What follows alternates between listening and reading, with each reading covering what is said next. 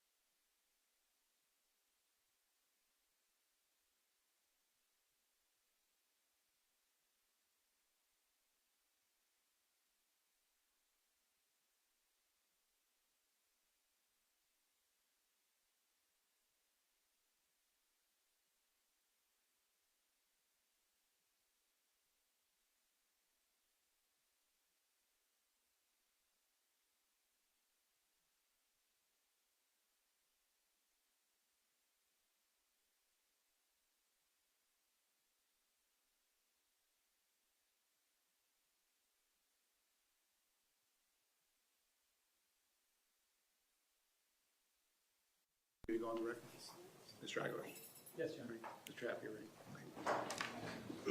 Okay, I'm going to go back on the record. This is State versus Scot Peterson, 1971-66 CF10A. I have Ms. Gomes, Mr. Killer, and Mr. Klinger present for the state.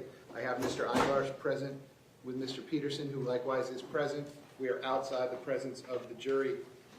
It would be my intention to bring the jurors in, welcome them back, read to them 2.1, the standard introduction in its entirety, read 2.1A, note taken by jurors. They have notepads in their chairs. I'll explain all that to them.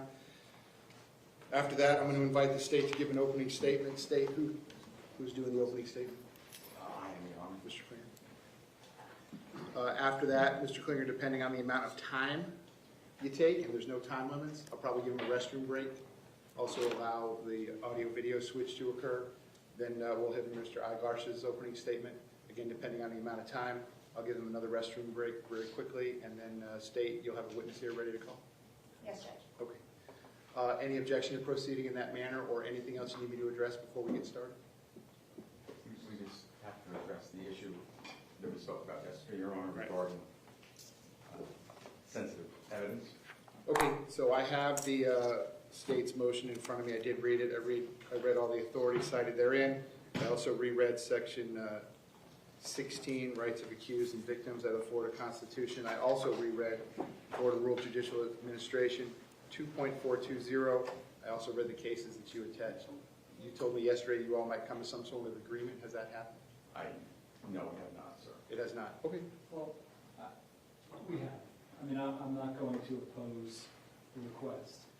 It's my understanding the state wants to shield from public view certain photos because my understanding is the family members of the victims would be affected adversely by it, and I'm not going to stand in the way of that.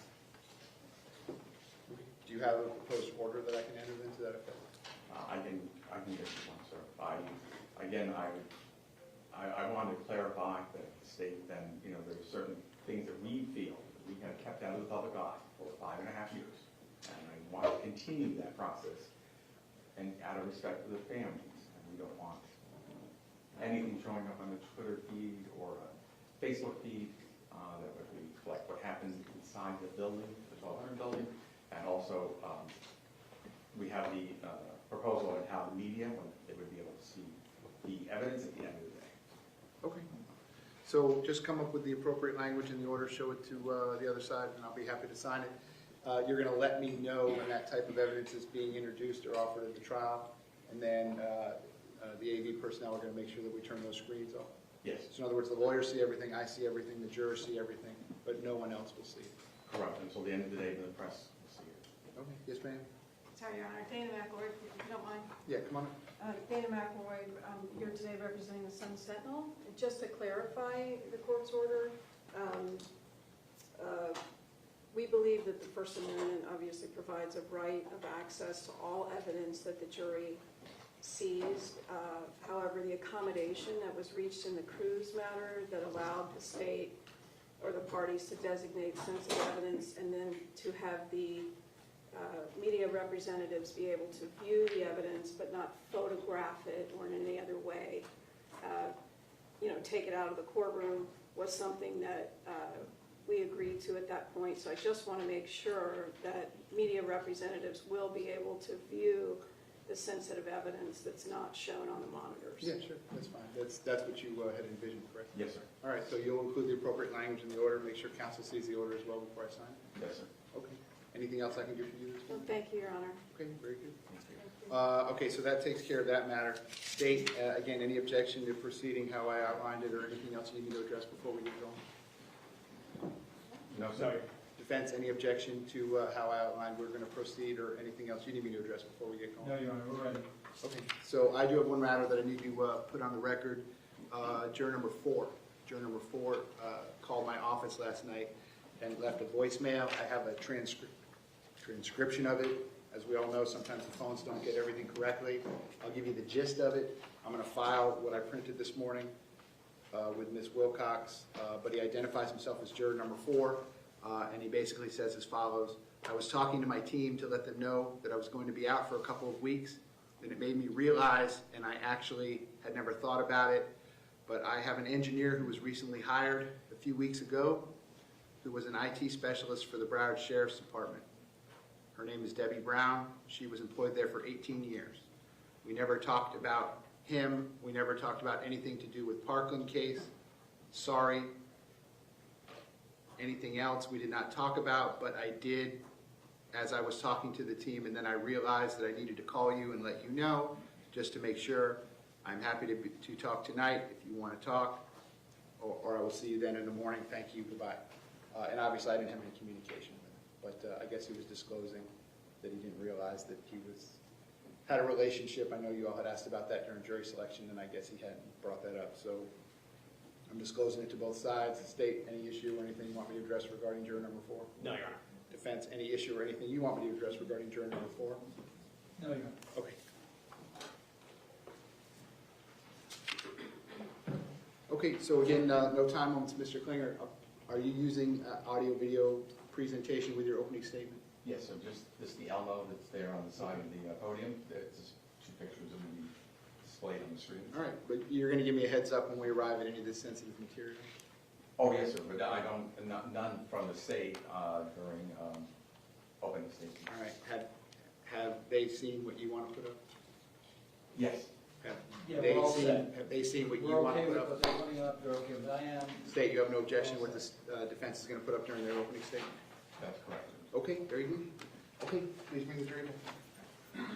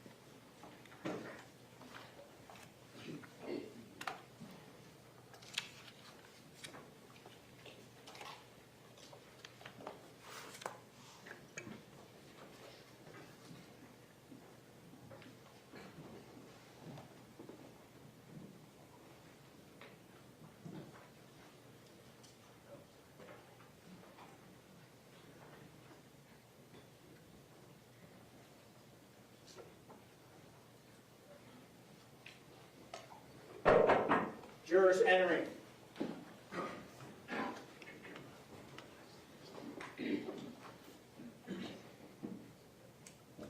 Ladies and gentlemen, welcome back. Come on in.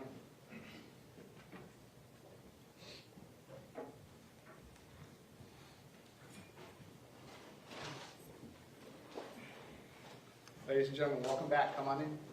Once you're at your seat, you may be seated. All the parties may be seated. Ladies and gentlemen, I'm going to give you a detailed instruction on it momentarily, but in those envelopes you'll find notepads and there's pens for you to pass out. Again, if you want to take notes, you are more than welcome to do so. If you do not want to take notes, you do not have to. That will be left up to each of you individually. And again, at the end of the trial, I will collect the notes and I will shred them. No one will read your notes. Second, ladies and gentlemen, I do apologize for the brief delay in getting started this morning. I promise you we were in here working. Please don't blame the lawyers for that. You can blame me for that. I got to this building at 6:15 this morning. I promise we were in here working. But I always try to stay on schedule, so I do apologize for the brief delay. Ladies and gentlemen of the jury, you have been selected and sworn as the jury to try the case of the state of Florida versus Scot Peterson. This is a criminal case.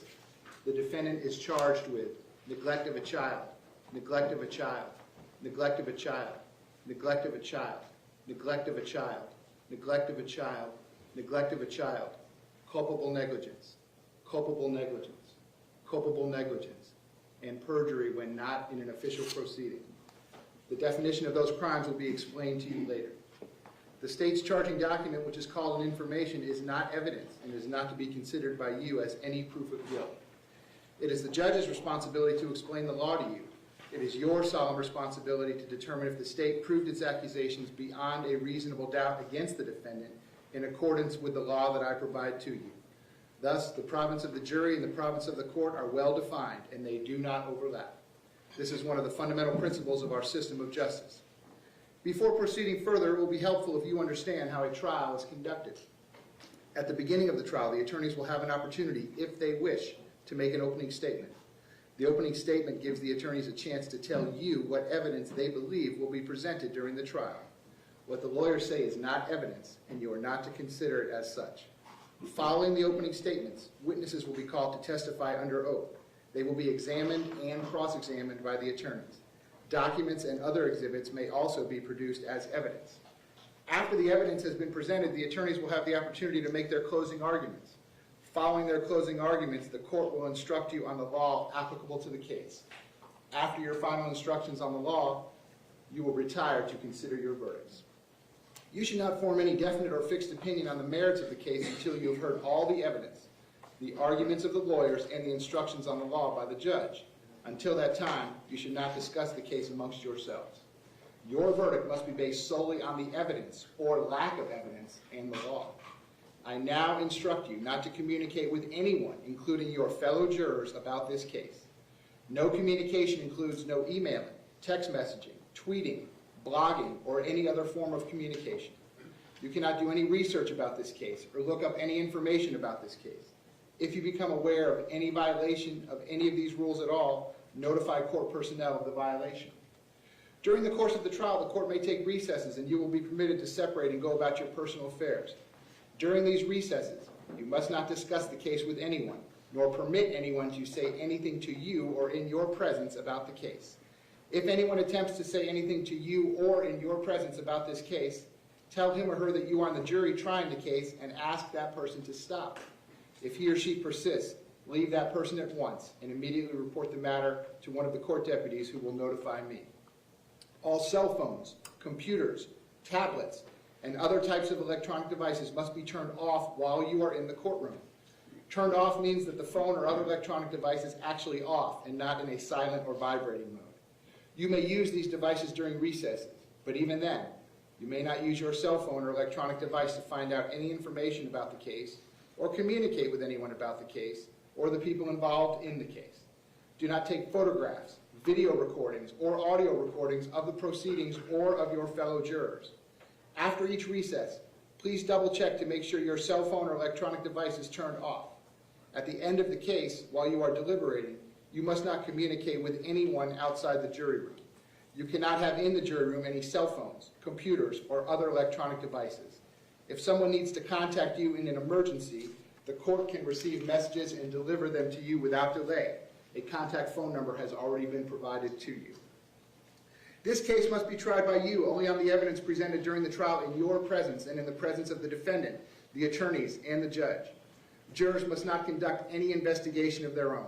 This includes reading newspapers, watching television, or using a computer, cell phone, the internet, any electronic device, or any other means at all to get information related to this case or the people and places involved in this case.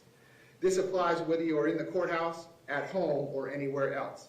You must not visit places mentioned in the trial or use the internet to look at maps or pictures to see any place discussed during the trial. Jurors must not have discussions of any sort with friends or family members about the case or the people and places involved. So, do not let even the closest family members make comments to you or ask questions about the trial.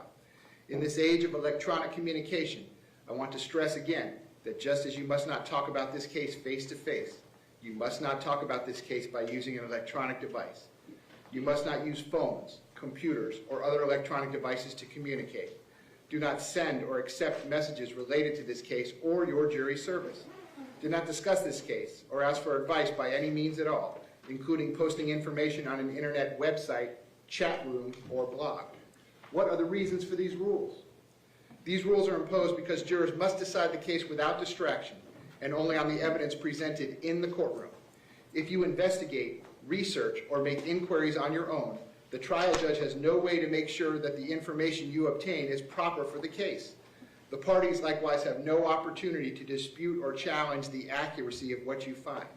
That is contrary to our judicial system, which assures every party the right to ask questions about and challenge the evidence being considered against it, and to present argument with respect to that evidence.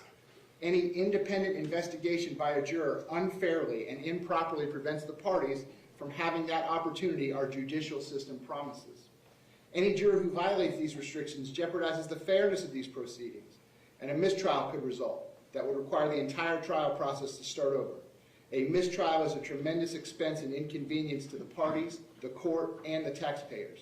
If you violate these rules, you could face sanctions, such as paying a fine.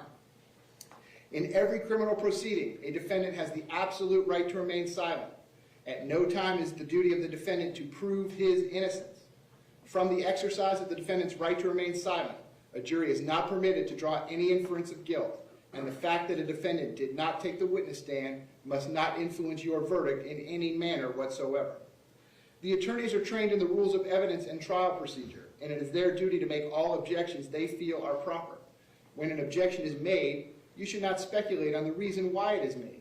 Likewise, when an objection is sustained or upheld by me, you must not speculate on what might have occurred had the objection not been sustained, nor what a witness might have said had he or she been permitted to answer.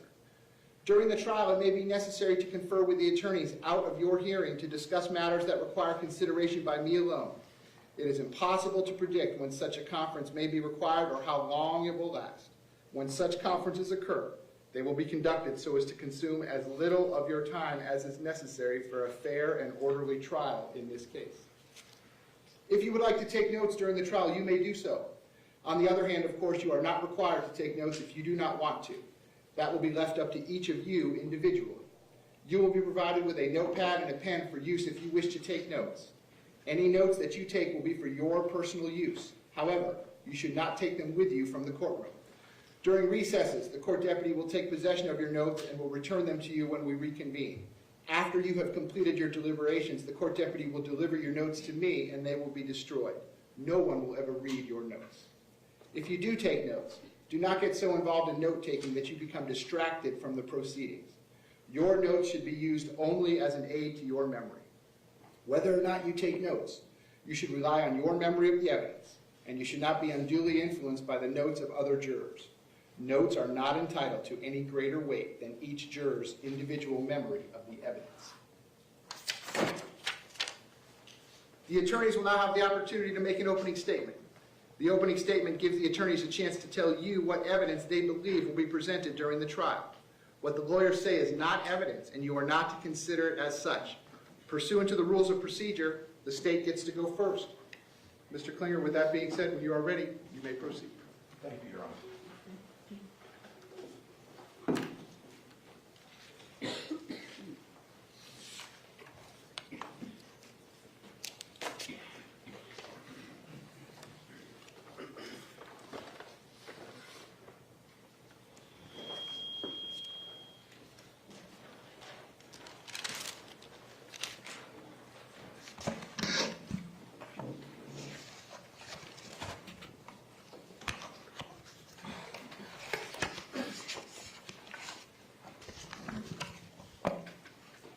May it please the court, counsel, ladies and gentlemen of the jury.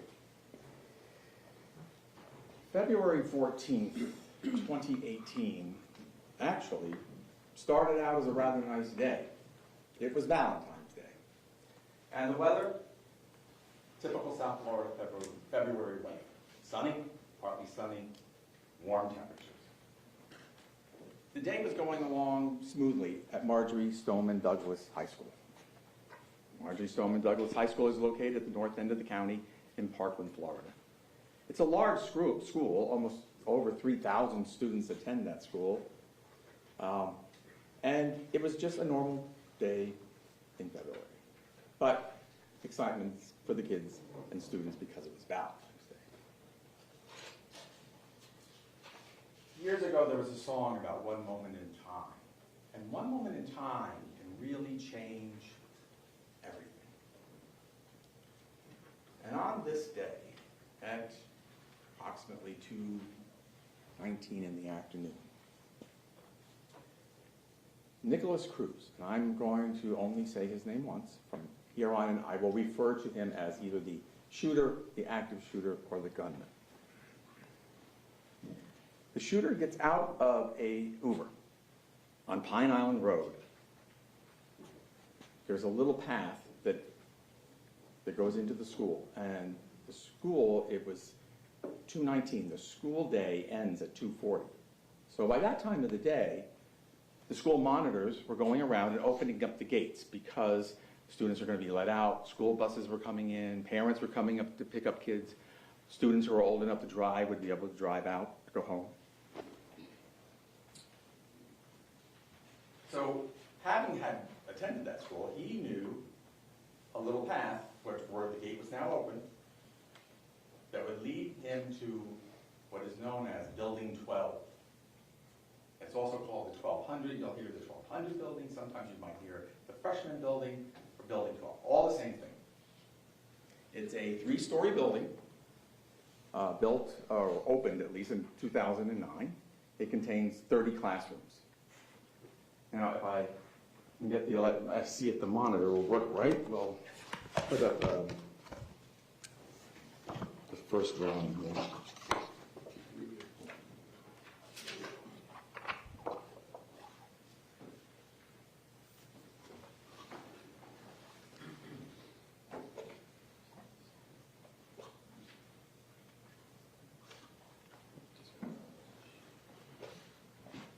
Hopefully everybody can see this diagram that's up. This is a diagram of Marjory Stoneman Douglas High School. You can see all the different buildings, the campus, and way up in the top, sort of to the top of it, more on the right side, is Building 12. And far over on the other side is, well, just to the, what would be to my right is Pine Island Road. And there's a little path that's in and around this area right in here. And that's where the gunman is walking toward the 1200 building. It's 2:19, he gets out. At around 2:20 in the afternoon, he's going to walk into the building. And you're going to see, you will see as the trial progresses, the video, surveillance video, and you will see that the students, it's a kind of a normal day. 3 students walk in just before he walks in. And then he enters the building and he turns, makes a hard right and goes into the stairwell. Now, I'm going to stop that story here because there's background information that you all need to know and understand in regards to this case and to regards to this defendant before we continue on as to what happened that horrible, horrible afternoon at Marjory Stoneman Douglas High School. The defendant, Scot Peterson, was a deputy with the Broward Sheriff's Office for approximately 32 years. Out of those 32 years, he was a SRO, what is known as an SRO. That's a school resource officer. And school resource officers in general are assigned to certain schools, and it is their duty under contracts that are signed between the cities and the school board and a law enforcement agency. In this case, the contract is signed between the school board and BSO, because he was a deputy for BSO, and then he was assigned to Marjory Stoneman Douglas High School. And that contractual agreement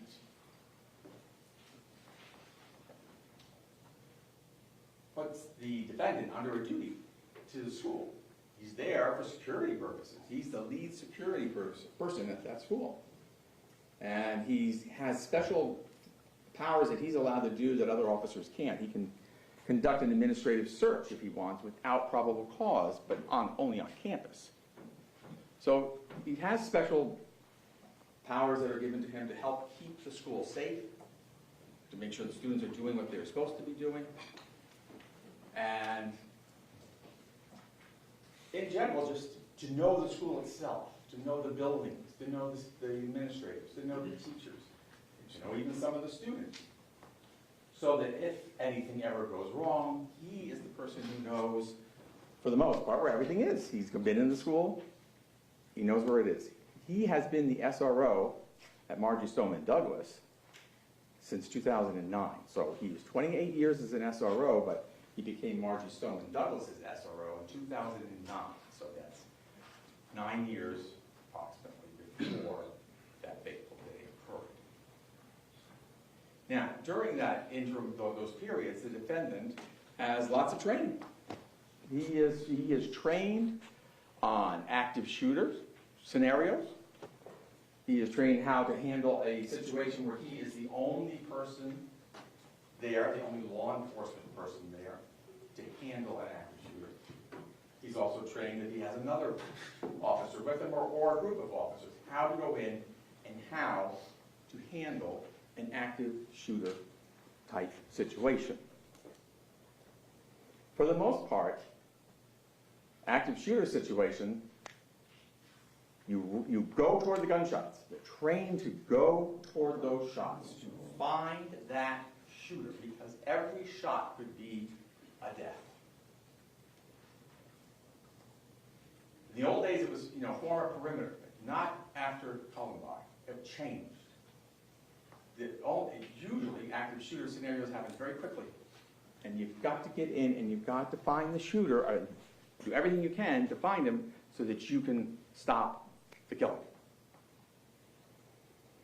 Now, there's other things that the defendant learns and the school administrators learn. As a matter of fact, just a month before this awful incident, they had a program for the school administrators to learn, and the teachers, about hardening their classrooms and what to do if all of a sudden you're faced with an active shooter situation. So the teachers and the administrators are learning that they need to harden their classrooms, have safe places in their classrooms, keep the doors closed and locked, cover the windows.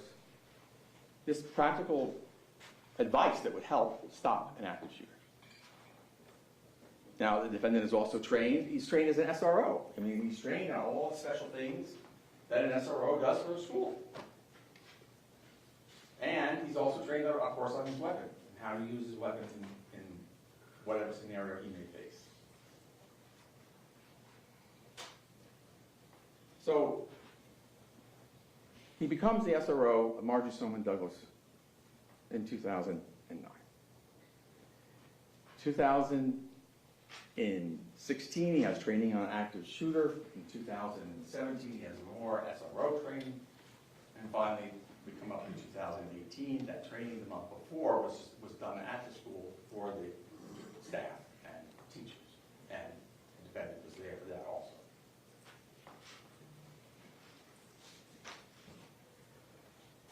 Now we go back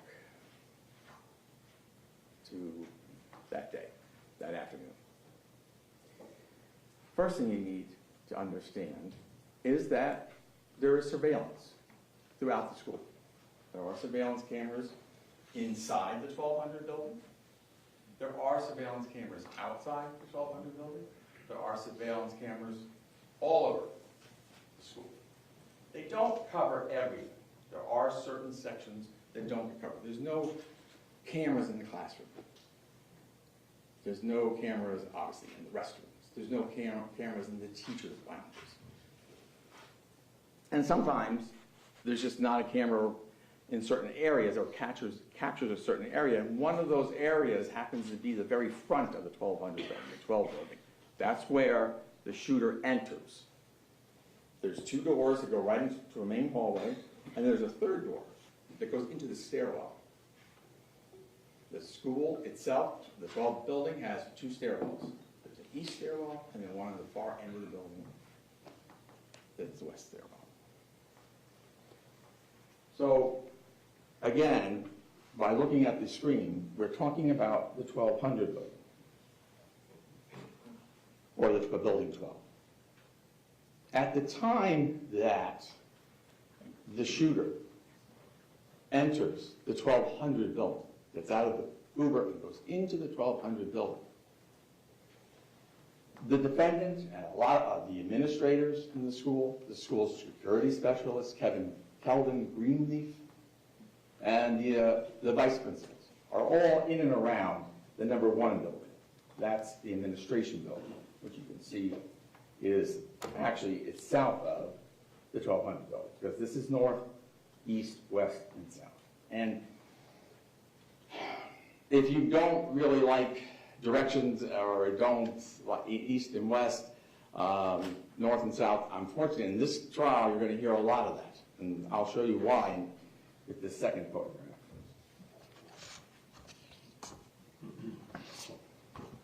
This shows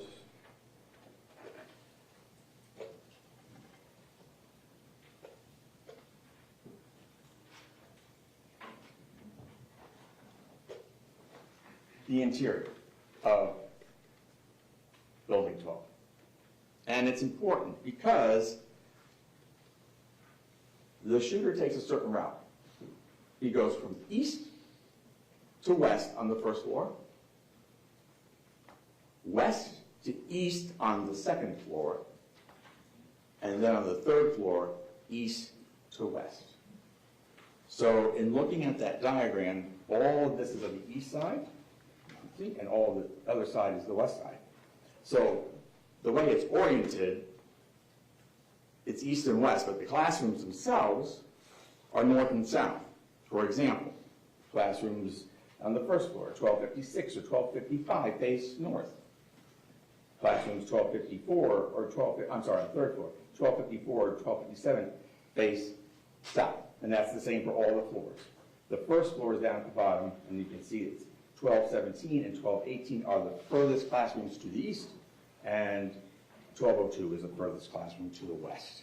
And the floors are basically the same. There's bathrooms on each floor, and some of the floors have teachers' lounges or offices. So it's important to have that orientation of the inside of the building, and it's going to be important to have the orientation of the outside of the building. The shooter enters the school with a gun bag and ammunition, quite a bit of it.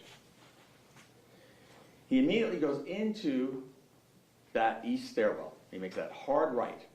Because just before him, you're going to see 3 students walking in. Ashley Baez, she's going to walk down for the farther end, the west end of the hall. And you're also going to see Martin Duque and Luke Hoyer walking in just before he walks in. Martin and Luke will go down the hallway slightly, and they will stop in front of the classroom. You can see in the bottom on the first floor, in front of classroom 1215.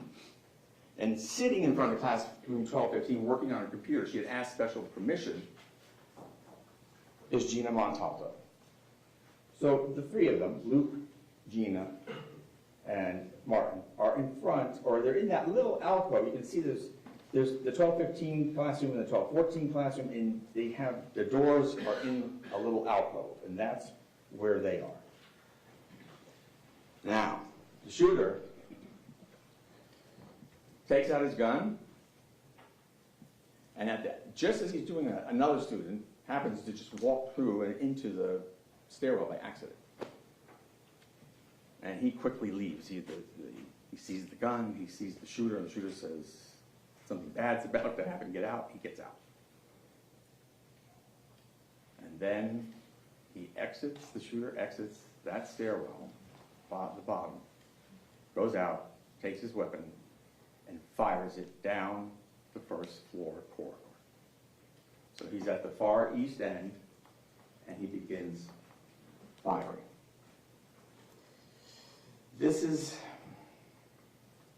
around 2:21-ish, 2:21:33 seconds that he begins firing.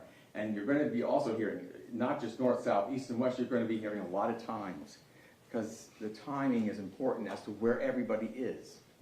So we know at that time he's on the first floor of that building shooting. Where is everybody else? Most everybody else is over, if you're talking about the defendant or the administrators, they are over near the administration building, building 1, and the other picture that I had up. There are some campus monitors. They're in and around the campus because, again, they were getting ready to let school out in a few minutes. So they're located at various different locations around the school. Shortly after those first shots are fired, the video from outside the number 1, the administration building, shows security specialist Greenleaf and defendant Peterson meeting outside that building. And they start to walking out. They're not rushing, but they're walking toward a cart. Everyone at the school uses golf carts. They use them to get around the campus. And they're going to get on the golf cart because information has come over the school radio that something is happening in the 1200 building. Something's not right. So they go to get a cart. It turns out they can't get the key for the cart, turn it on. And they turn around, they start walking the other way, and another cart pulls up. And in the cart is school monitor Medina. Medina had been over by the 1200 building. Now he comes over, and at about the same time, the alarm system in the school goes off. Now, this is another thing we have to discuss. The school, the alarm system in the 1200 building and the 1300 building was a little newer than the rest of the school's alarm system. It was much louder. There were alarms in every room in the 1200 building, and every classroom had an alarm. Then they make a piercing noise when they go off. In the rest of the school, it would be like a siren alarm, but it would be heard throughout the school. If it goes off in one building, the whole school goes off, and it's controlled from the administration building. So as they're hopping onto the cart, the defendant gets in the seat next to Medina. Medina's driving, he's next to him, and Mr. Greenleaf gets in the back. And they take off. And Medina is driving them right to the 1200 building. So they're now on their way to the 1200 building. Meanwhile, as that process is happening, the shooter has fired, and then those initial bullets hit and killed Luke Hoyer, Gina Montalto, and Martin Duque. At least they initially certainly injure them, and then he later comes back and shoots them again. And that was the end. When he's done firing those initial shots, he turns to the building across from the 1215 building. You can see 1216 is across the hall. And he fires into 1216 through the door and through the window that's embedded in the door. He fires into that classroom twice. And in that classroom, the shots hit and killed Alex Shackner, Elena Petty, and Elisa Allen.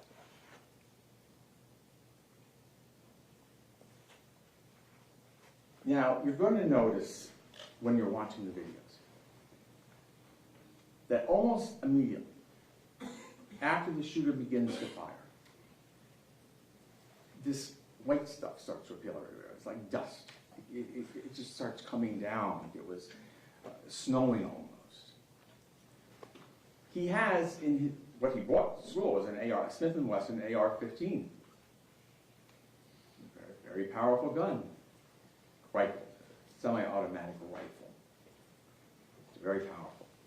And the percussion from that rifle causes dust. Remember, the building was built in 2009. The ceiling tiles have been up there now for, what, nine years or so, because it's 2018. And all the dust that had accumulated up there starts falling down. And then probably maybe some of the construction dust that was left up there. But anyway, it all comes down. And what that does, it messes a little bit with the school surveillance system. It makes it stop and start because it's based on motion. It only records when it sees motion, detects motion. So it stops twice, 2 or 3 times as he's going down to the first floor. And so you just see a still photo and a still picture, and then all of a sudden he'll start moving because the dust was too heavy and it was causing trouble with the cameras. It's that same dust that then sets off the alarm. That's the fire alarm that goes off. Now, the fire alarm is very loud, as I told you. It's not on all that long, less than a minute or so, because it's controlled from the administration building. And they can go in and turn it off because it's loud. And the normal practice is to go and turn it off and have people go to see whatever set off the alarm, to go, they check it out, and then they decide whether, they need to call back to the administration to restart it because there is a fire and you've got to evacuate the school because that's the plan. If there's a fire, you evacuate. And then they can call over the school PA system into the classroom, so let them know that's what's happening.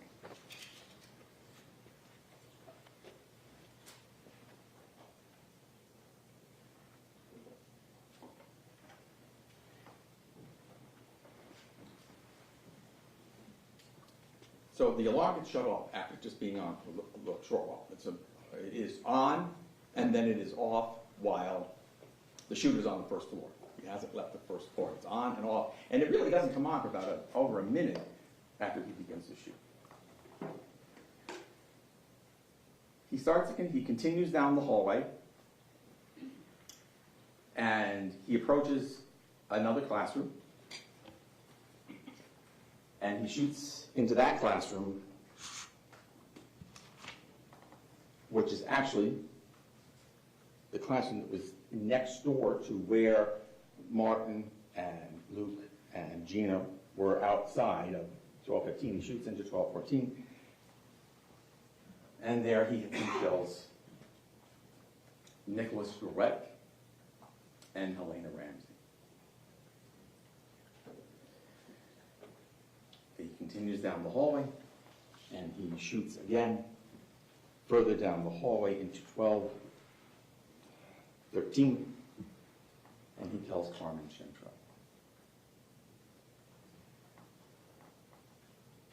It is at that point, when he is down the first floor, he's made it down, as you can see where 1213 is, he's made his way down the floor, first floor. It is about that time that the security cameras pick up that golf cart. You can see in the distance the golf cart, all of a sudden it appears on the screen, it crosses the screen, and then it disappears. Because it's now going to stop on the southeast corner of the 1200 building. I'll put the other map up for just a second here.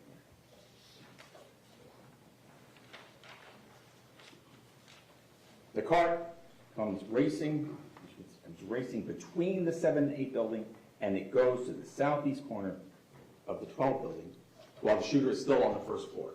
He is now down toward the end of that hallway. Now, just prior to that, in the car arriving, a school monitor, Chris Hickson, runs into the 1200 building from the east end. He's running into the building, I'm sorry, from the west end. He runs into the building it's in between 13 and 12, and he runs at the west end of the 12 building.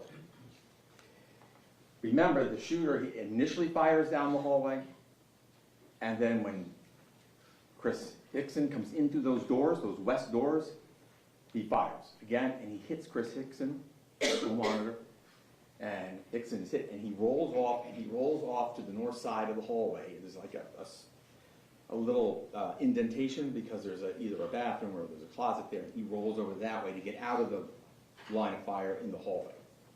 But he's injured. He's still alive, but he is injured.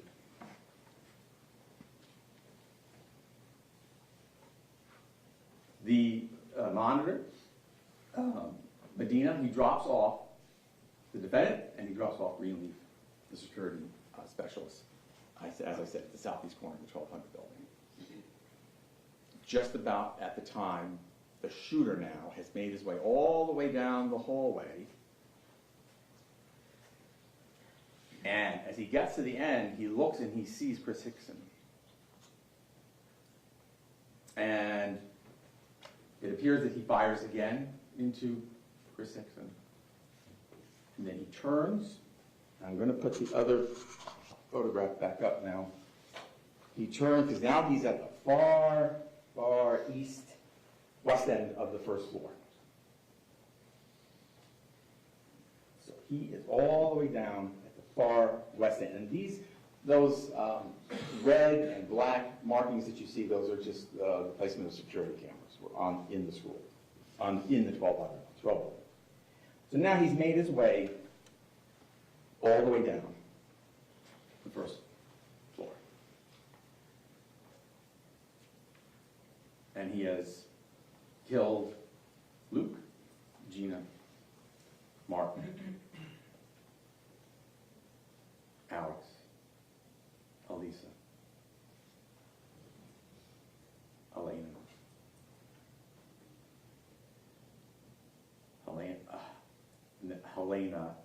Elena, and Helena, Nicholas, Carmen, and Chris Hickson.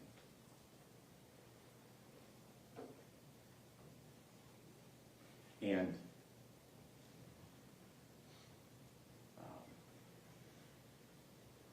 I'll check. He turns, he's going to go up the stairwell now. He's going to go up to the second floor. He's going to turn to his left and go into the first floor stairwell at the west end of the building. And as he does that, the timing could not have been worse. As he turns and goes into that stairwell landing on the first floor, the school monitor, another school monitor, Aaron Feiss, is rushing into the building. And Aaron Feiss opens the door to go inside, and the shooter is right there, and he shoots and kills Aaron Feiss. And Aaron Feiss does not make it inside the building. He's shot twice, he's killed, and he falls on the outside patio. The defendant and Greenleaf are at the other end of the building. They are at the far other end of the building, the outside. They are about as far away from the shooter as they could possibly be at that point. Those shots are heard. The defendant will yell shots fired into his BS. He has two radios. One is the school radio, one is the BSO dispatch. He will yell shots fired. At the same time, you'll see video of students who were evacuating the 700 building. And now this is where things get a little interesting but a little complicated in the sense that you had a fire alarm go off and then it gets shut off. And there's no, there was no reporting back of what the fire was, so nothing came over the school, the PA system. So the kids in the 700 building start to evacuate. They're doing what they're supposed to do when there's a fire. So they start coming out. That building faces the 1200 building. And that building does not have an inside. The corridors or the classrooms all face the outside. So this is the 700 building. And those students are coming out because they're following their fire evacuation plan when they hear the shots. And you can tell, they're all kind of just walking out because they think it's a fire, and then or a drill, most likely, and then all of a sudden they hear something and they just go scattering back to the 700 building.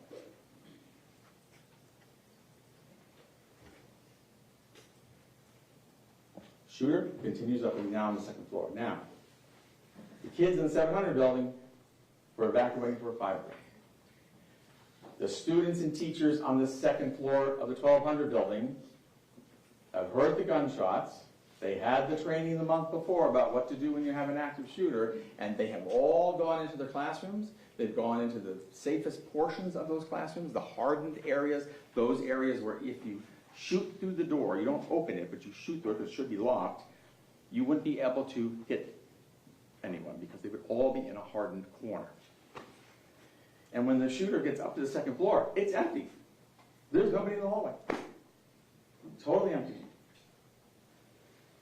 And he begins to make his way down the second floor. Now he's going, again, from west to east. He's done the whole first floor, and he's going the other direction on the second floor from west to east. And as he goes down that floor, he shoots into classroom 1231. There's nobody to hit, but he shoots three rounds into that classroom.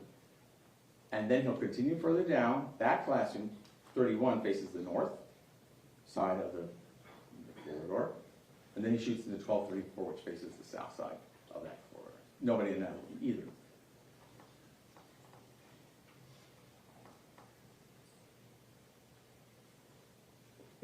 Now we have to go back outside. What's happening outside, right?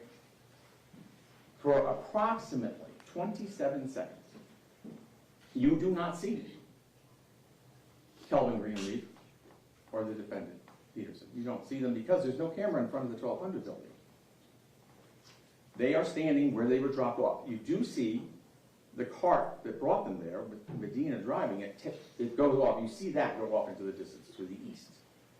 But they are left there. And they stand there for approximately 27 seconds or so. And then they move.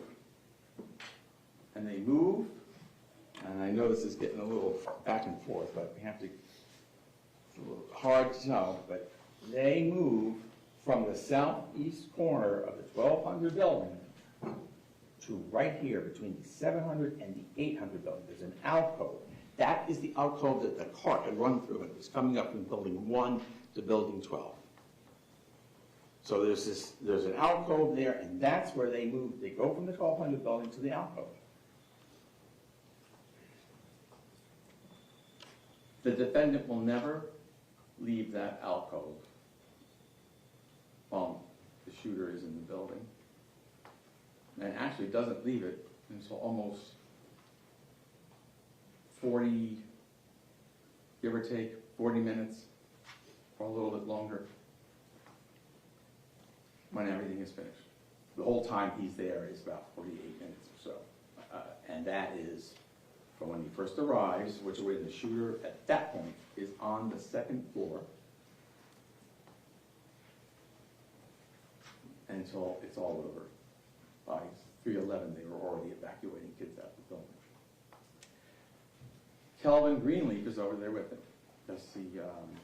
He's not a police officer, he's just a security specialist. He doesn't have a weapon.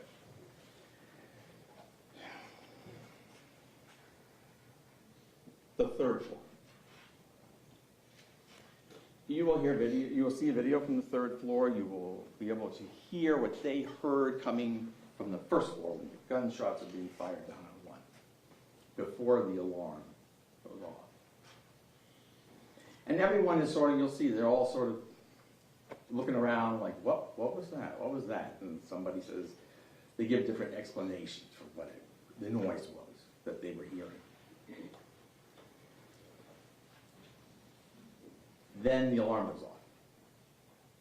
And when the alarm goes off, they decide to start to evacuate because the fire alarm is going off, so they'll evacuate. Now, some kids initially go to the east stairwell, but both of the kids go to the west stairwell. And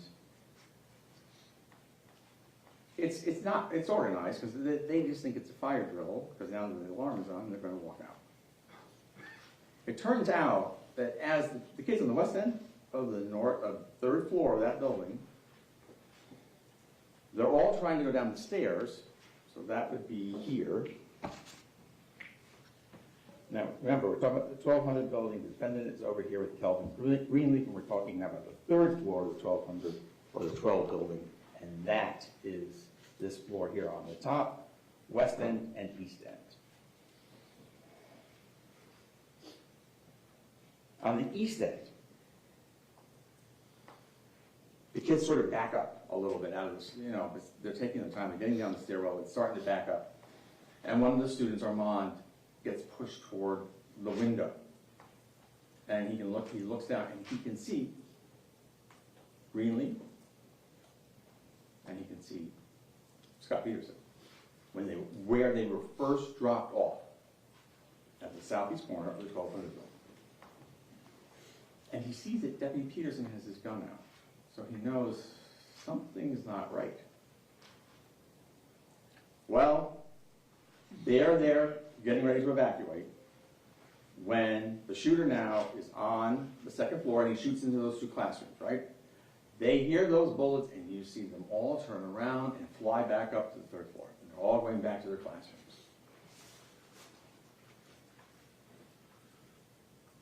There are students at the very first students in front of the whole crowd who are going down that east stairwell do not turn around.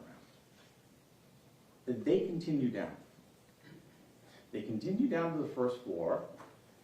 One of them goes and starts to look. They come down that exactly where the shooter had started, right? They come down that stairwell on the east side. One of them goes and looks down the first floor corridors, and then the corridor and other ones follow. And all of a sudden, you will see from the camera on the first floor and then from the stairwell, they have seen the carnage. They have seen what happened on that floor, and they go flying out the doors, the first floor east doors, the same doors shooter came into just a few minutes before. When that happens, right, remember those shots went off on the second floor. The defendant and Greenleaf have now moved to that position over the 700 building, that alcove. And they have a perfect view of the 1200 building, the east side, and its whole south side. Because they can, from this spot, they are able to see, from that spot there, they can see the 1200 building, east end, and the south side, all the way down to the west part of the 13 building. Those 5 students are flying out of the 1200 building on the east side. Nobody stops them. Nobody asks them what's going on. You see security specialist Greenleaf, who's behind. He's to the south, which would be if the defendant is here, he's just sort of right behind him. And the camera picks up Greenleaf. That camera picks up Greenleaf. There's another camera that's looking down the side of this building, all the way down here. That picks up defendant Peterson at points when he's coming in and out of that alcove. He stays in the same spot, but he moves a little bit back and forth, and sometimes you can see him, and sometimes you can barely see him.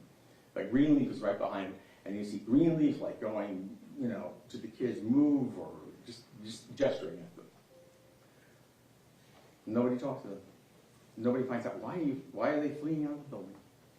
And there's no cameras on that east end of the building to show them coming out. You see them from the inside running out after they see what happened on the first floor, but you don't get to see what happened when you're outside. But nobody's, nothing, they're not talking. And that was a reaction because the rest of the students had heard those shots on the second floor and they'd all run back upstairs.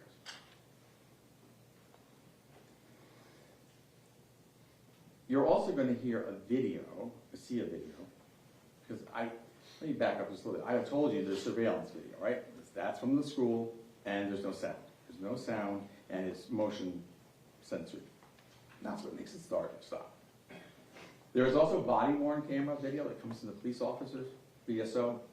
They have the cameras on their vests to the front, and so it films what they're doing as they're going through their day. Then you'll be seeing body-worn camera. That does have sound. You'll also be seeing cell phone video, which of course, as you all know, has sound and picture. Back on the first floor in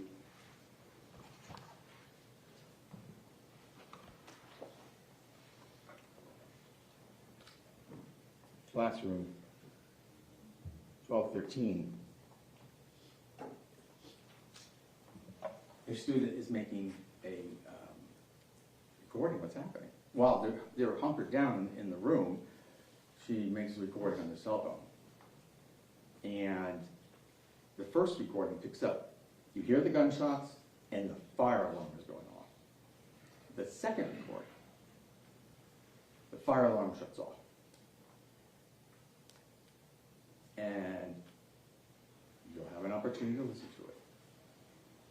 It's when the defendant is on the first floor, and he had, not the defendant, but the shooter's on the first floor. And he has moved down.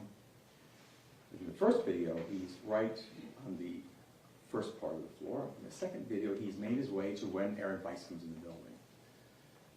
And on that video, you hear bam, bam, bam. And that's Aaron Weiss being killed. And then you hear the shots, the bam, bam, bam from the second floor. Three shots into 1231 and 3 shots into 1234. And now the shooter has finished the second floor. He gets into that stairwell, the east stairwell. He's one flight above where he entered. And he's going to climb up the stairs, and he's going to enter the third floor. The kids in the third floor who were evacuating for that fire drill don't all make it back in their classrooms. There's still people in the hallway. The video that the student in the first floor had, you'll see that was recorded, the second one, captures the sound of what happens when the shooter gets onto the third floor. He opens the door from that stairwell, he's on the east end, he turns again to the west, just like he did in the first floor, and he starts firing, and you can hear it on that cell phone video. Bam, bam, bam, bam, bam. At the exact same time, Deputy Peterson is 3 floors down over into the alcove. So he's just catty corner and below of where the shooter is. The shooter's up here on the third floor, and he's over here. He is on dispatch. He's talking to BSO dispatch, and in the background you hear all those shots. Those shots, as that shooter comes out of the door, the very first classroom is 1256, which that classroom faces north, 1256. This is the east end of the third floor.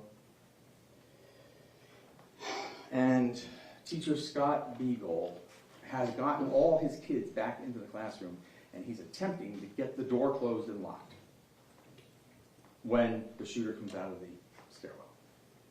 And he shoots and kills Scott Beagle. He doesn't make it back into the classroom, he just collapses right there at the door in the hallway. Right next door to Mr. Beagle's classroom is classroom 1255. Stacy Lapel is the teacher in that classroom. She gets all her kids in, and she manages to get herself in and close the door, but she does get hit. She survives, but she does get hit. Now, he's also been firing down the hallway, just like he did in the first floor. Those bullets are flying down the third floor hallway. Those bullets hit Meadow Pollock. They hit Carol Laughlin. They hit Joaquin Oliver. They hit Peter Wang. They hit Jamie Gutenberg. They injure Anthony Borges. They injure Marian Kavichenko. And they injure, well, I've already told you, Stacy Lapel was already injured.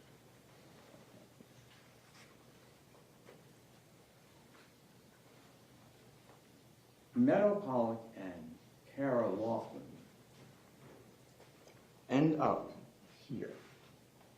They're on the south side of a locked classroom. I'm sorry, up here. South side of a locked classroom, in the little indentation, the little area where the two doors are, just like on the first floor where Gina and Luke and Martin were.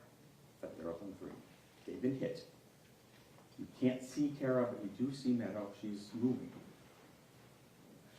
And I'm sorry, and there was one more person hit, injured but not killed, was Kyle Lehman.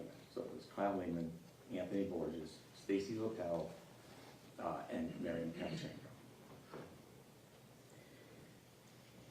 The doors to the bathrooms on 3 and 1 are locked. They were locked because there were vaping problems going on in the school, and so only the doors to the bathrooms on 2 were open so they could control traffic in and out of the bathrooms. Joaquin Oliver and Kyle Lehman and another kid make it into that little alcove that's in front of the bathroom, which is on the north side of the hallway, or the end here, on here, on the third floor.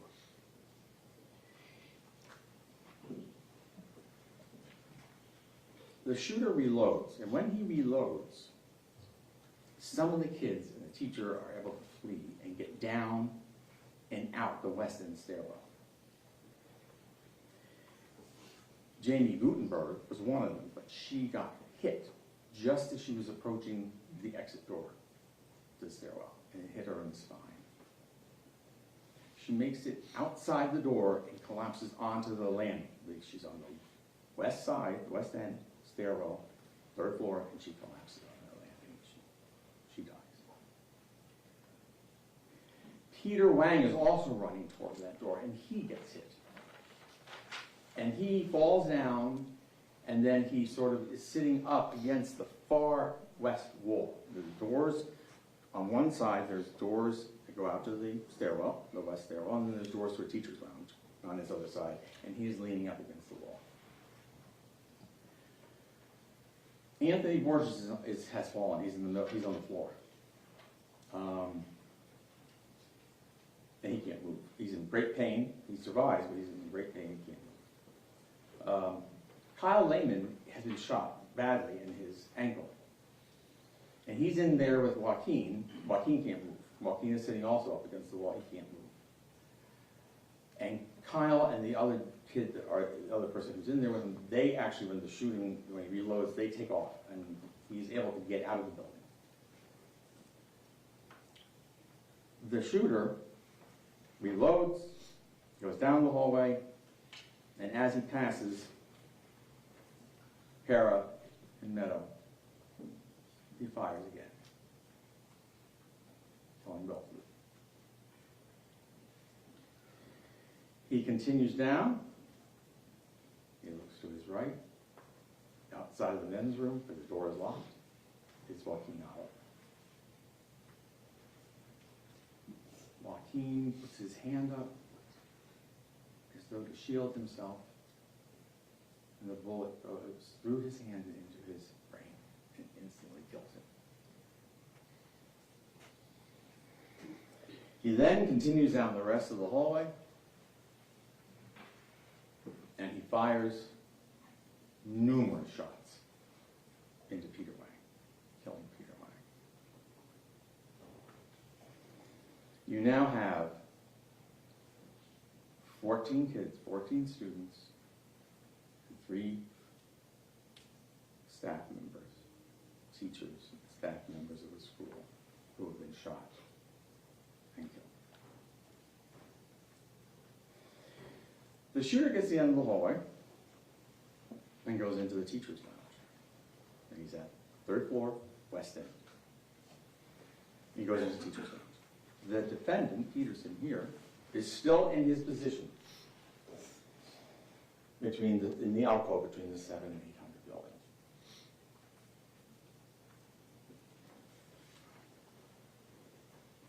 The shooter goes into the lounge and he fires 5 shots into the hurricane-proof windows. Some of them face south, some of them face west. 5 shots to the south, 5 shots to the west. The bullets do not go anywhere. The windows are hurricane-proof. It breaks and shatters them, but they really don't go, and they don't hit anyone. He's done. 6 minutes, 40 seconds. He's done. He walks out of the teacher's lounge in and around, it would be about 2:27, 30 or 40 seconds.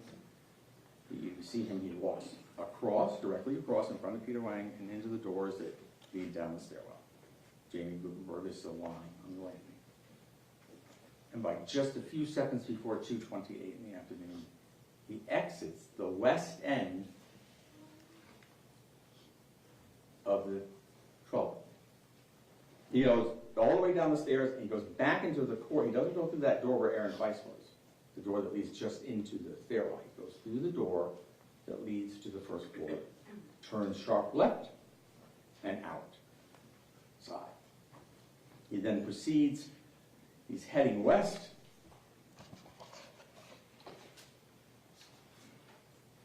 And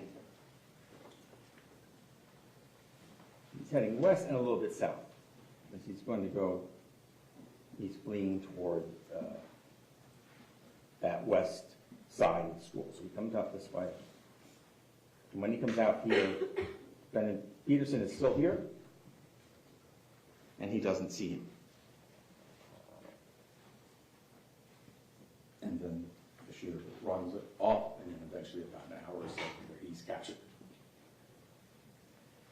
Defendant Peterson remains in this position until approximately 11 minutes after 3. Some approximately 40 minutes after he had gotten to that position from when he left the 1200 building, outside the 1200 building. You will hear from several witnesses. You're going to hear from Kelvin Greenleaf, who says that when he was there with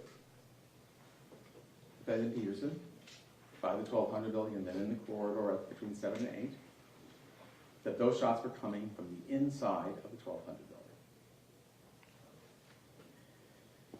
You're also going to hear from Officer Heinrich. He is way over here. It's a little hard to see. There's a baseball diamond. And he, on his part-time, when he's off work, he waters the baseball diamond to get it ready for the nighttime baseball games.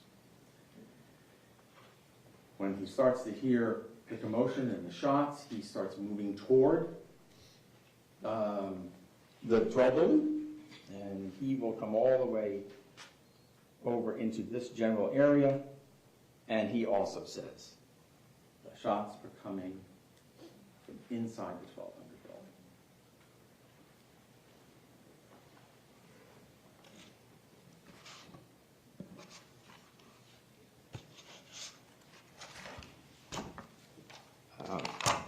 Just a few more things I want to go over. Elliot Bonner is also a monitor, and he will be the one who also hears the shots are coming from inside the 1200 building, and he orders a code red. And this happens around 2:30, 2:24. It's well into when the shooting was going on. The code red means everybody, there's an active shooter, get into your classrooms, get into your hardened areas. you will see him as he kind of gets closer to the building, and then he pulls away.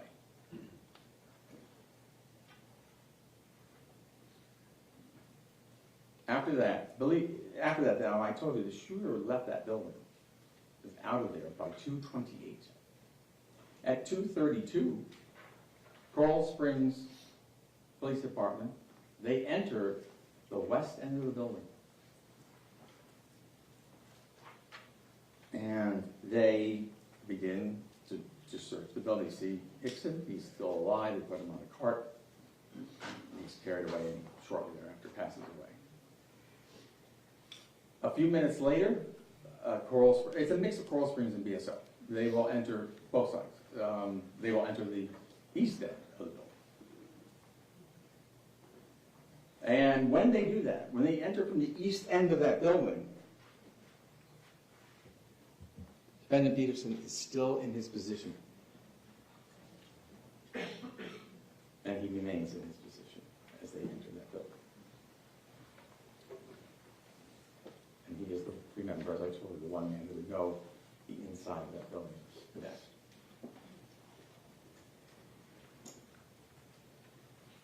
If you, 2 days later, in an interview with Detective Percio is taking interviews with everybody.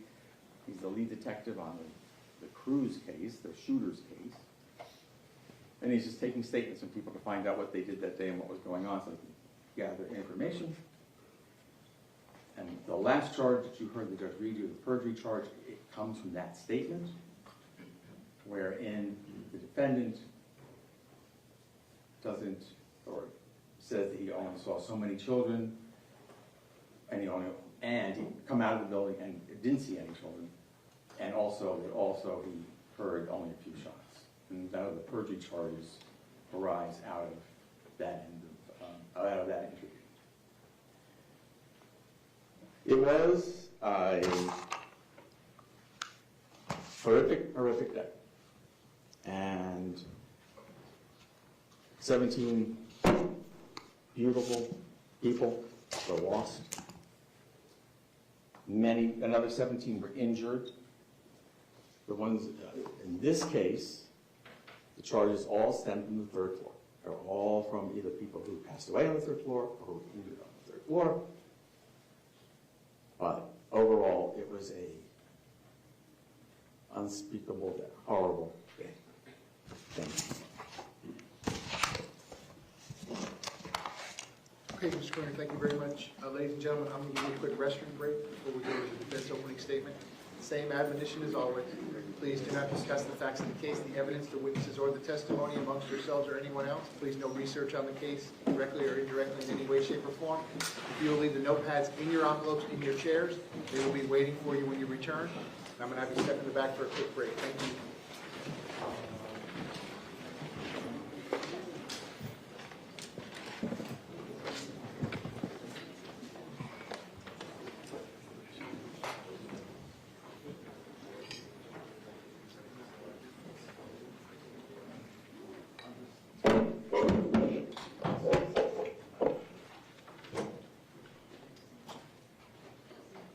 Okay, we're outside the presence of the jury. Everyone can be seated. Real quick 5-minute restroom break. We'll be in recess for 5 minutes.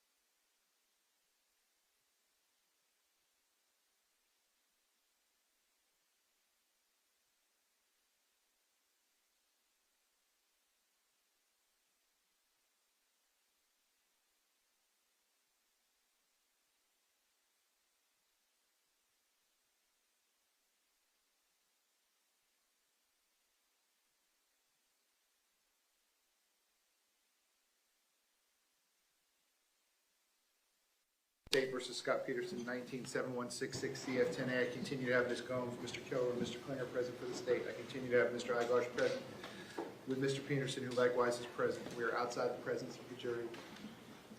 Defense, you ready to proceed with your opening statement? Yes, Your Honor. State, depending on how long that takes, again, no time limits. If we get substantially past 12, do you want to do the lunch break then and start with your first witness after the lunch break? That would be our preference, yes, Your Honor. Okay, so I'll just kind of play that one by you, but you do have a witness here ready to go. We have a couple witnesses here. Very good. Okay, very good. Okay, please bring the jury back in.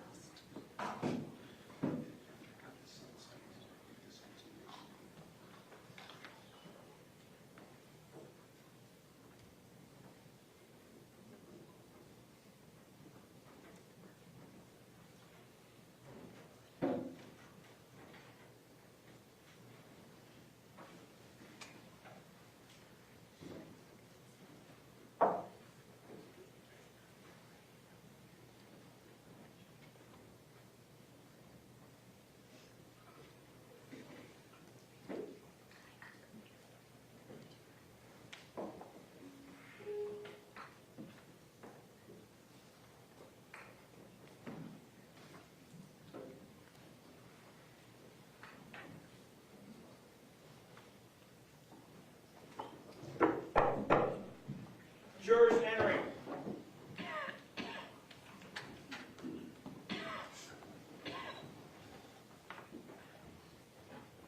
Ladies and gentlemen, welcome back. Come on in. You go right back to those same seats.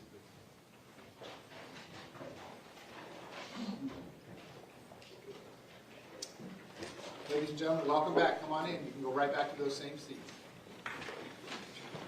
You all may be seated. All the parties may be seated. Ladies and gentlemen, those of you using the notepads, I'll give you a moment to get the notepads back.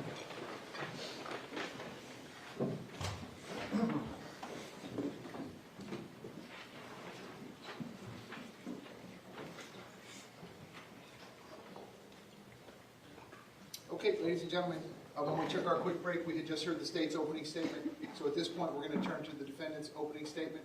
Mr. Iglarsh, when you are ready, you may proceed. Thank you, Your Honor. May it please the court, say.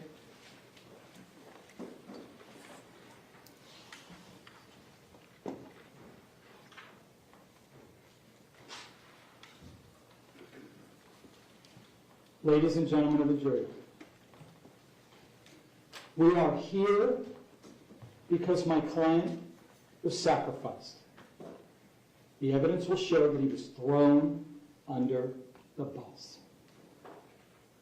My client is not a criminal, and the evidence will not prove that he committed any criminal offenses at all.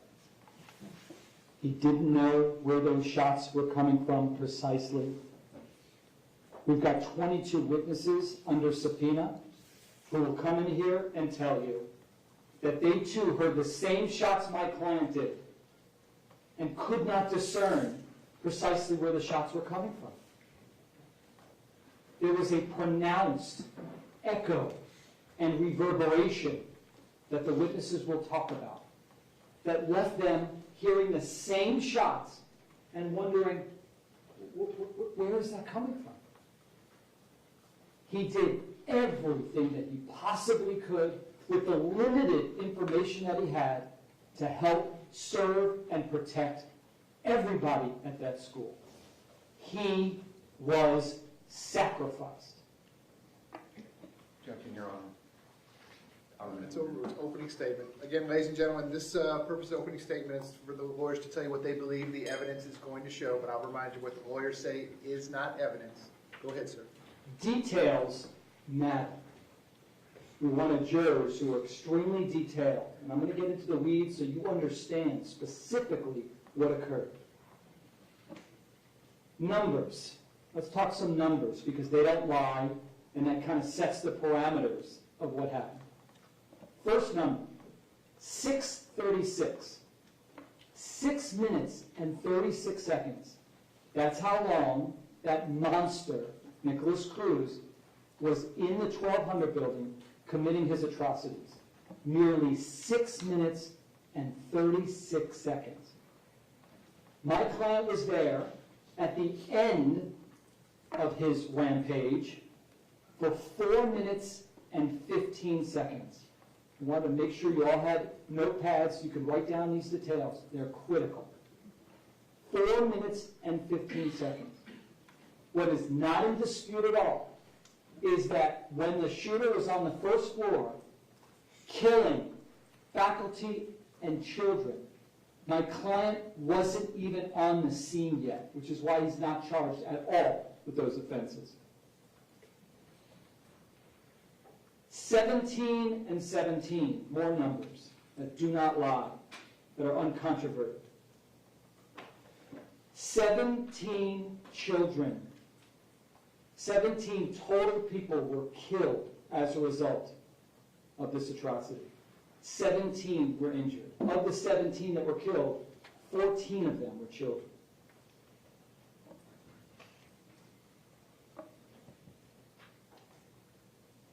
I want you to take a look and understand why we're here. We're here because of this monster. This person chose to commit one of the worst mass shootings in our nation's history. He destroyed families. He destroyed lives. Everyone was affected by his terror. He is the one to blame for what happened that day. That is not in dispute.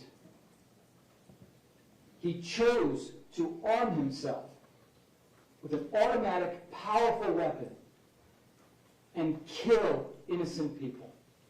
Those are actual screenshots of him doing what he did.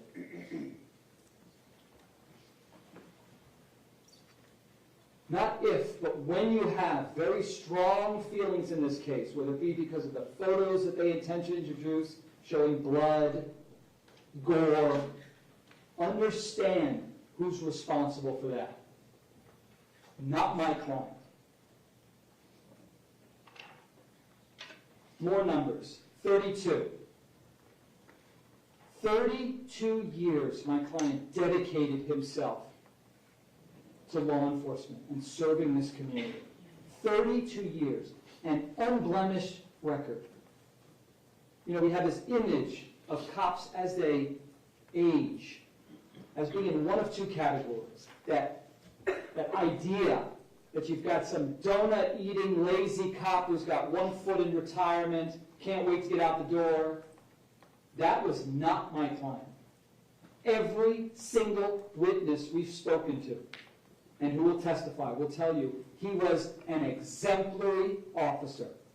No ideas that he might be a coward in any way. He was great at what he did. A loving father of 4 children, 2 who served in the military, lovely wife. He went to work that day never thinking that some sick, twisted monster would do what he did. My client was one of those ones that Marjory Stoneman Douglas, who would get in the middle of kids who were fighting. He would risk his life to protect others. If anybody needed any investigation done, he was there for them. Everybody will tell you, teachers, faculty, if they needed something done, he was the guy. He took care of things. He devoted his life to what he called his children. His children. He's broken up about what occurred.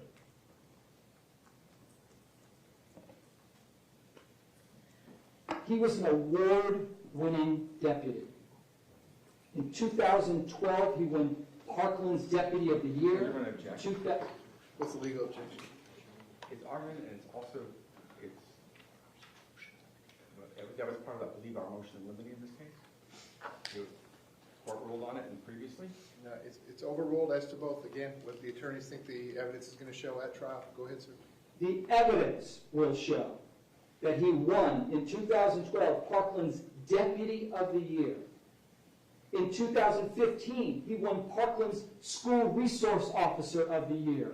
And then once again in 2016, he won Parkland's Deputy of the Year. This is within just 2 years of the February 2018 vicious attack on that school. This was an award-winning, decorated officer. He was an elite officer who did his job zealously and professionally and with courage. So what we have here is a man with a decorated history of serving the community for 32 years, and in literally 4 minutes and 15 seconds, they're claiming he became a criminal. That's what they're alleging. And understand what we're here for. We're not here to say, well, could he have done things differently if he had certain information? Administratively, should he have been, reprimanded? Should we award money to people? That's not what we're here for. We're here for one purpose. Because as we've learned, someone from their office filed a document, an information, a charging document, claiming 11 counts. And he has stood before this court and he said, I am not guilty. And for 4 years, every time he came to court, he said, I am not guilty. Because he's innocent. And he did not accept responsibility for crimes that he did not commit. Now, how did we get here? We'll talk about that now. How does a decorated officer who did everything he could with the knowledge that he had, and we'll get into that, how does he sit as a defendant with his liberty at stake in criminal court? Details matter. So let's go back to February 14, 2018. That's when the massacre occurred. Now, whether it's right or wrong, the people at the top always get blamed. Sometimes it's justified, sometimes not. If it's raining outside, well, it's the president's fault. Gas prices go up, president's fault. But sometimes it's justified. What I will not do in this case at all is tell you whether Sheriff Scot Israel, who was the head of the Broward Sheriff's Office, whether it was justified that he was getting tons of criticism immediately after this. I will not get into that because I don't like the idea of anybody blaming someone without having all the facts. I won't do that. I won't be a party to that. You got one finger pointing out, you got three pointing back. But what I will say is that the governor did find that he was incompetent and he was removed from office. But before that ever happened, Sheriff Israel, who was on the hot seat, did a Jake Tapper CNN town hall meeting. Subject objection irrelevant. Well, as to the relevancy objection, it's overruled. But Mr. Igars, let's stick to what you think the evidence is going to be in this case. Go ahead, sir. If they don't call him, we will call Sheriff Israel to testify. We will. We have no burden in this case, but we will make sure that we call him to testify. And he will admit to you that he was under pressure. Naturally so. He's at the top. People started to question why certain deputies didn't go in, and we'll get to why they didn't. He wasn't the only one, by the way. There was at least 6 others that we will call to testify. We will explain why they didn't go into the building either. They also thought the shots were coming from a different area, based on the reverberation and based upon the echo. Good, meaningful, dedicated officers. Some who initially lost their job, but then fought and got it back, and they're working now. They have their jobs. My client's fighting for his liberty. But Sheriff Israel took that heat. I'm not saying it's justified, but he was under the gun. A lot of heat's coming his way. So he goes on CNN town hall meeting with Jake Tapper, televised, for everybody to see. And he defends consistently. Before that, after that, he's defending his officers. They did the best they could with the information that they had, based upon the circumstances. He knew no one had done anything wrong. Well, that didn't fly. He will tell you that even after he went on to that Jake Tapper town hall meeting, yeah, people didn't like some of the things he said, including that he showed great leadership. And his officers didn't do anything wrong. You know, he took a lot of heat. So what does he do? Understand, he's the head of BSO.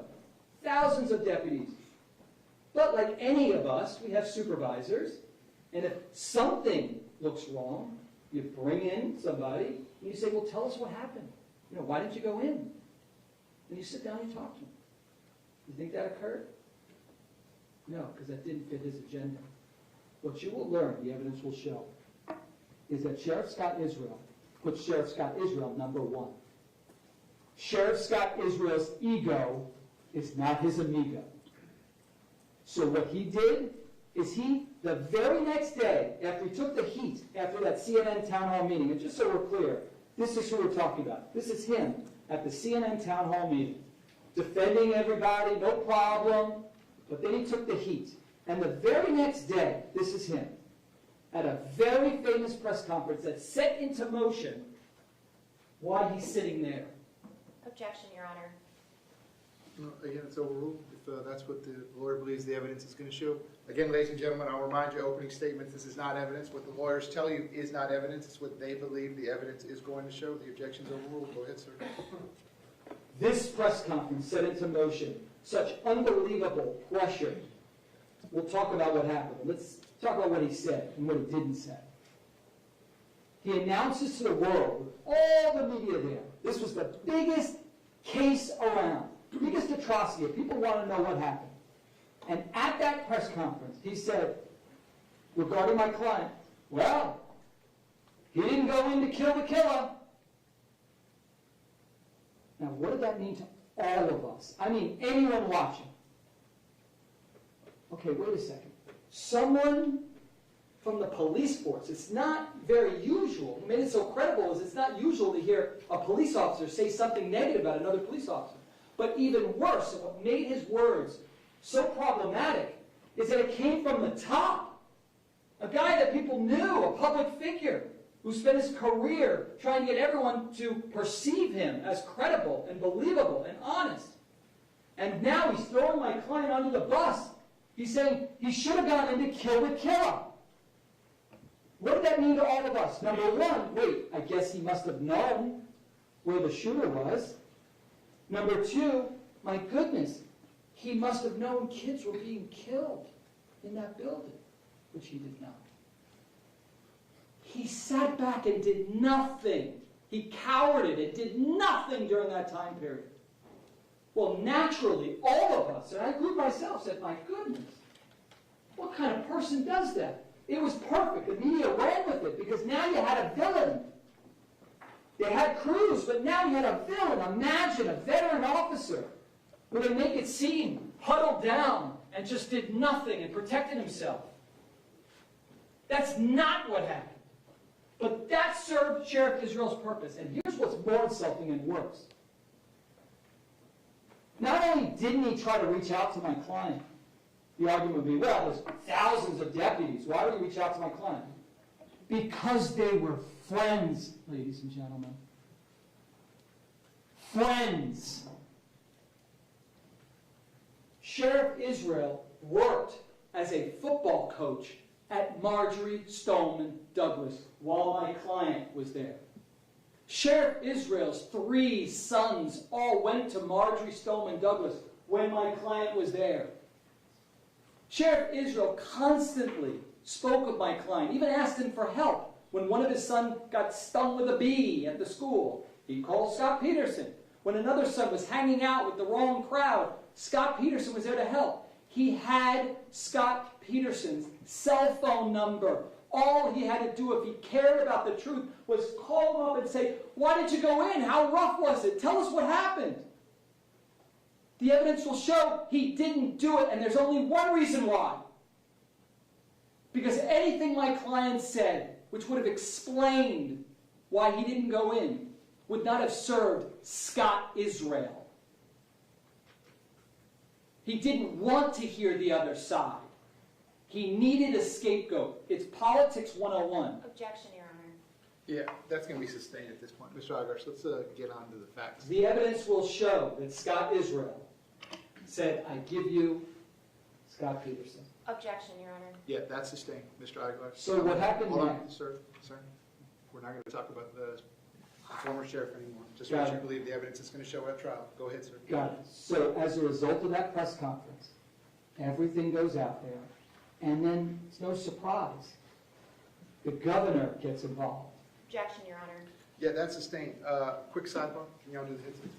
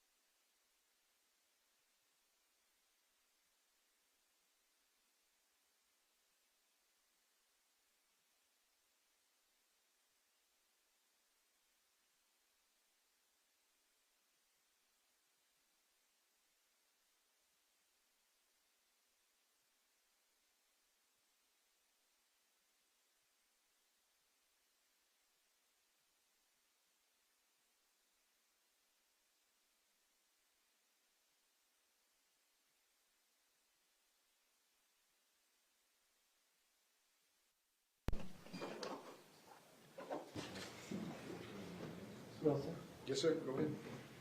You'll hear that the man that we're talking about, Sheriff Israel, is someone who, when he got an email from one of the parents in this case. And the parent asked him,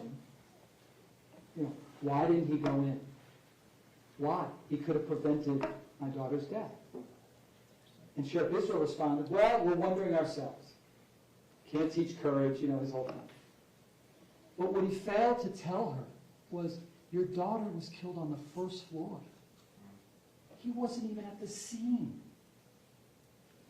at that time. That's not even, you heard that from the state, that's not even in contradiction. My client wasn't even on the scene, he was heading towards the scene.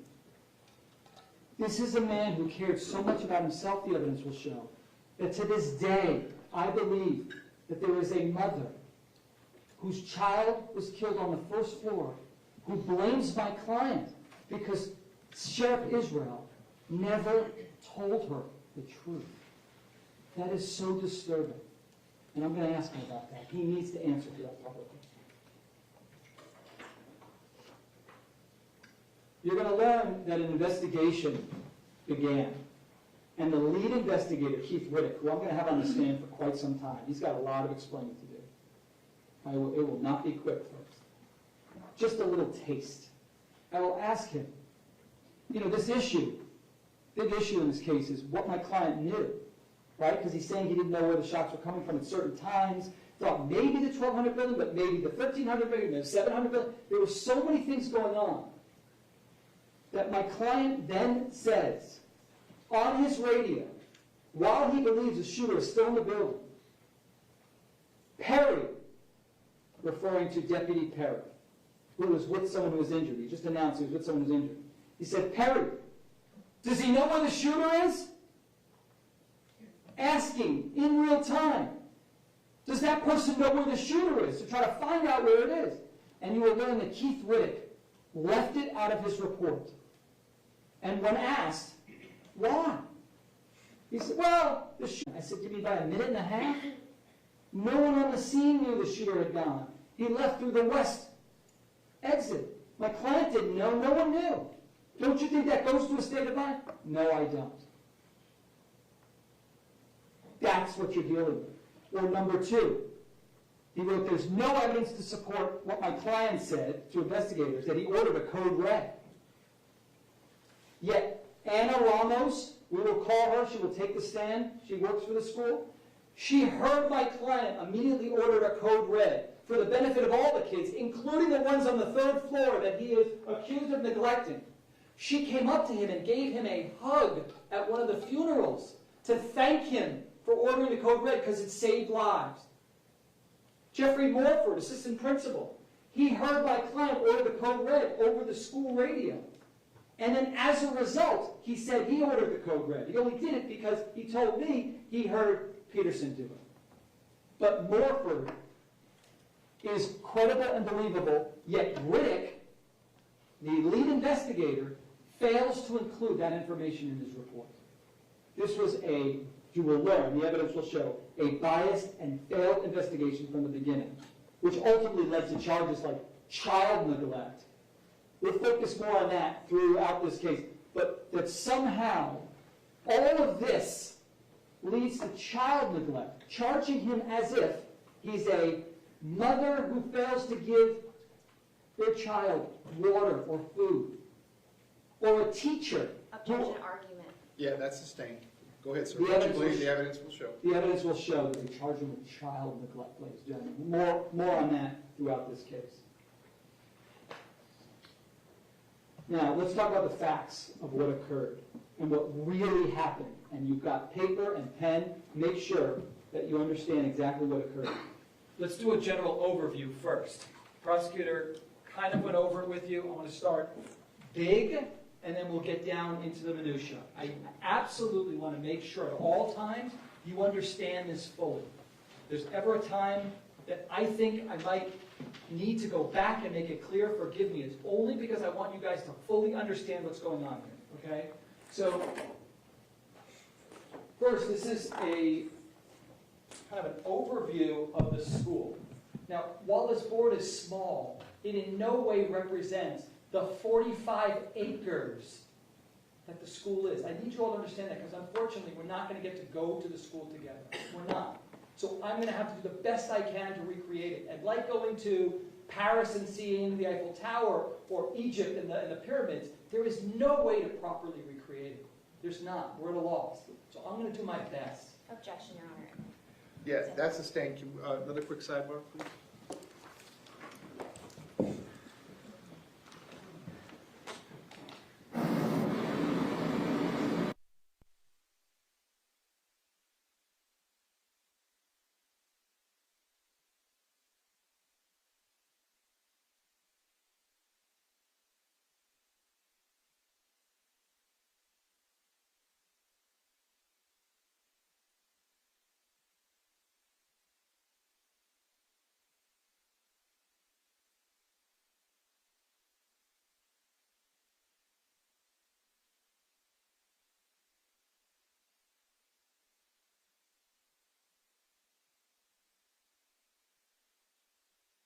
Kind of a representation of the school. We'll use this to get a perspective. This is building number 1. Let's start there. Building number 1 is where my client's office is, where it was anyway. Scott's office was, and where he was while he got information that there was firecracker complaint inside the 1200 building. Okay, so understand he's here. Let me stay general. Okay, this is the 1200 building where it occurred. This is literally like a football field. I mean, this is far. Then you have next to it the 1300 building, and then you'll hear reference in my opening and throughout this case, the football field. This is over here. This is literally hundreds of yards away. Hundreds of yards from the 1200 building. So when you hear, for example, Deputy Kratz, who will testify that he went on his radio during the shooting, while the shooter was actually on the 3rd floor, and yells, "Shots fired by the football field, football field." And my client's trying to figure out in real time where the shots are coming from. Deputy Kratz is referring to over here, hundreds of yards away, not where the actual shots were coming from. Kratz will tell you in his own words, he literally thought the shooter was 30 feet away from him on the football field. So this is the overview. Okay, I'll refer to it if needed, but just so you have a perspective. So my client was here, building number 1.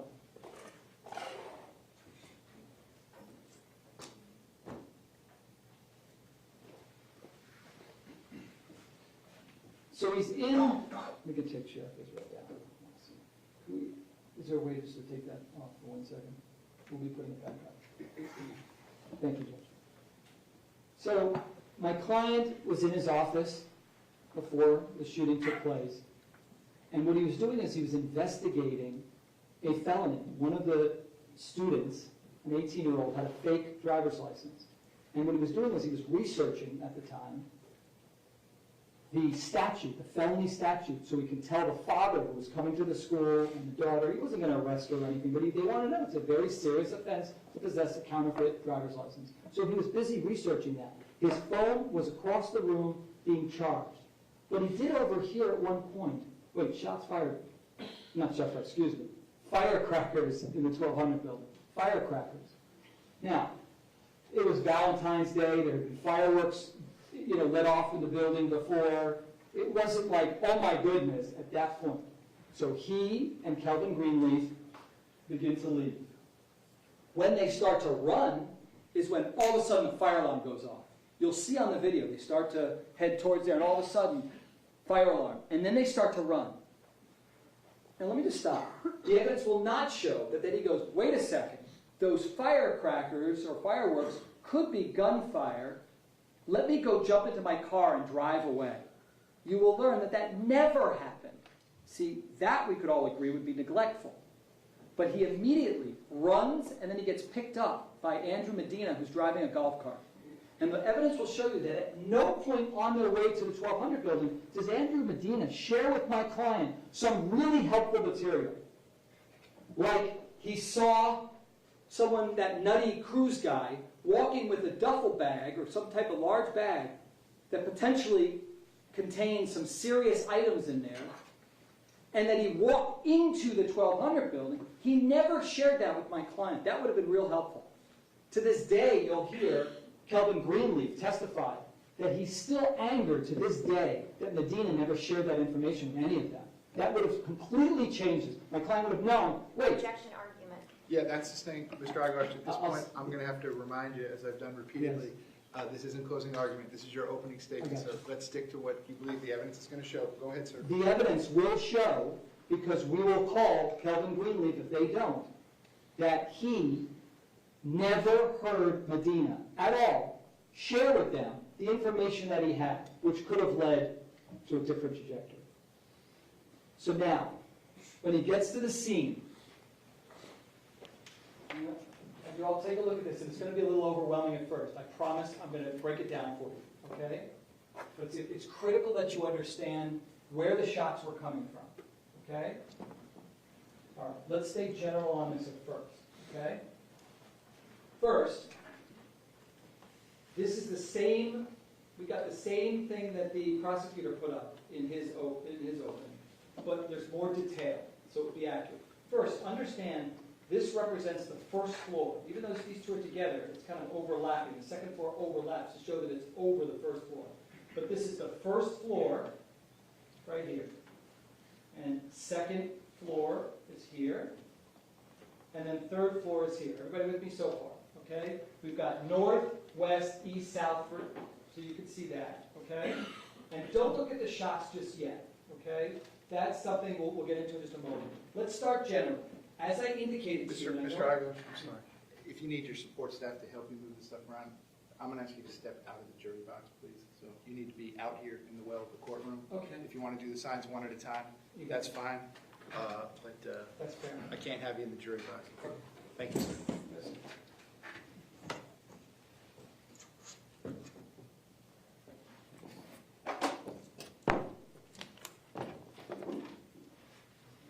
Okay, so I'll stand over here. Everyone can still see? Okay.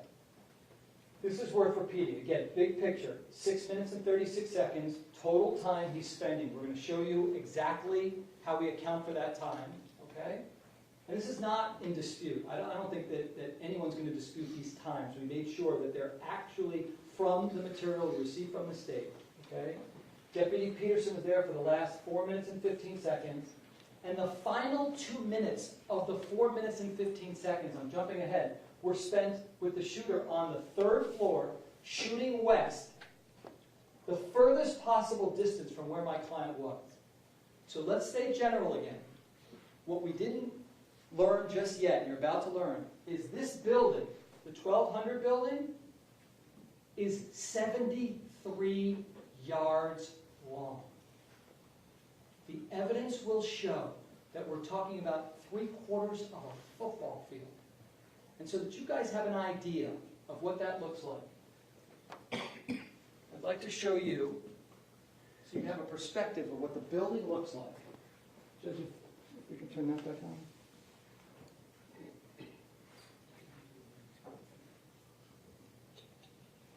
This picture doesn't even have the entire building in it. It was the best one that we got. So what I want you to take a look at is this. Let me hit play for a second. This is, here we go. Yeah, this plan. Okay, from one end all the way to the other end. Take a look.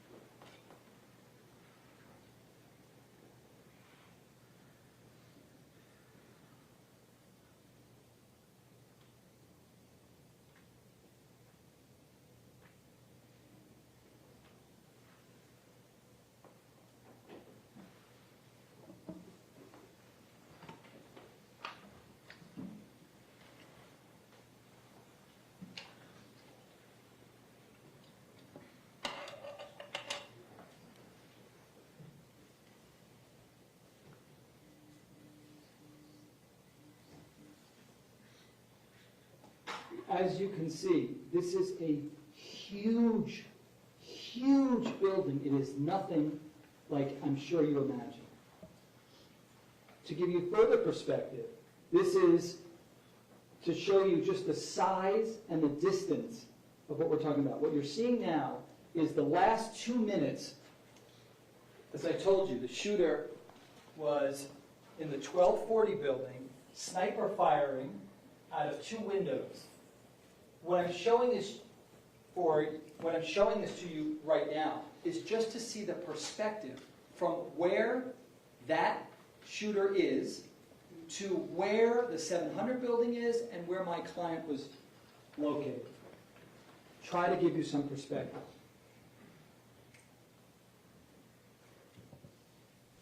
I'll pause it at one point.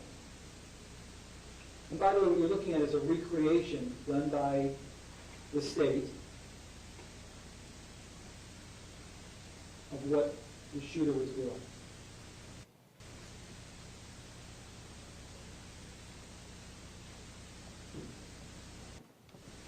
Okay.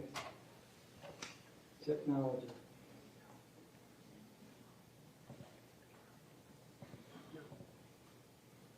Give me a moment, folks.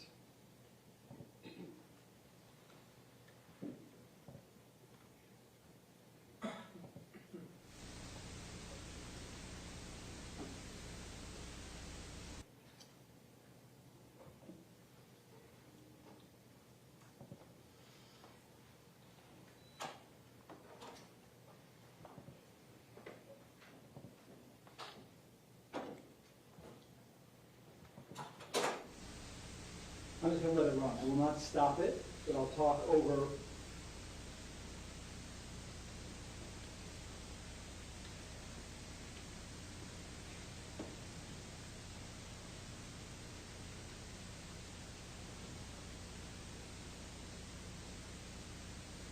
This is the west side of the building. This is the side that Aaron Price was shot on.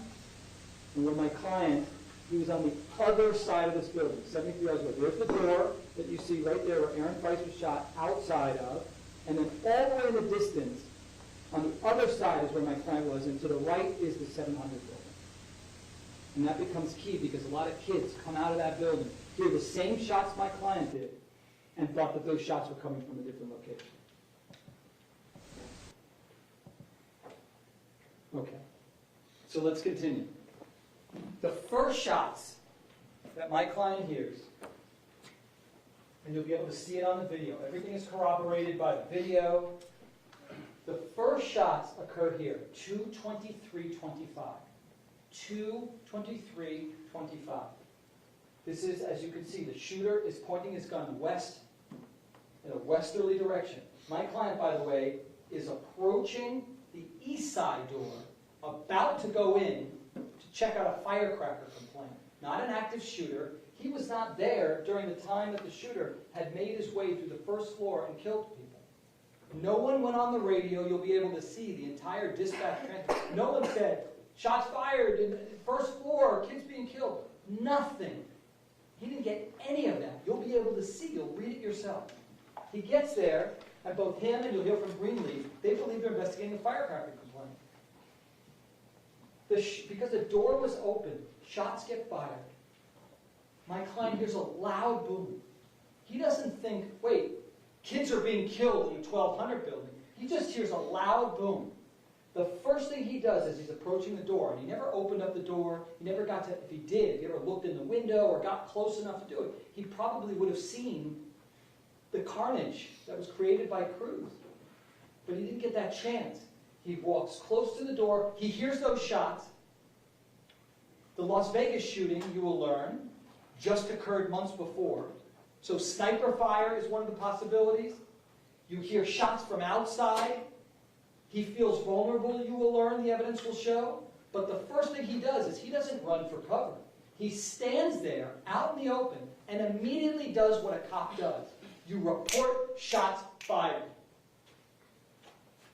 Here are his dispatch remarks.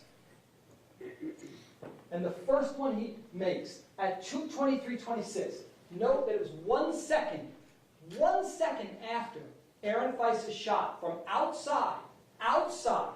My client immediately gets on his police radio and he says, be advised, we have possible, could be firecrackers. So let's start there.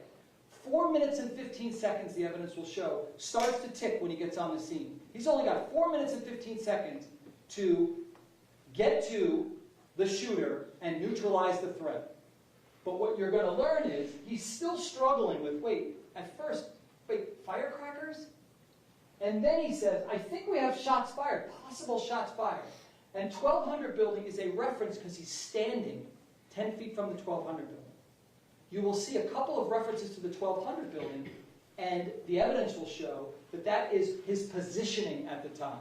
Not, I'm hearing shots fired with certainty from inside the 1200 building. He never says that. The closest he gets, as you will see, is by inside. He's struggling. When he hears more shots, you will see, the evidence will show, that one of the options is it's by the 1200 building, because the building's 73 yards long, and that contains a large area, and also possibly inside sniper firing, which is exactly what it turned out to be. All that's in play. You will learn that we know so much now about what actually happened. Objection, argument. Yeah, that's sustained, sir. The evidence will show that neither he nor the officers in real time had all the information that we have today. That's just a fact. So everything in his mind is at play. Everything you will learn is a possibility at that moment. Now, this is telling, because right after this, again, we're talking about 20 some odd seconds later, my client is saying, make sure we get some units over here. I need to shut down Stoneman Douglas. This is the first of 5 transmissions where my client's making it clear, we need to shut down this school. He doesn't say, we need to get into the 1200 building because kids are being killed. He says we need to shut down the school because the evidence will show that he and the other officers will testify to it. They all believed that the gunfire could be coming from anywhere, and that if, as school is letting out, parents come in, students are coming out, they could all be hit by gunfire around the building, anywhere on campus. The evidence will show not that everything was contained within the 1200 building and someone needs to rush in there. That's what the evidence will show. So my client, you will learn, went with Kelvin Greenleaf. He doesn't stand in the open. But right before he does, not only does he make this first transmission to send the cavalry, you'll hear many officers saying that my client was of great service to them because they didn't know about the shooting until he announced it. I mean, he set in motion the wave of all the officers coming to the scene. He did his job. You will learn then that he also gets on a school radio before, again, going to this tactical position of cover. Before he does that, he gets on a school radio and he announces, Code Red, for the benefit of everybody on that campus. Then he doesn't stand out in the open, you will learn. He goes and he makes sure that he and Kelvin Greenleaf are protected over here. Because you will learn that both of them, Kelvin Greenleaf will say, listen, you don't stand out in the open. In fact, my client even said at one point to Kelvin and others, get away, get out of the way.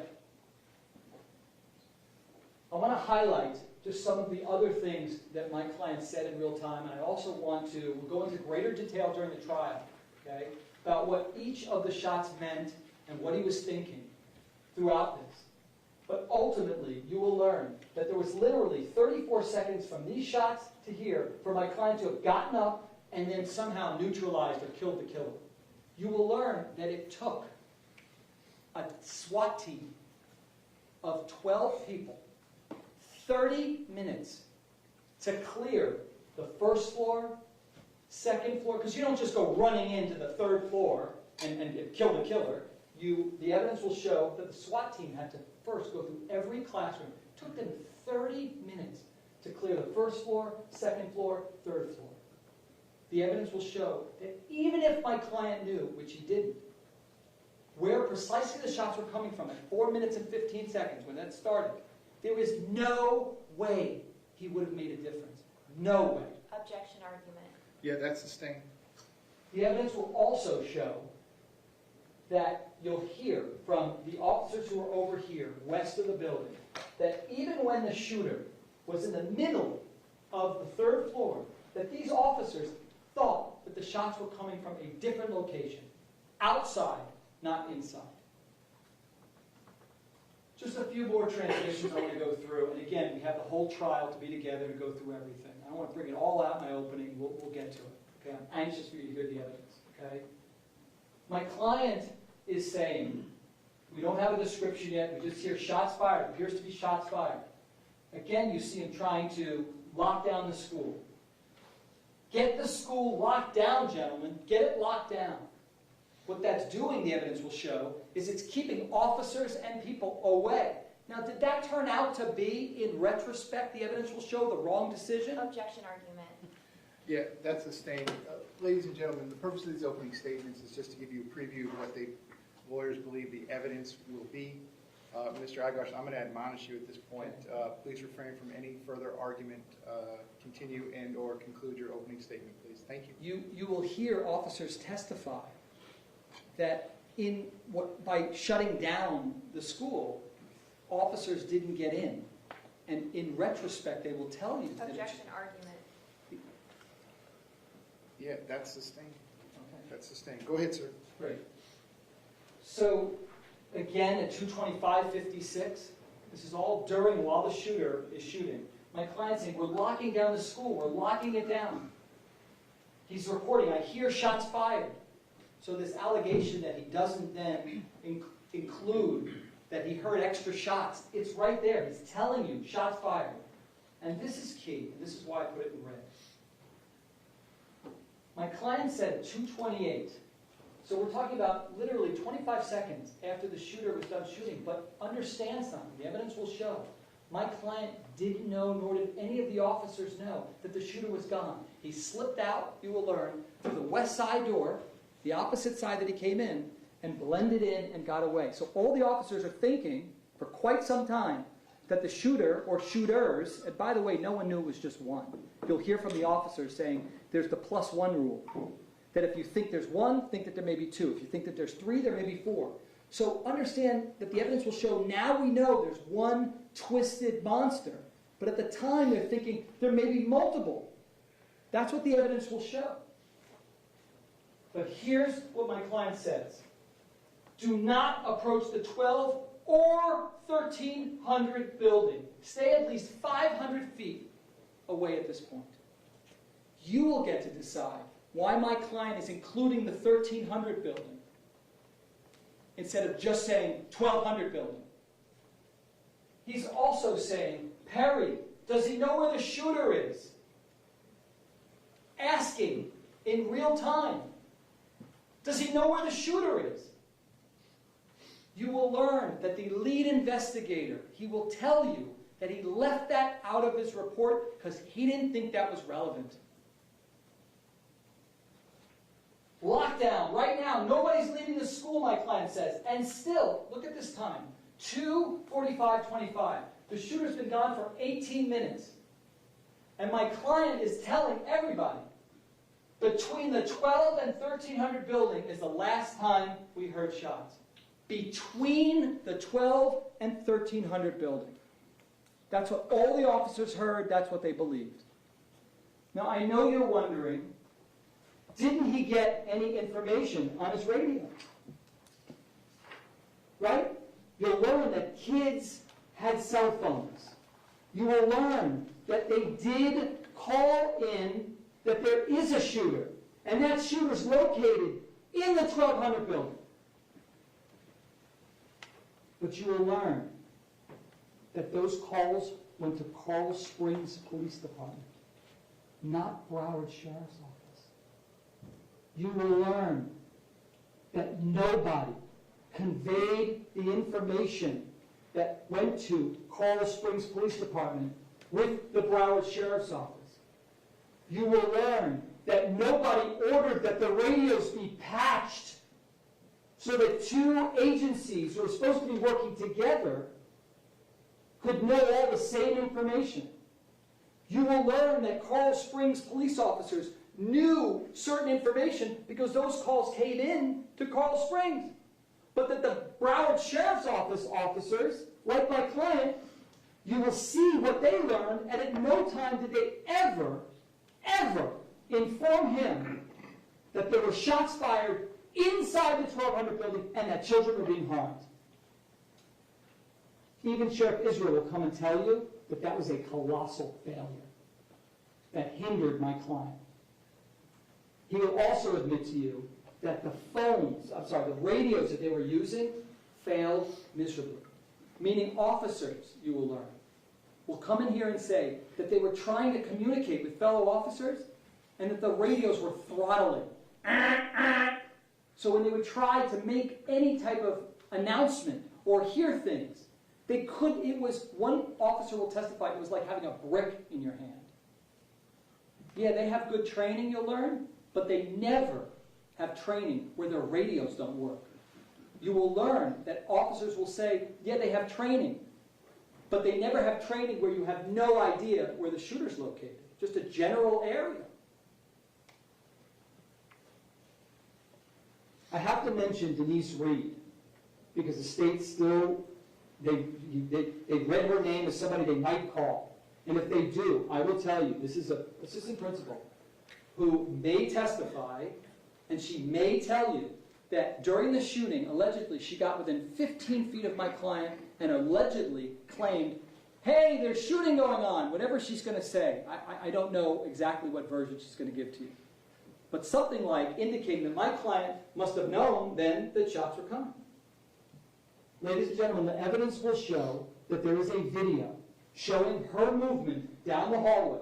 And you will see for your own eyes that in spite of her giving that sworn testimony, that she had this contact with my client, she literally is walking without breaking stride and then goes into the band room and stays in there during the whole shooting.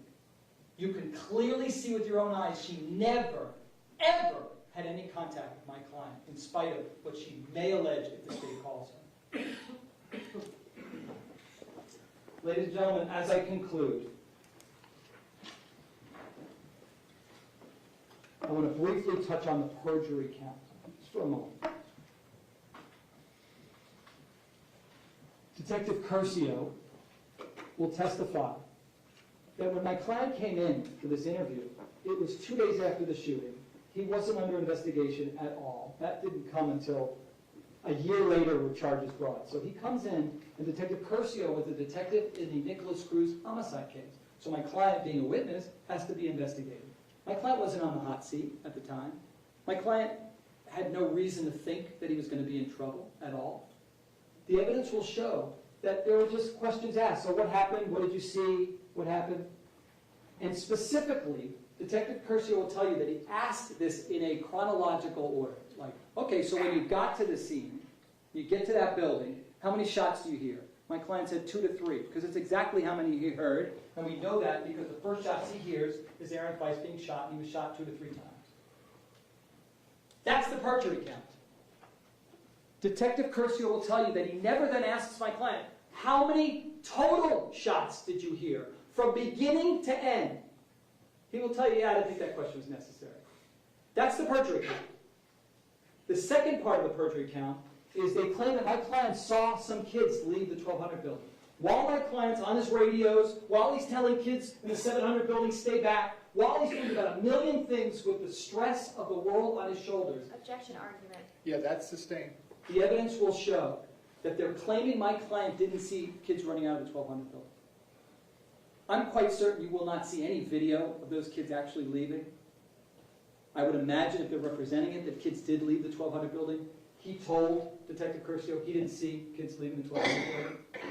There will be no evidence that those kids ever came up to my client or had blood on them or something to indicate that they need to be spoken to or investigated. The evidence will show he didn't lie about that at all. Another charge for which he did not commit. Objection argument. Yeah, that's sustained, Mr. Aguilar. Amended Because that. of your continued objectionable comments, I'm going to ask you to conclude your opening statement at this time. Go ahead, sir. I am concluding, ladies and gentlemen. The evidence will show that my client did not commit any of the offenses alleged. He was sacrificed and thrown under the bus. Objection argument. And If that is sustained, And the only verdict in this case, ladies and gentlemen, thank you for your kind attention, the only verdict that speaks the truth in this case, based upon the evidence, is not guilty. Thank you.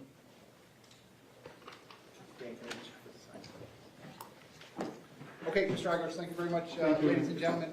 Looks like a good time for our lunch break. Same admonition as always, please do not discuss the facts of the case, the evidence, the witnesses, or the testimony amongst yourselves or anyone else. Court Deputy, your copy, are they meeting you? Ladies and gentlemen, if you will leave those notepads in your envelopes in your chairs, they'll be waiting for you when you come back. I hope you have a nice lunch. I will see you at 1:45. 1:45 down in the jury room, exactly where you met everyone this morning. Okay, have a good lunch. See you then. Thank you.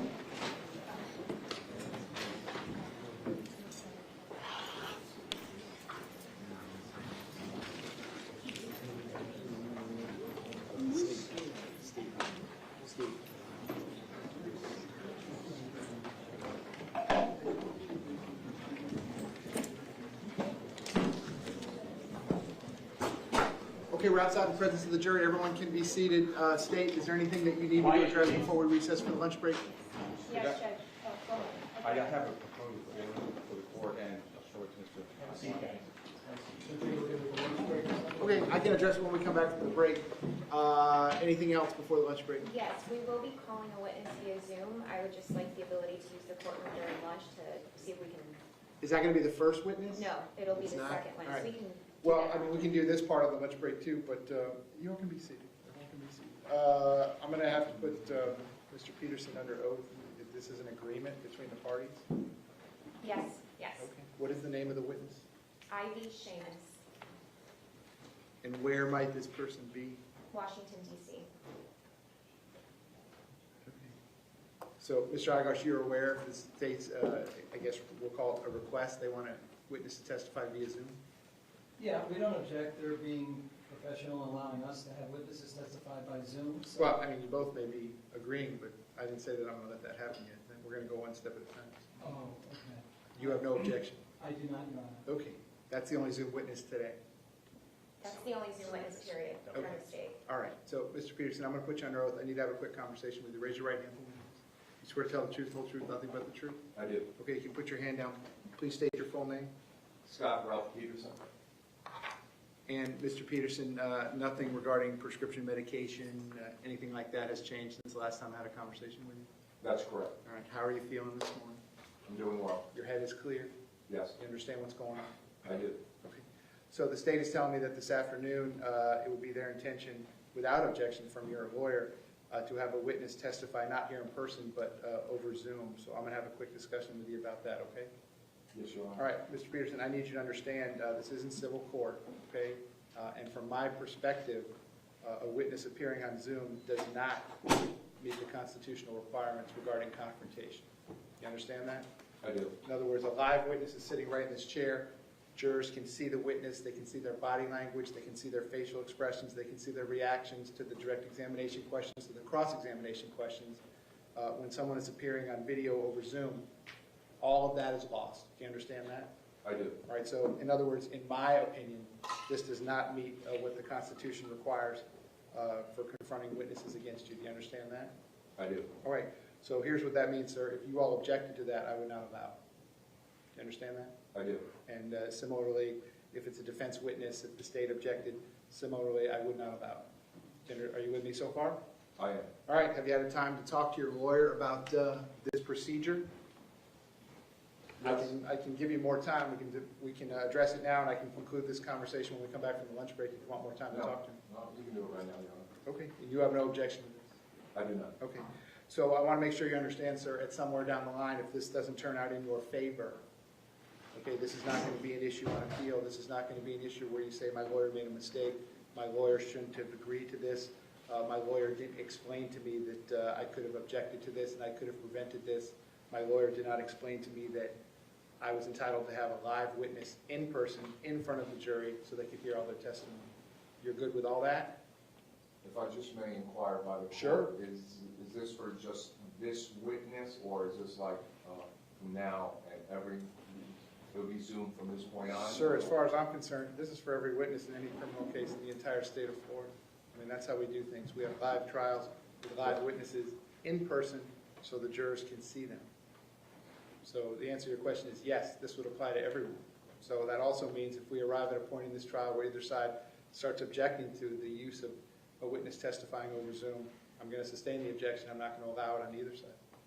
Does that answer your question? It does. Okay. And understanding all that, you still have no objection to this? That's correct. Okay. State, anything else you want me to inquire about? No, Judge. No, Your Honor. Okay, so Ms. Gomes, as far as I'm concerned, you can have access to the courtroom for the entire time. This is the Chief Judge's courtroom. I have no idea how the Zoom operation works in here. I'm sure I can educate myself on that. We would have to also set up an ability where the witness can see Mr. Peterson can see the witness, and I would have to discuss that with both of them real time. If that's the road you want to go down and either side objects to it, I guess I'll let you do it. Okay, State, Judge. anything else? No, nothing else. Defense, anything you need me to address before the lunch break? No, thank you, Judge. Okay, so I hope y'all have a good lunch. I'll see everyone back here at 1:45 p.m. 1:45 p.m.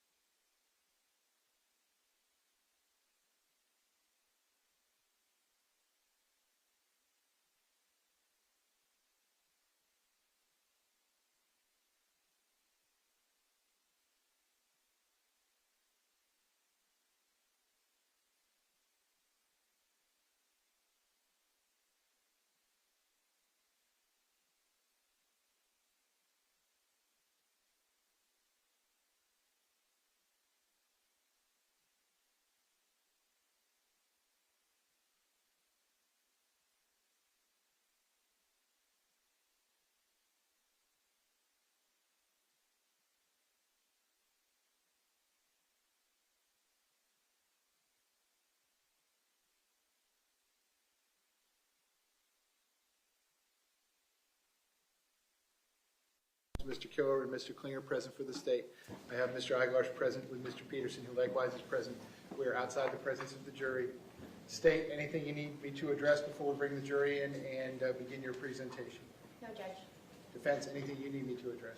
Yes, Your Honor. Yes, sir, go ahead. It's my understanding from speaking with the state that their next witnesses might include people who want to introduce certain video clips, and we had filed a motion in limine to preclude those from being admitted, and the court had never ruled on those motions. How long are the video clips?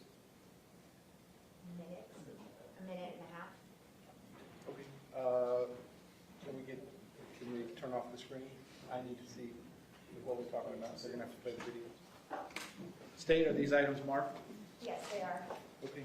As soon as the court personnel have turned off the appropriate screens. Would you like for me to approach, Your Honor? Yeah, I need to look at them. Tell me who the witness is, who these are gonna come into. Well, we have the next witness is Danielle Gilbert, and this is a video that she took on her cell phone inside the classroom. Okay, is it marked? It is. It's pre-marked as State C.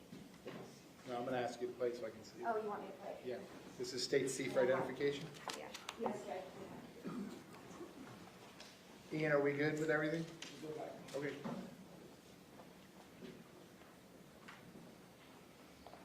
Judge, Ms. Gilbert recorded, I believe, seven videos. We've only chosen the two that would be appropriate for this case. We've removed the videos that have the students that are injured or anything graphic. These are for the audio element of what was able to be heard. Sure. All right, so this is the first video on State's Exhibit C for identification. Yes, that's Let me make sure. Is the state going to introduce the video portion or just the audio portion? it's the video and Is this Attorney 3? Yes. So I can see it, Attorney 3? Yes, Judge.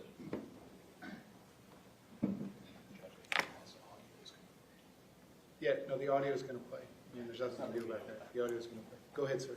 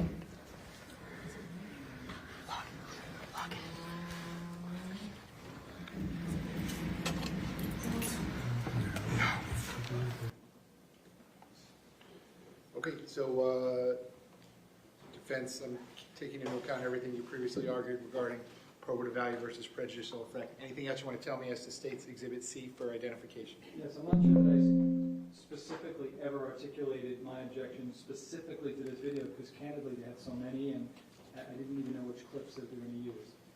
First of all, what's important to note is, my argument is that any probative value is outweighed by the prejudicial effect. Let's start with the probative value. I don't think that there's any. This was from the first floor. As you can tell from both of our opening arguments, no one's contesting the fact that my client wasn't even at the scene when those shots were fired. So there's zero value. Secondly, the sounds are inconsistent, so if their argument is, well, we're doing it to show a particular sound, you've got probably 4 or 5 different sounds being made depending upon where the shots are coming from. And clearly, I'm going to use words to articulate the emotion, but you have a student writhing in agony. You hear somebody yell, "Help me." This is very hard to watch. It's an appeal to sympathy, gets on the prejudicial side of the scale, and on balance, that's more significant than any probative value. Okay, Ms. Gomes, anything you want to tell me in response? Go ahead. Yes, Judge, the jury is going to make a determination as to Scot Peterson's credibility when he says that he was only able to hear 2 to 3 gunshots. On that audio, we are able to hear the gunshots that are taking place not on the first floor, but on the 3rd floor after the fire alarm has already stopped. It also shows that the fire alarm only went off for a very short period of time, and that while Scot Peterson is standing within proximity of the building, those additional shots that we hear going off in the background can be heard and are loud and are clear. Okay, so over the defense objection, I do find that it's probative. It does outweigh any prejudicial effect. It's certainly relevant to issues that have been raised, and the jury's going to have to determine over the defense objection, which is otherwise preserved, assuming, of course, that the item is otherwise properly admitted. The defense objection to State's Exhibit C for identification at this time is going to be overruled. When the witness is on the witness stand, if the State does intend to move it into evidence defense, I'll ask you if you have any additional objections based on the witness's testimony. We'll go from there, okay? Okay, that's over the defense objection. Any other exhibits as to this witness? The witness that will be testifying after is Ivy Seamus. Through Ms. Seamus, we will be entering in a video that was taken inside of her classroom. And I'll let Mr. Klingberg. Is that item marked? Yeah. What is that? Yeah. This is State's D for identification? Yes, sir. How long is this video? It's very short. Seconds, 13 seconds. 13 seconds at the most. Okay, go ahead, let's see it.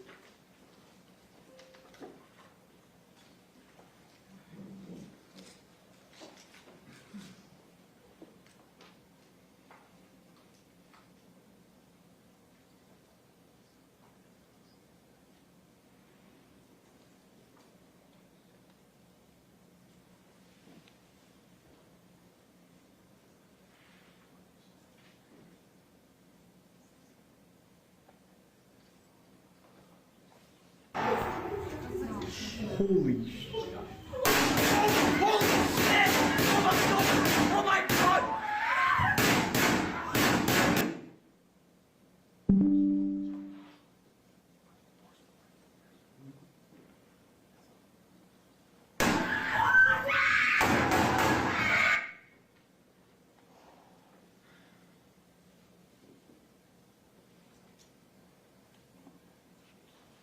And what floor is this classroom in State's Exhibit D for identification? It was in the, excuse me, first floor, classroom 1214, I believe, Judge. Double check. Okay, defense, again, I'll count everything you've already told me as you having repeated. Anything else you want to tell me regarding State's Exhibit D for identification? Yeah, just one more argument. What that then depicts is what the sounds sounded like from wherever that person was on the first floor, which had nothing to do with my client, who wasn't even there yet, and how that recording registered that sound in that particular classroom, which has zero relevance to how my client would have heard the sound significantly further away by the 700 to 800 building And this building we're talking about has hurricane-proof windows and is significant, that's what the evidence will show. It has very little to no value, and clearly, I mean, if you're human and you're not a sociopath, that was very prejudicial. And again, we don't want the jurors being consumed with that emotion, and that's why we're moving to suppress it. Okay. State, I'll consider the same response Ms. Gomes gave you before. Anything additional you want to tell me, Mr. Clean? Just again, I would say that Mr. Aguilar's objections were more for cross-examination than it would be for reasoning to not allow the video in. It would be more prejudicial. That's the only thing I would add. Okay, so for State's Exhibit D for identification, again, assuming otherwise the proper predicate is laid for the admission of the item, it would be over the defense objection. I likewise find these two clips to be probative. The probative value outweighs the prejudicial effect. It goes to the heart of issues that the jurors are going to have to determine. That is going to be over the defense objection, which is otherwise preserved. State, anything else I need to look at before we get going? No, I don't. No, Judge, but can we have 2 minutes, please? Just to, I think the witness is not right outside. 2 minutes? Thank you. Okay.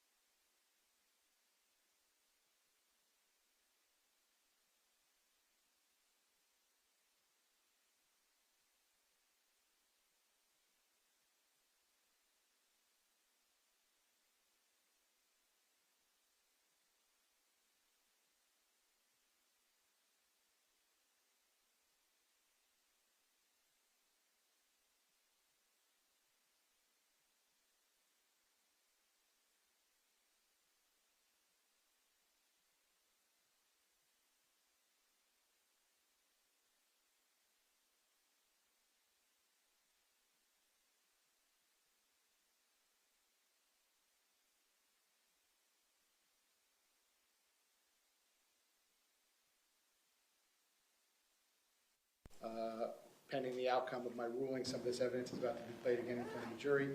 I cannot let anything interfere with the state getting a fair trial. Likewise, I cannot let anything interfere with the defense getting a fair trial. So if at any point in time you think it's more appropriate to leave the courtroom, please feel free to do so. If something happens in the gallery that causes the jurors to turn their heads, that will be my indication. If the jury is not looking at the evidence, if they're not listening to the lawyers, if they turn their heads to see something that's taking place in the gallery, I'm going to ask BSO to handle that situation. I don't want to have to do that. So again, if you think it's smarter to exit the courtroom at this time or at any time, everyone is certainly free to do so. Okay, please bring the jury back in.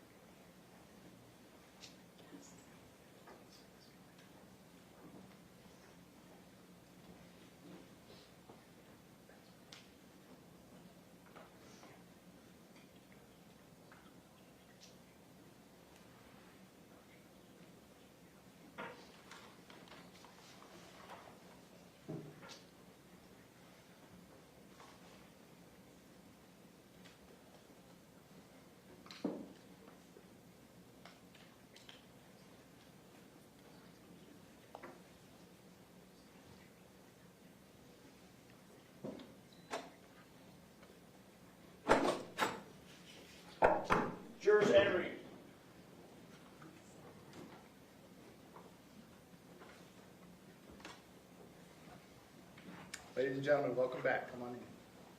Once you're back at those same seats, you may be seated. Ladies and gentlemen, welcome back. Come on in. Once you're back at those same seats, you may be seated. All the parties may be seated. Ladies and gentlemen, those of you using the notepads, I'll give you a moment to get the notepads back out.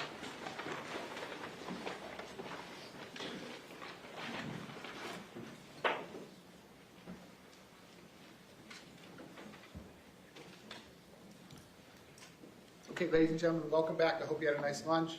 Number one, I apologize for the brief delay in getting started this afternoon.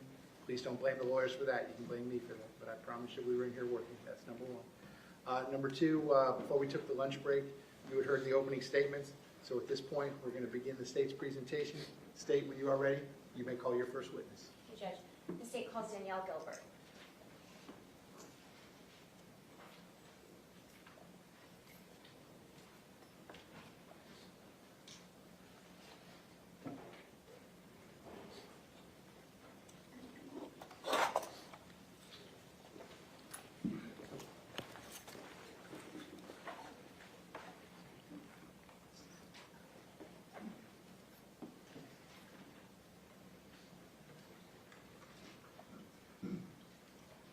If I could please have you come all the way up here to the witness stand. Once you reach it, but before you have a seat, you can just stop and look at me.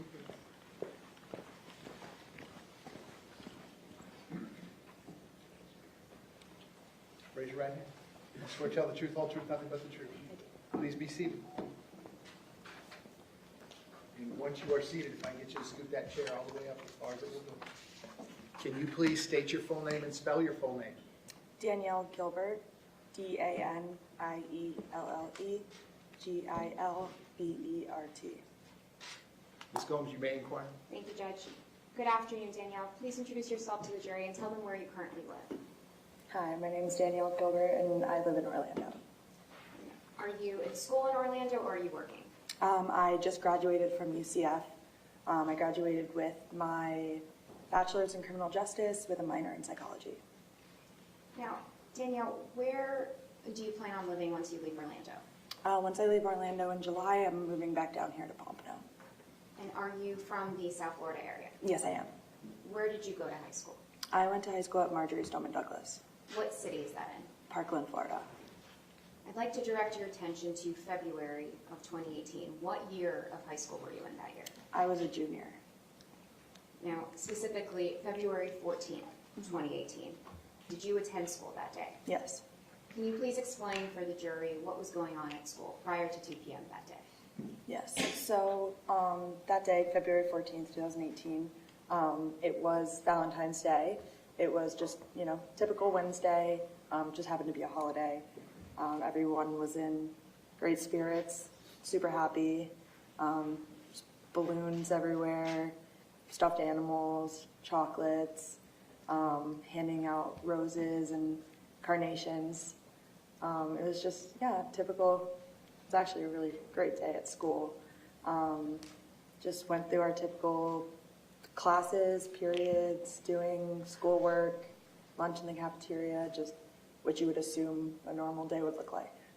Were those types of festivities common with holidays at your high school? Yeah, if it was like a holiday, people would, like Halloween, dress up, Valentine's Day, bring stuffed animals, just typical things you would assume for holidays. Now, turning your attention to fourth period, what building were you in? I was in the 1200 building.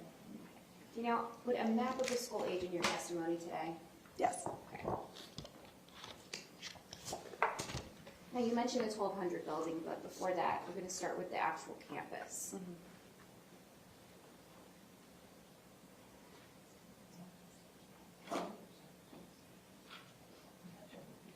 No objection. And I may approach the witness. You may. Okay. Danielle, I'm showing you what has been pre-marked as states A. Do you recognize this? Yes, I do. How do you recognize it? That is the layout, or I guess a bird's eye view of the Stoneman Douglas campus. And is this a fair and accurate depiction of the Stoneman Douglas campus? Yes. Judge, at this time, the state moves what's been pre-marked into evidence as states A, states 1. Defense, no objection. Without objection, states A for identification is now going to be in evidence. That's going to be State's Exhibit 1.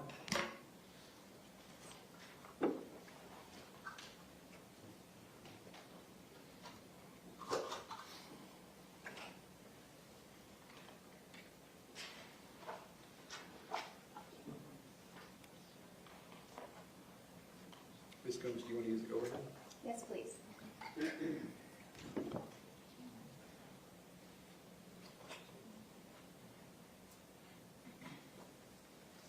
Do we need? She can see it, the witness can see it, the witness. Okay, very good. You may proceed. All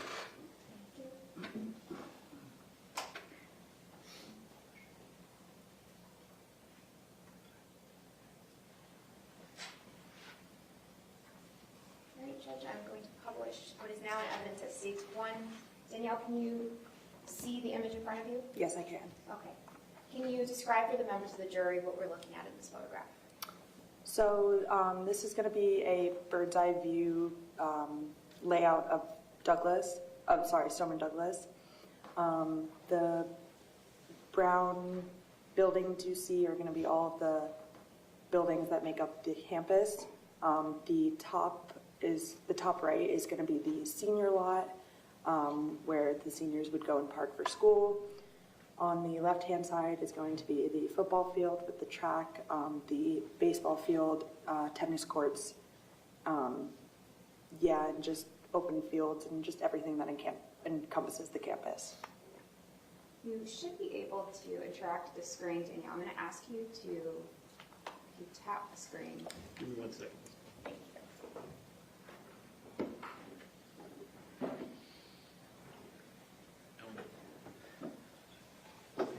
The witness should be able to do it. Let's see. Thank you. You have to select Oh, pencil thank you. and then And then the color? Yes. Okay. Now, I'm going to ask you to circle for the jury the 1200 building. That's going to be right here. And is that the building that you were in during fourth period on February 14th? Yes, it is.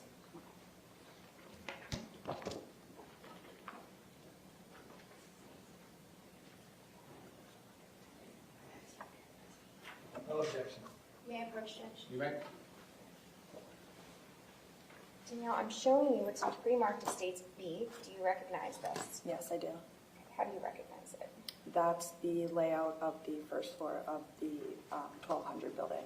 Does this map fairly and accurately depict the layout of the first floor? Yes, it does. The state moves into evidence what's been pre-marked as States B as States 2. Any objection? Not at all. Without objection, States B for identification will now be in evidence. That is States Exhibit 2. Permission to publish? As soon as Ms. Wilcox marks it, you may.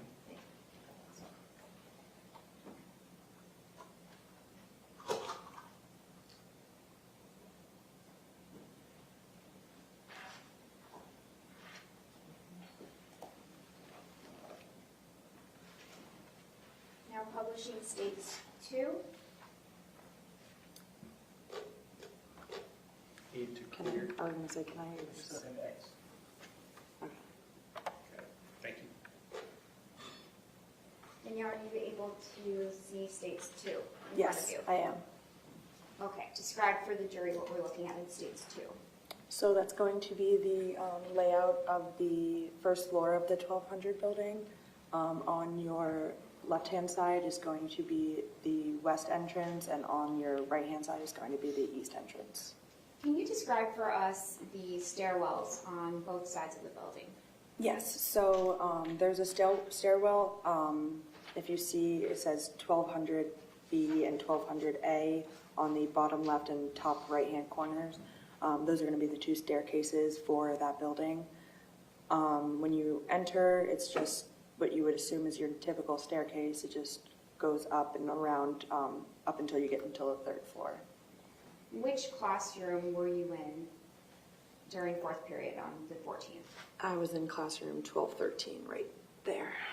Thank you, and just for the record, the witness has circled classroom 1213. What class was that? It was advanced placement psychology. Do you remember what your teacher's name was? Yes, Miss Ronit Rayoven.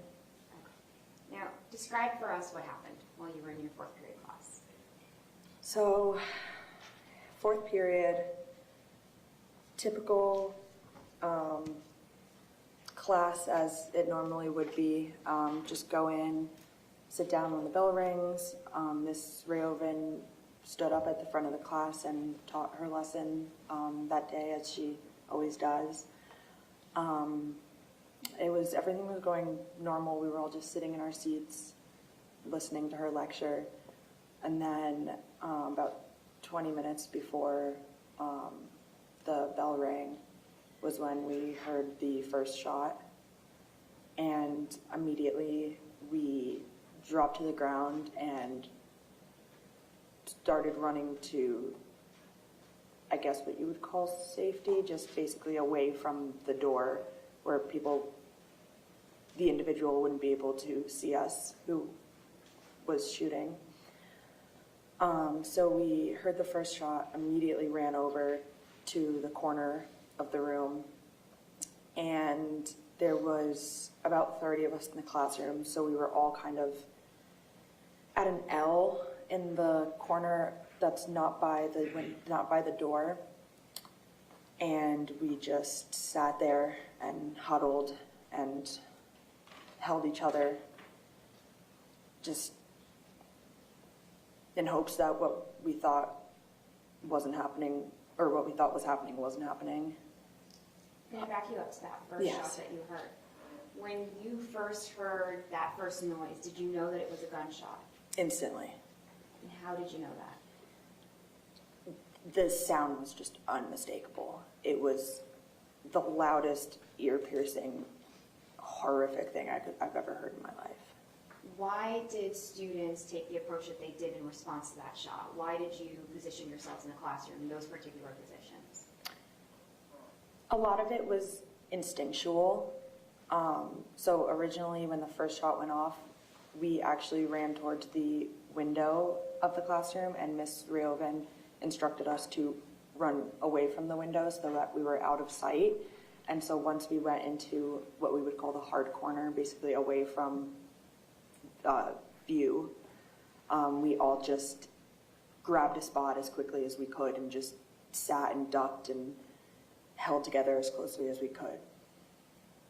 Was that procedure, that process of moving away from the windows, something that you had all practiced in the event of an emergency? No, it wasn't. I think instinctually you hear a noise like that and you run away from it. And Miss Rioven just, something came over her and told her to make sure that we were all away from the window and away from view.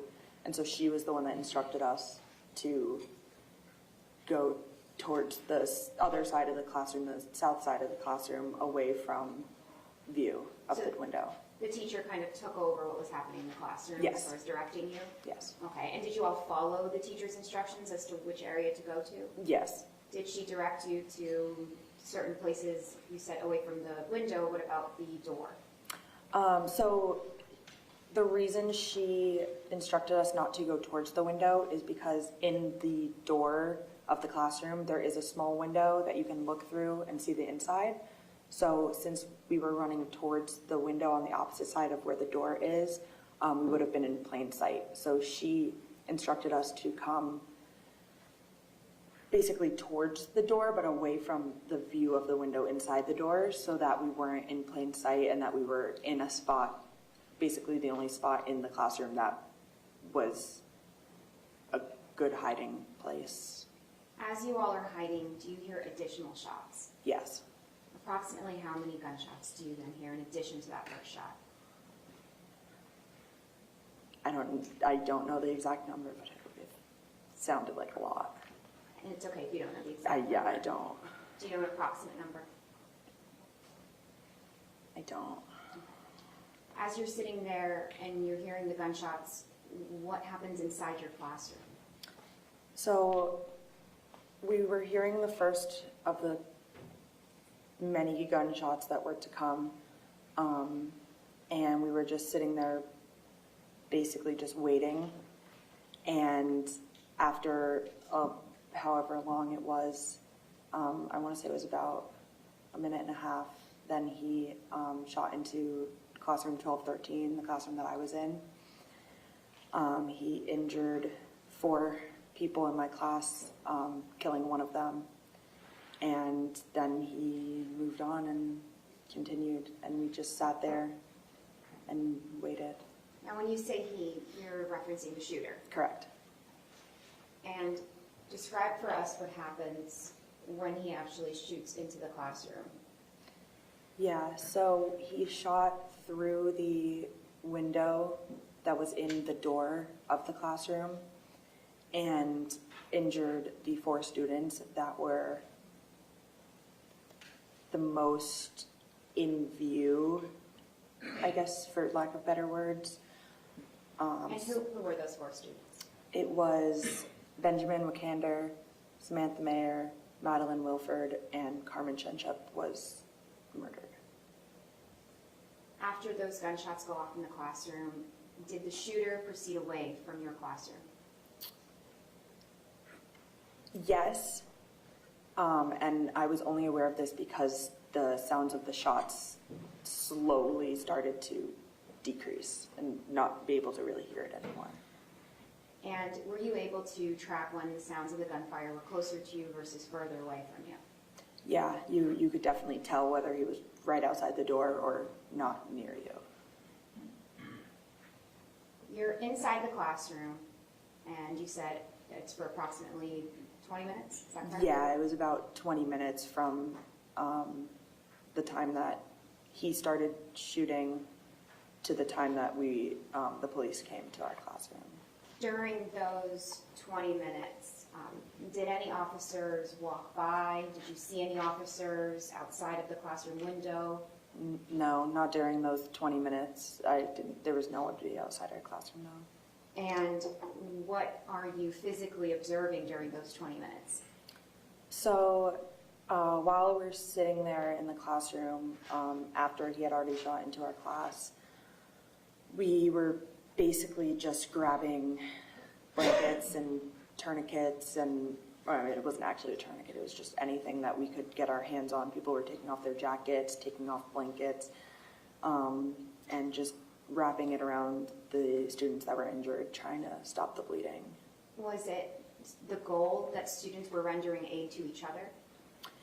I think in that moment, we were all just so in such unbelievable shock that there really wasn't anything that any student did that was purposeful, I guess you can say, that they had practiced or knew what to do. Everything was just in the moment, instinctual stuff that we it just came to us in the moment. We just knew what we needed to do. What were you thinking during those 20 minutes? I was just waiting for the police. It was the longest 20 minutes of my entire life. It felt like eternity. And the whole time, we were all just waiting for the police to come, just have somebody knock on the door and take us out of that horror. Danielle, did you know who Deputy Peterson was? Yes, I did. Who did you know him to be? I knew him as the police officer that was assigned to Stoneman Douglas. Did you know that Deputy Peterson carried a firearm? I did, yes. Did Deputy Peterson ever enter your classroom that day? He did not. Did he ever enter the hallway? He did not. Did you ever see Deputy Peterson assist any students that day? I did not. A moment to confirm. Yes, ma'am.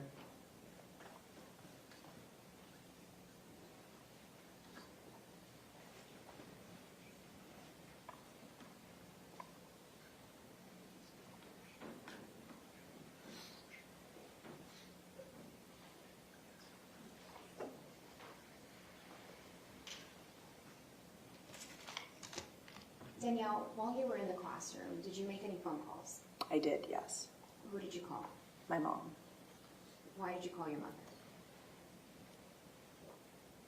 Instinct. I just, in that moment, felt like I needed to hear my mom's voice, and she needed to hear mine. Did you also use your phone to make any recordings? Yes, I did.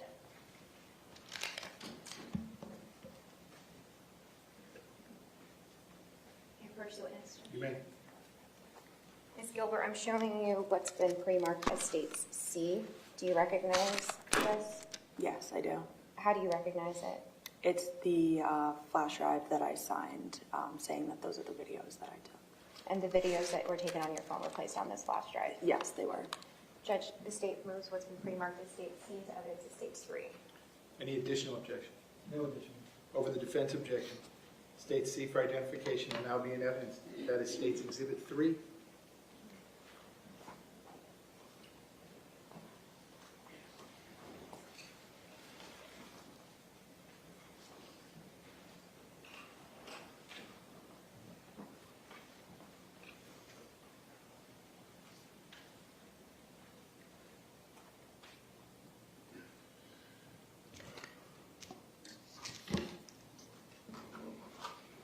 Ms. Gomes, are you publishing State's Exhibit 3? I am just. Give me 1 second.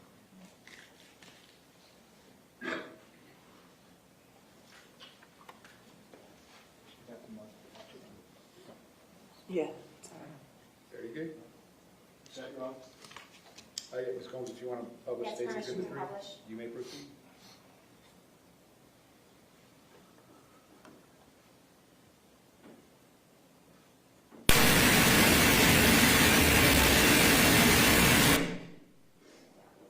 Oh, that's not it.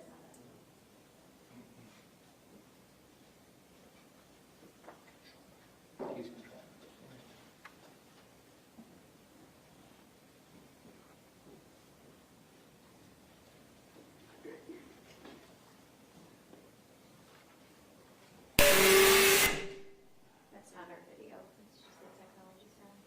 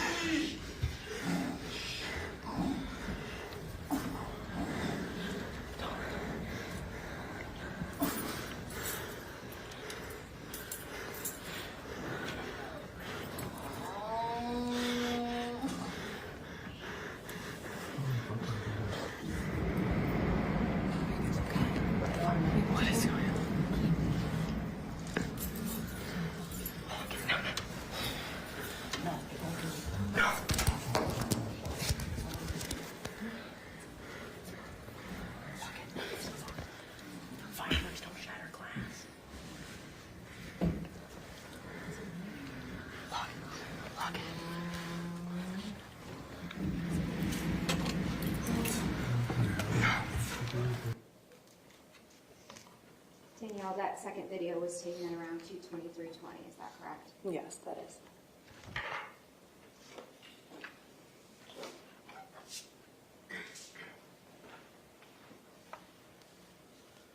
Judge, I have nothing further. Okay, cross-examination, go ahead.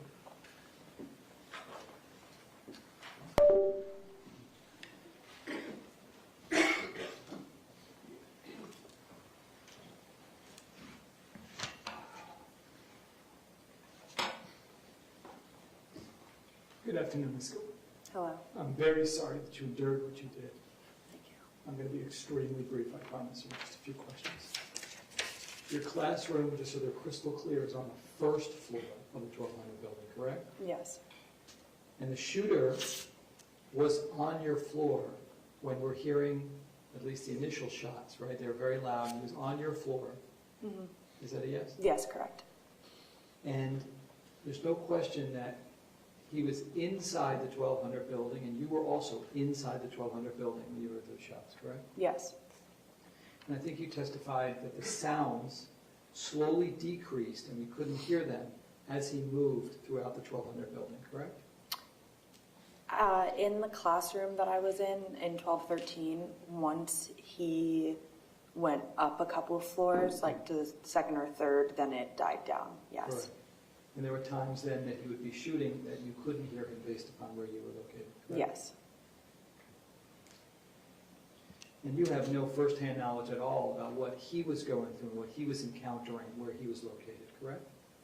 That day, I was not sure. Okay. Again, I'm very sorry that you had to go through this. I wish you the very best. Thank you. Okay, based on that, any redirect? No, Your Honor. Is the witness excused? Yes, yes. All right, you may step down. Thank you very much. Thank you. While she is doing that, State, you may call your next witness. The next witness would be Ivy Seamus. That's going to be through the technology? Yes. Okay, ladies and gentlemen, I'm going to give you a real quick 5-minute restroom break. We need to set up some technology for the next witness. Same admonition as always, please do not discuss the facts of the case, the evidence, the witnesses, or the testimony amongst yourselves or anyone else. No research on the case directly or indirectly in any way, shape, or form. If you'll leave the notepads in your chairs and just step to the back corner for 1 moment, I will be right back with you. Thank you.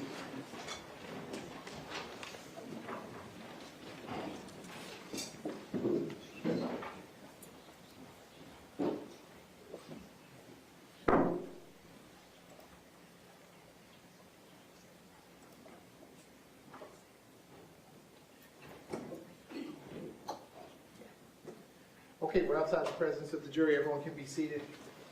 I think, State, we're going to get the Zoom going, and we're going to get your witness on there. I need to get Mr. Peterson on my meeting. The only people admitted to my meeting are going to be Mr. Peterson's computer, your witness. The State is going to be sharing something, and then the courtroom view. You also wanted to share a video or have the witness authenticate if that State's Exhibit D for identification? D, yes, sir. I'm going to reach out to the witness now, Judge, just to ask Okay, her. so these stay off. Stay up. Yeah, I think stay off. And Judge, while the witness is logging in, may I approach the clerk to hand her the evidence? Yeah, that's fine.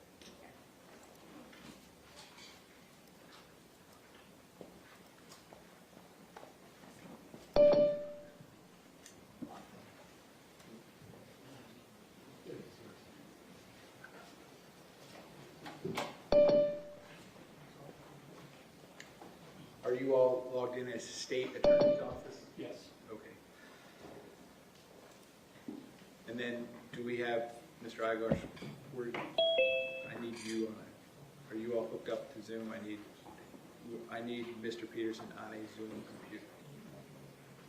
Yeah. I need you to sign into my Zoom meeting. So that the only thing on that screen is going to be Mr. Peterson.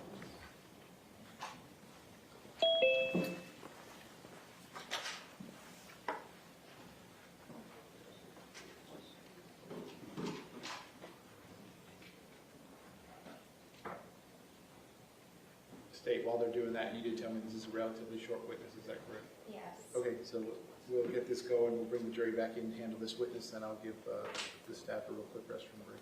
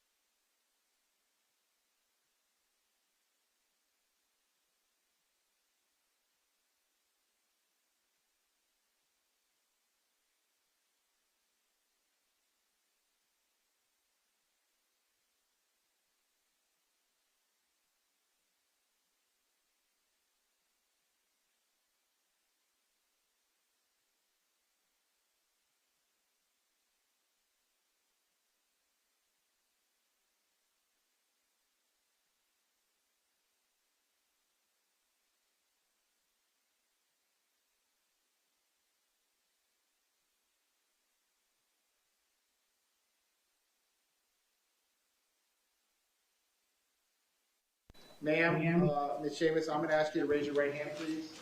You swear to tell the truth, the whole truth, nothing but the truth? Yes, sir. You can put your hand down. Please state your full name and spell your full name. My name is Ivy Seamus, IVY SCHAMIS. Ms. Seamus, you see, or now you have, just mute yourself. Just mute. You got it. Talk to the mic. Yeah, that's my fault. Okay. Can you see the bottom left corner of the Zoom screen is actually a picture of Mr. Peterson. It says Mark Eiglarsh on the bottom. Can you see him clearly? Yes. Okay, and Mr. Peterson, can you say something back to me so I can see that the witness can hear you as well? Yes, I can see you. Can you hear him okay? Yes. Okay, and Mr. Peterson, you're able to see and hear Ms. Seamus? I can. Okay, so state anything else before we bring the jury back in? Will I be able to see the witness? It's black, this screen is not for some reason. Well, but they're gonna play something that can't go up on the screen. Ms. Gomes, could you see, it never came up on the screen? It did, originally when we practiced, I was able to see Miss Seamus.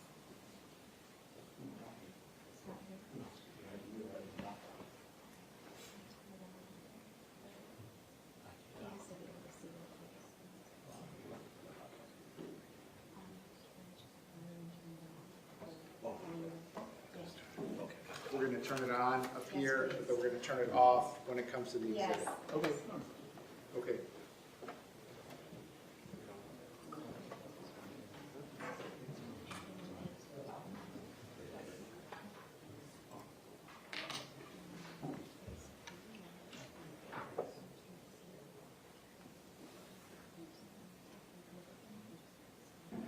Again, one more question. I want to get this, pull this camera back up, Mr. Klinger, just a touch.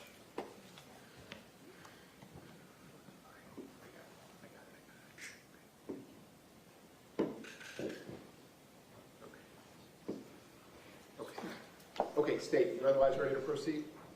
Yes, sir. Defense, you ready to proceed? Yes, sir. Okay, please bring the jury back.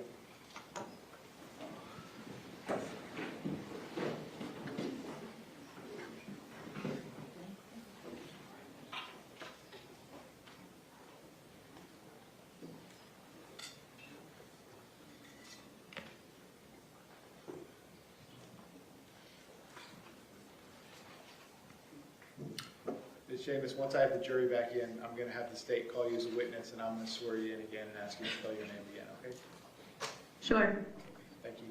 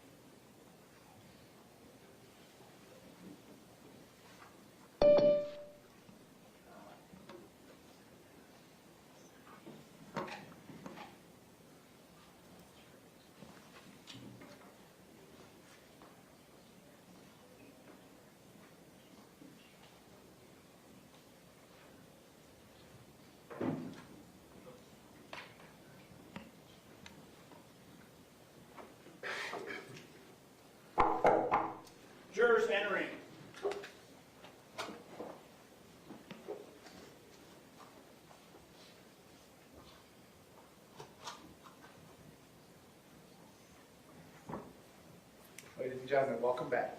Come on in. Once you're back at those same seats, you may be seated. All right, all the parties may be seated. Ladies and gentlemen, those of you using the notepads, I'll give you a moment to get the notepads back out.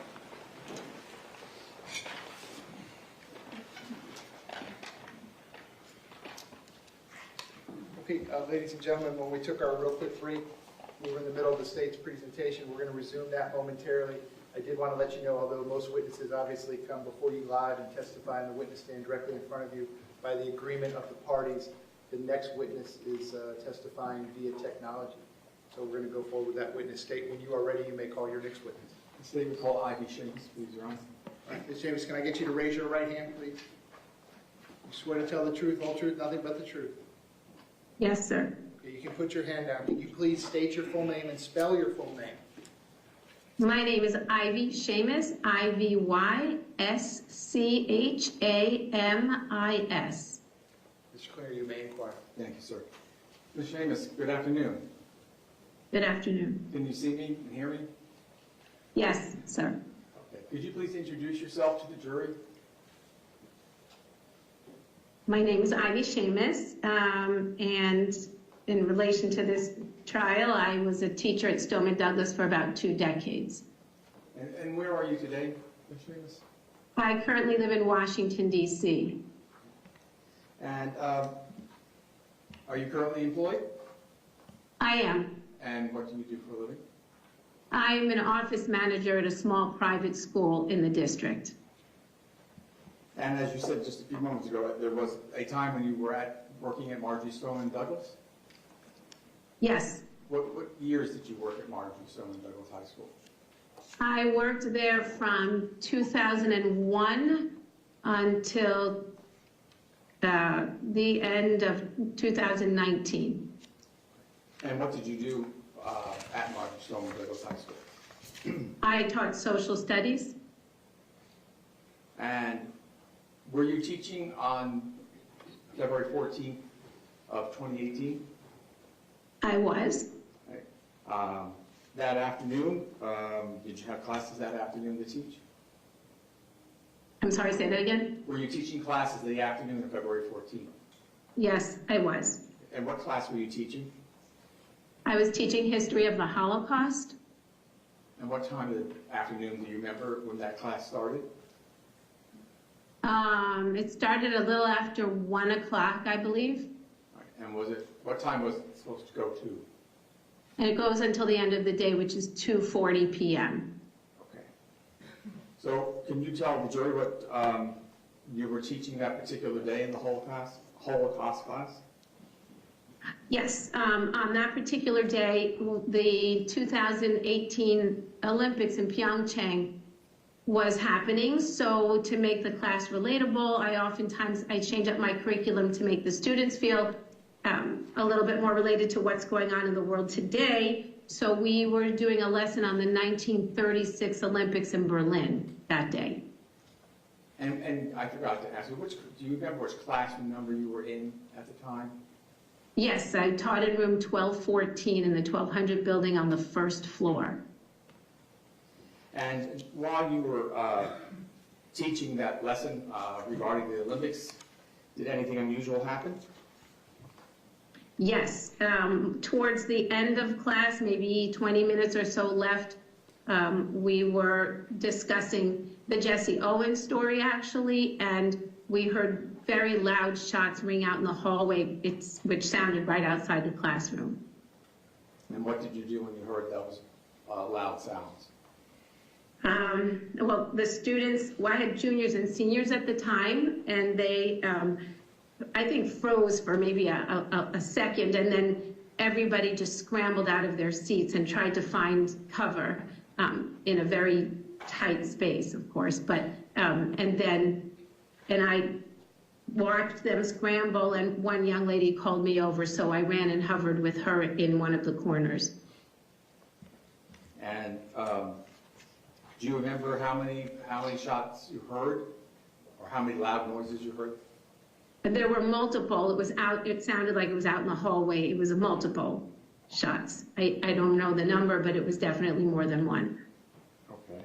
And do you remember approximately how many students you had in the classroom at the time? Yeah, there were approximately 30 students with me at that time. So after you heard those initial shots, what happened next? So the students scrambled to different areas of the classroom. It was a very small classroom with a lot of furniture and no walk-in closet or nowhere to hide.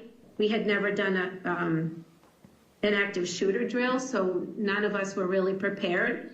And most of us were, I think all of us, were really huddled down on the ground, and within seconds after we heard that in the hallway, shots were flying through the glass window of the door that ran down to the handle of the door, and they were flying all over our classroom. The shots and glass were flying all over the classroom? Yes, yes, sir. And what was the sound of that like? Deafening, actually. It was deafening and extremely scary. The door to that classroom, do you remember whether it opened in or out? The door opens out. It was locked, but if the glass was shot out, it was easy to open it from the inside.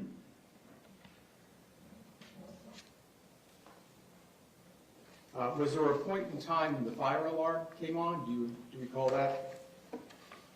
There was a time when the fire alarm came on.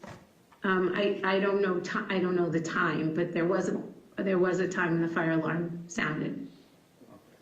And you described that there was shots coming into the room, glass, it was very loud. What happened after that? After the shots in my classroom? Yes, did you hear anything after that? Yes, we heard everything after that. I mean, I was down on the ground with some of the students, and I took notice of the kids that were around me, and I just figured that whoever was out in the hallway, I didn't know if it was one person or many, I didn't know, obviously, but I really assumed that person, after they shot out the glass, was going to come into the classroom. So I was thinking, as the only adult in that classroom, what am I going to do? And so I thought I was going to stand up and say something to whoever came in. But as I was preparing myself for that, because I figured that would be the last thing I ever said, I heard the shots then leaving our classroom. I heard them across the hall, and I wasn't so sure, but I was pretty sure those shots were going into my friend Ronit across the hall, who taught psychology. Do you remember what classroom that number was? Yes, she was 1213.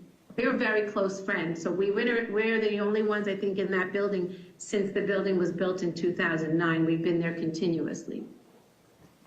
And could you describe for us, were the shots then not quite as loud when you thought they were going into 1213? They were loud. They just weren't as loud as they were coming right into my classroom, but they were quite loud. I also asked you, did you see anything other than the bullets coming through the door, coming through the broken glass? We saw or I saw anyway, I don't know what that part of the gun is that was coming into the class that was going around, but I didn't see a person. Okay, you just saw the end of the gun, correct? Correct. Was it Correct. firing? Sorry? I'm sorry, was it firing when you saw it? Yes.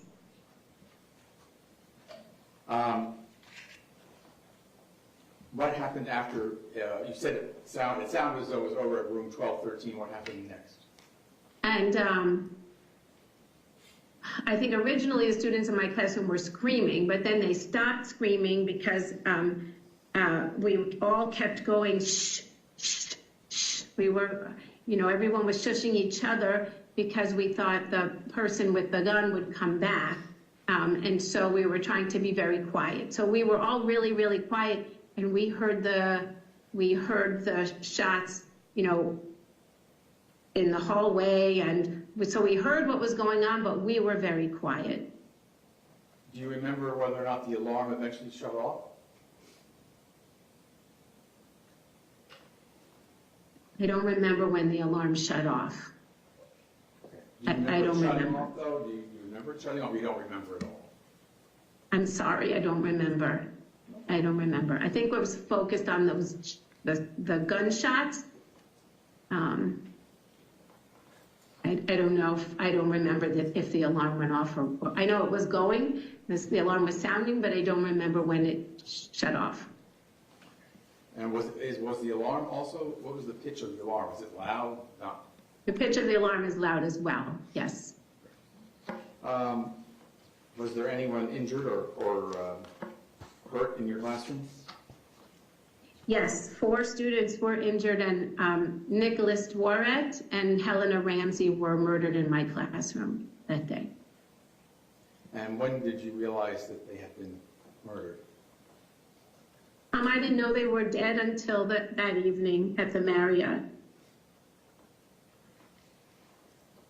Did there come a time when the police showed up? Yes, Kelly in my class was able, I don't know if other students too, but Kelly was able to get 911. That's the young lady that was huddling with me, and she kept saying 1214, 1214, 1214. So I know they knew what room we were in. And so we waited very quietly until until we were rescued. We were just waiting for somebody to rescue us. We didn't know if we could get up, because we didn't know if people were still in the building with a gun or guns. Do you know about how much time elapsed from when the gunshots went off inside your classroom to when you were rescued?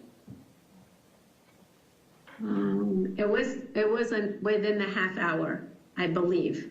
It wasn't, we weren't waiting there for hours. I believe it was I think it was within the half hour that a SWAT team came, let themselves into our classroom. And that day and prior to that day, did you know the defendant, Scot Peterson? Very little. I don't think we had much interaction. Very little. Did you see him that day at all? I did not see him that day. In fact, I asked someone if he was on campus that day because I didn't know if he was there. Okay. I believe it's a little unusual because we're on Zoom. This is, Aaron has the drive. This is state's D for identification.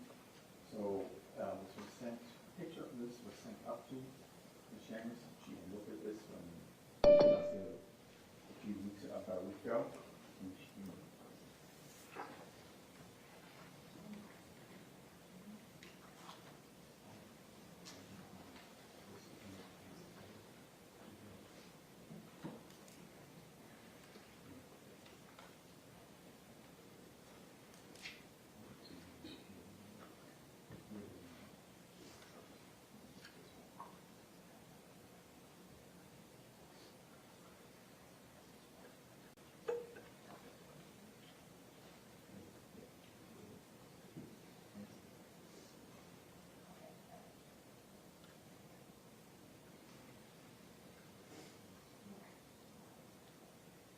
No additional objection.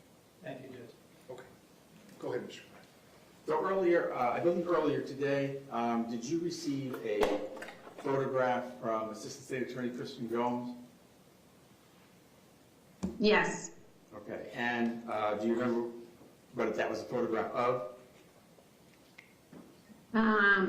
Like a flash drive?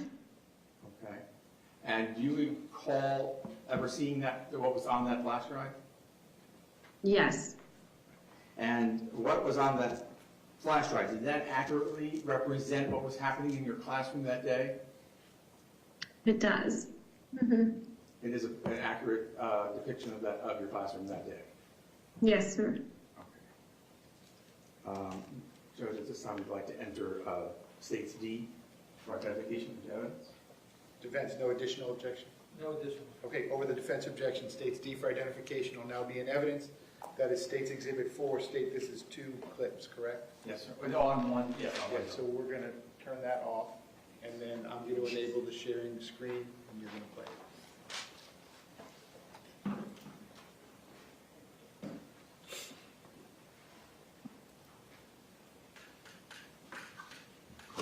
You did it. Tell me if you can.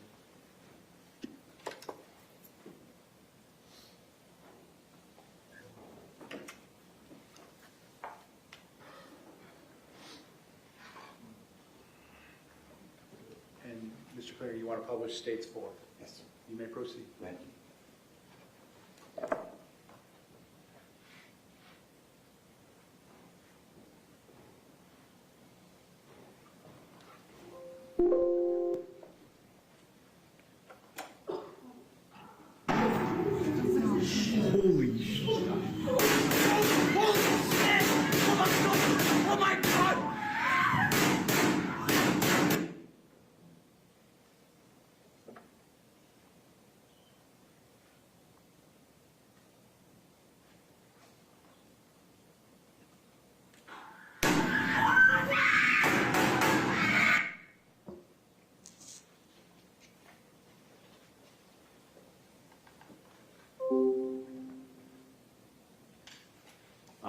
That was it, really. Okay, can we turn that back on? You have any other questions for the witness? No. You do not? Okay, cross-examination, go ahead.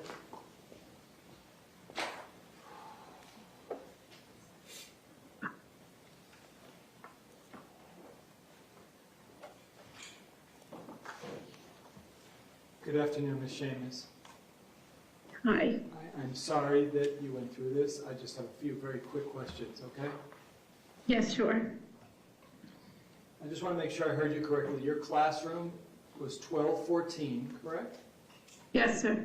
And that would make it on the first floor of the 1200 building, correct? Correct. And the shots that you heard from the hallway towards your direction, your classroom, were what you call deafening. They were very loud, correct? That's correct. And then you heard shots in your friend's classroom, correct? Correct. And that was right across the hall in 1213, correct? Yes. And I think I heard you say that while those sounds were loud, they were less loud because it was just across the hallway, correct? Yes, they were loud. I'm not saying they were the same exact as shots coming through my classroom, but Right. they were also loud. Without question. But I think your words, if I heard you correctly, that they were less loud than the ones that you are encountering in your classroom, correct? Sure. Okay. I thank you for your 2 decades of service. Thank you. Thank you so much. It was a pleasure for me to teach there. Thank you. Okay, based on that, a redirect. No, Your Honor. Thank you, Mr. The witness is excused. State? Yes. Okay. Ms. Seamus, I'm going to end the Zoom at this point. Thank you for bearing with us, okay? Thank you so much. Ladies and Okay. gentlemen, I'm going to give you a real quick restroom break. We're going to get the technology back to normal, and then I'm going to be right back with you. We're going to continue with the state's presentation. Again, please don't discuss the facts of the case, the evidence, the witnesses, or the testimony amongst yourselves or anyone else. Please leave the notepads in your chairs. Just step in the back for me one moment. I'll be right back with you. Thank you.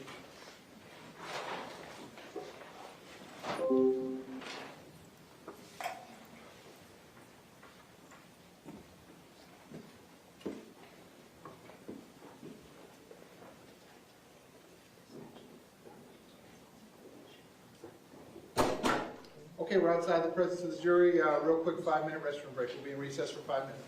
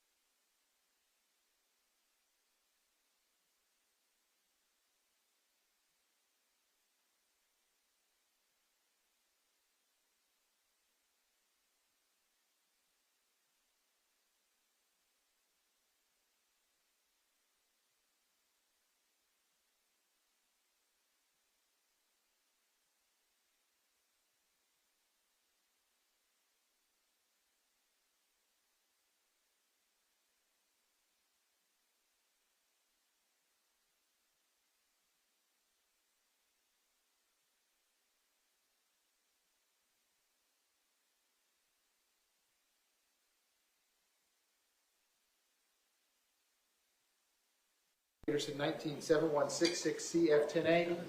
I continue to have Ms. Gomes, Mr. Killoran, Mr. Klinger present for the state. I continue to have Mr. Eiglar's present with Mr. Peterson, likewise, who is present. I'm outside the presence of the jury.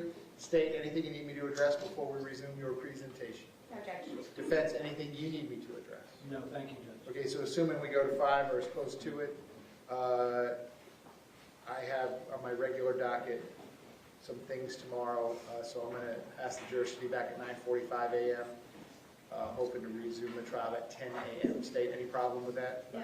Defense, any problem with 10 a.m.? Love it. Thank you. Okay, very good. Okay, please bring the jury back.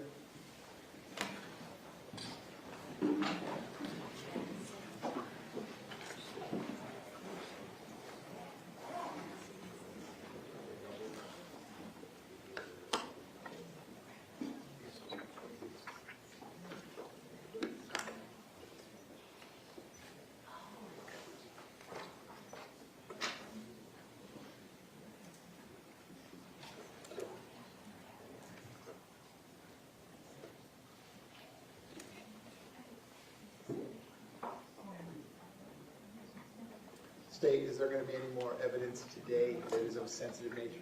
Yes. There is. Okay, so We we'll can just leave leave it this. off for now. We'll just leave everything. Yes, please. Okay.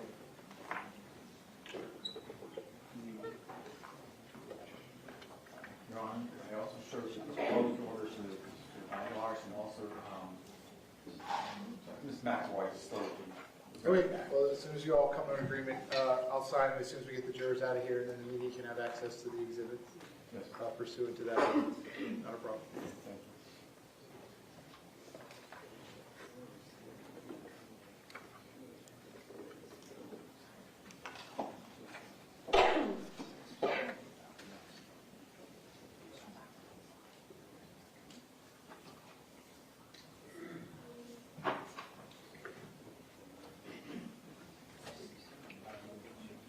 Your Honor, it's the bell remote.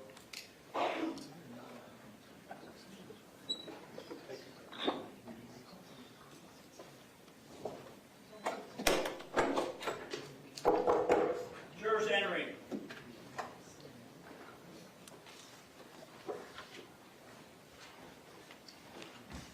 Ladies and gentlemen, welcome back. Come on in. Ladies and gentlemen, welcome back. Come on in. Once you're back in those same seats, you may be seated. All the parties may be seated. Ladies and gentlemen, those of you that are using the notepads, I'll give you a moment to get the notepads back out.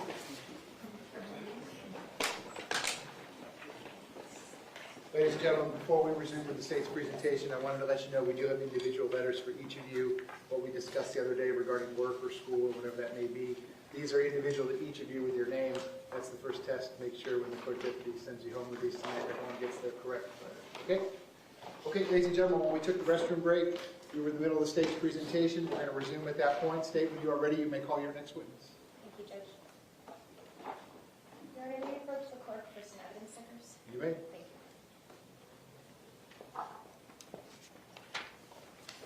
And in the meantime, Judge, the state calls Ron Lothar. Ron Lothar.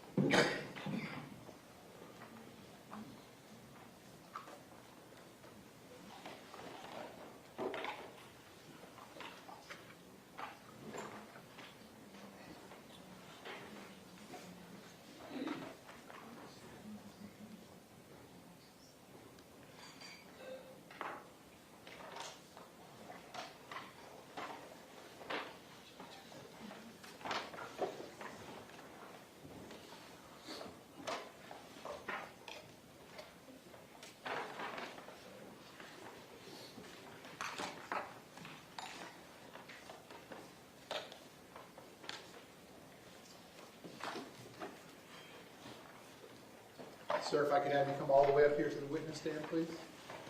Once you reach it, but before you have a seat, you can just stop and look at me.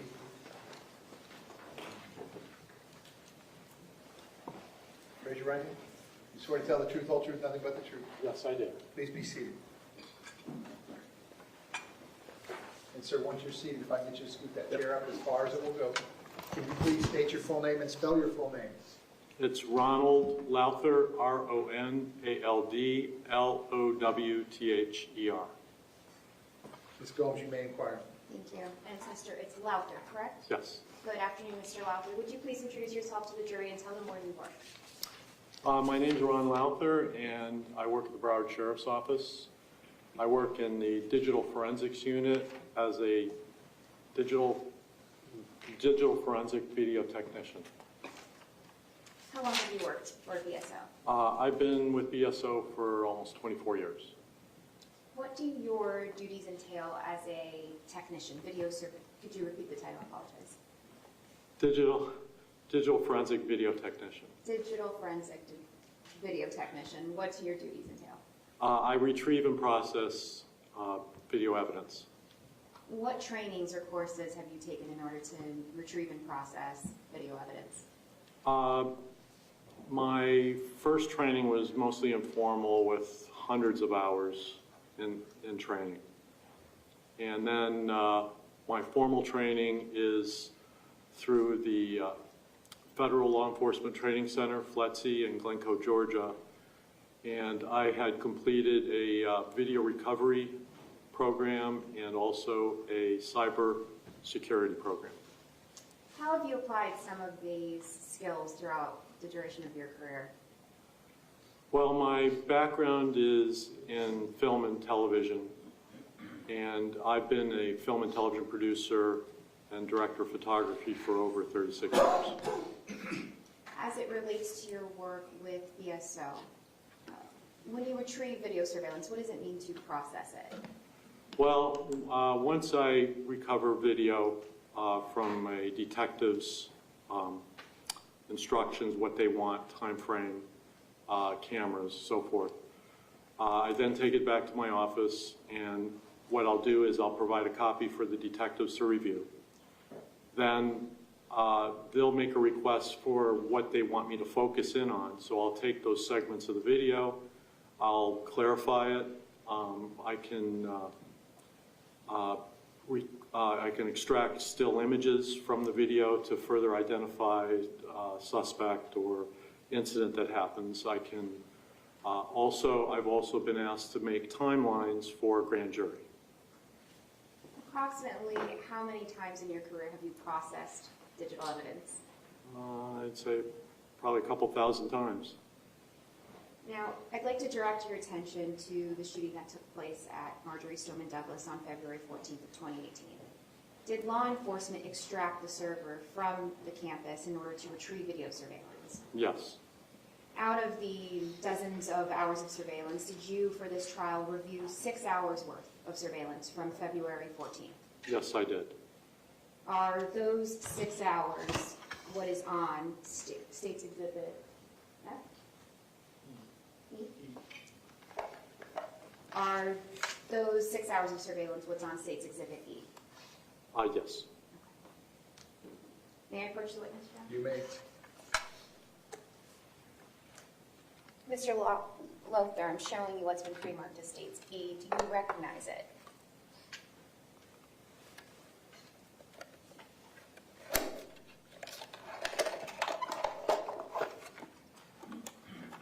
Yes. This is the drive that I've had. And those initials we see on there, are those your initials? These are my initials, and the stickers are from our unit.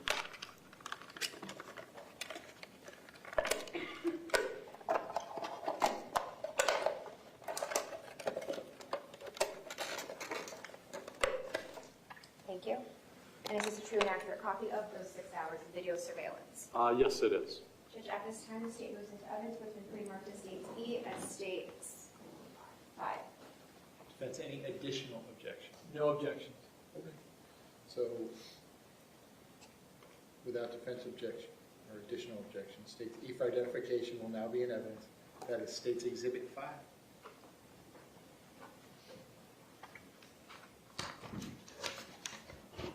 Sir, did you, from those 6 hours of surveillance, review individual camera angles? Yes, I did.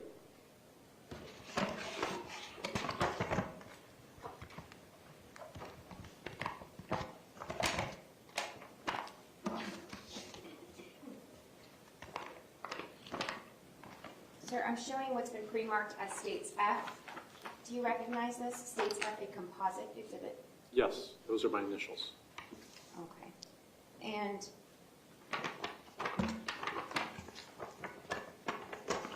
the States F contain 13 individual USB drives with various camera angles. Correct. Okay. We're going to take these one at a time.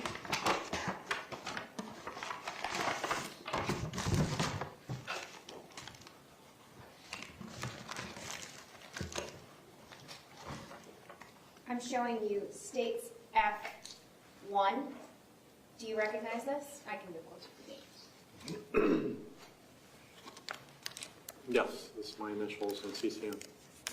And is this a fair and accurate copy of the surveillance from cameras 1, 9, 61, and 54? Yes. Which we will be referring to as States F1. Yes, on that flash drive, yes. Can you give me the 4 numbered cameras again, please? Yes, Your Honor. 1, 9, 61, and 54. You may proceed. I'm showing you States F2. Do you recognize this? Yes. How do you recognize it? My initials are on the flash drive and on the sleeve. And, sir, is this a fair and accurate copy of camera angles 56 and 26? Yes. Now, your initials are on all of these envelopes, correct? Correct, yes. Okay, so I'm going to go through them a little bit quickly, but on States 3, is this a fair and accurate depiction, fair and accurate copy of camera angles 22, 24, 53? Can I refer to some notes? Oh, absolutely. If that would help refresh your memory. Well, I just want to make sure it's... Yes, which cameras were they? 3. I'm sorry, it's F3, which are camera angles 22, 24, 53, and 30. Okay, yes, that's correct. F4, do you recognize this? Yes. These are your initials? Yep. And is this a true copy or an accurate copy of camera angle 23? Yes, it is. F5, your initials? Yes, And this is a copy of camera angles 56 and 55. that's correct. Yeah. F6, your initials? Yes, And is this an accurate copy of camera angles 61 and 54? yes, that is. F7, can you see your initials from here? Yes, Okay. And is this an accurate copy of camera angles 54 and 23? yes, that's correct. F8, Yeah, and is this an accurate copy of camera angles 54 and 12? yes, those are correct. F9, is this an accurate copy of camera angle 61? Yes, F10, these are your initials, and is this an accurate copy of camera angle 30 and 13? yes, it is. F11, is this an accurate copy of camera angles 1, 9, 10, 61, and 54? Yes, that's correct. F12, is this an accurate copy of camera angles 54, 61, and 12? Yes, And finally, F13, is this an accurate copy of camera angle 54? yes, that is.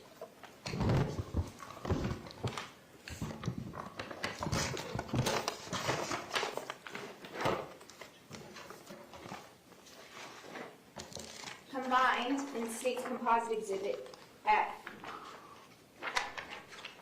the state now moves into evidence what's been pre-marked as States F as States 6. Defense, any objection? No objection, Your Honor. Without objection, States F for identification will now be in evidence. That is States Exhibit 6, a composite exhibit made up of the 13 USB drives. The state is labeled F1 through F13. You may proceed.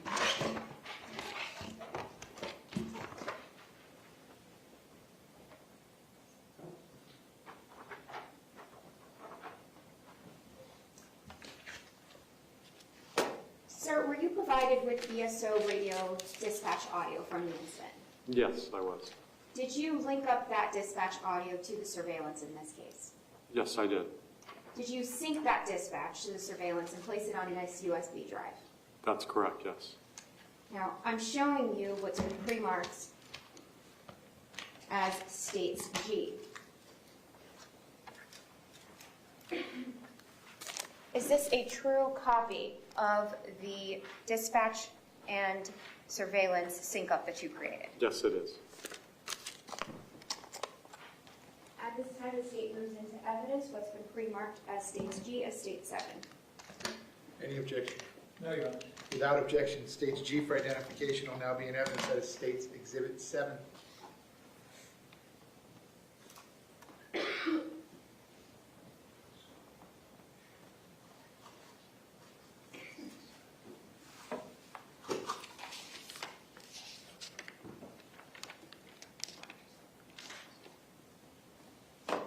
Your Honor, permission to publish what is now in evidence as F13.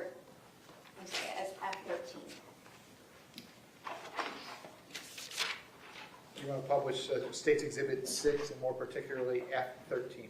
Yes. Okay, you may proceed.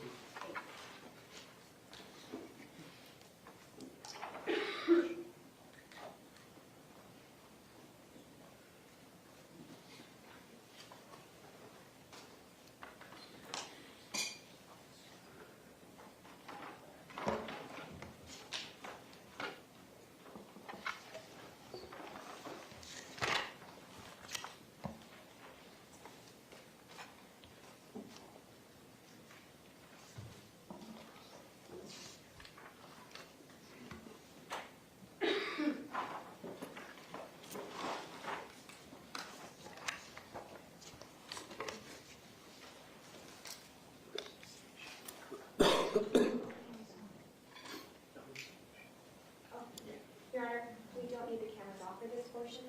You do not need them We do on. not, we can turn them off if it's okay, Your Honor.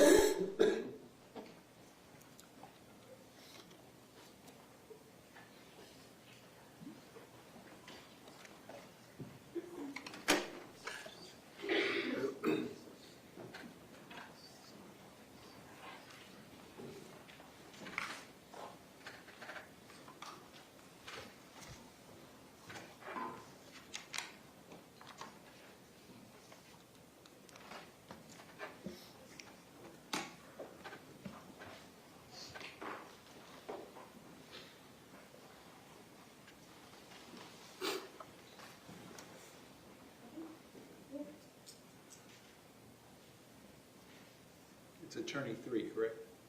Attorney 3.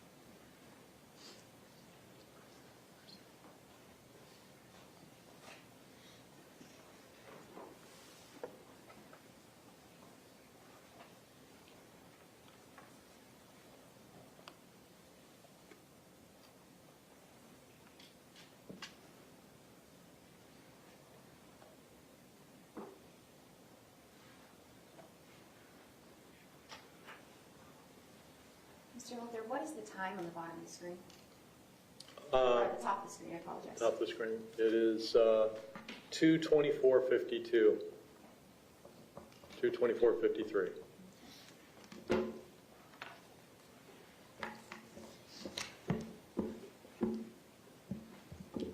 Your Honor, permission to publish what is in evidence of Estate 7. You may proceed. Thank you.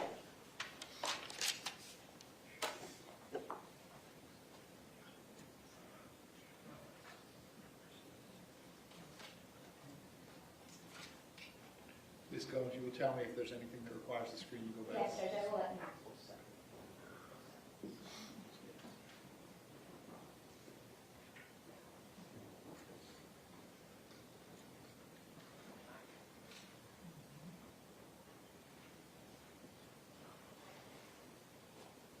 Judge, we are going to request that the screens be turned off for this portion.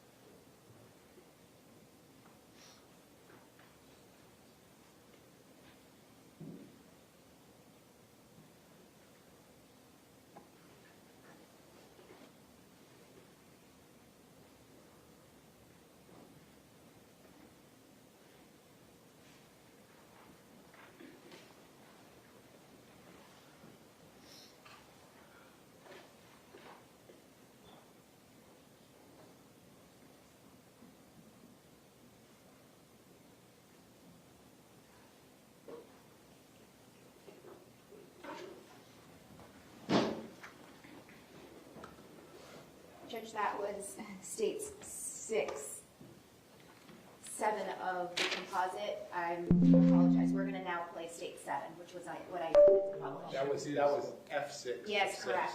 Correct. Instead Okay, of backwards. and now this is 7, which has an audio sync. Correct. Wait, can I hear that again? I heard Yes. state 7, it's not? No, it was supposed to be. We're going to play state 7 now. So what was that? That was F7.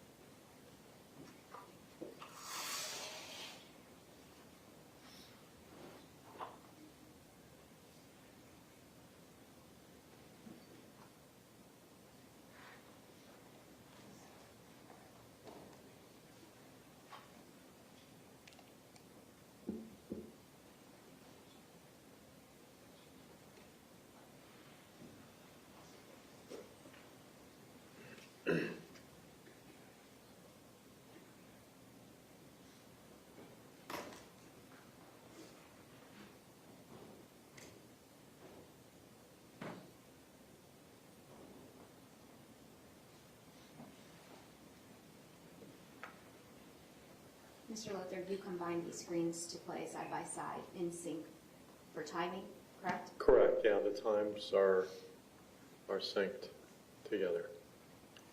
And then you have the reference down below for the time code there. And you chose the angle that Mr. Peterson is in and put it side by side with the angle that Mr. Cruz is depicted, correct? Correct.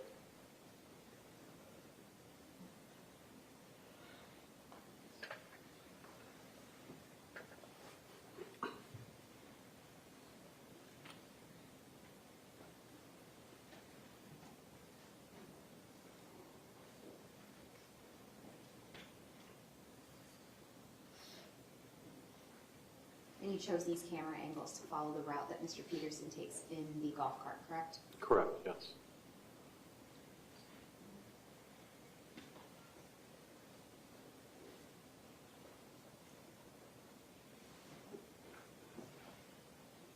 Juliet 3, 17 Bravo 3, 17 Bravo 4. Juliet 3, we have possible, could be fire guys, I think we got shots fired. Possible shots fired. 1200 building. Attention all units in District 15, possible shots fired at 5901 Pine Island Road at Stoneman Douglas High School. Possible shots fired at Stoneman Douglas High School. Hey, what's going around? 1584 out. Juliet 3, make sure we get some units over here. I need to shoot down Stoneman Douglas. The intersection. 10-4. 449 in Rock, 3 Bravo on my call. 10-4. Thank you for what's the address? 5901 Pine Island. We're talking about the 1200 building. It's going to be the building off of Holmberg Road. Any descriptions of coming up from Westlake Middle? We don't have any description yet. We just hear shots, but there appears to be shots fired. I'm over on the south side, over by the 700 building. Angle 200 shutting down east on Holmberg at the divide between Westlake and the high school. 70 Bravo 1. I'll get the west side of Stoneman on Holmberg. 10-4, west side of Holmberg. 704 responding. Hey, Julie, what?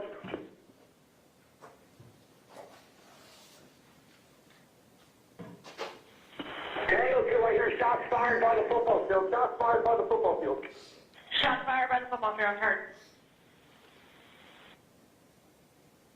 17 Julie 3, we're looking at the 1200 building. It's going to be the 300 building. It's going to be right off of Holmberg Road by the senior lot.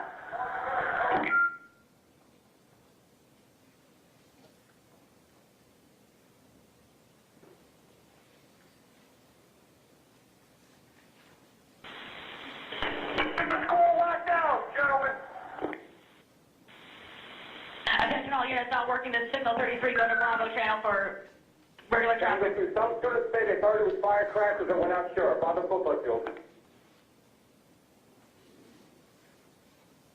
26, so we also heard it over by inside the 1200 building.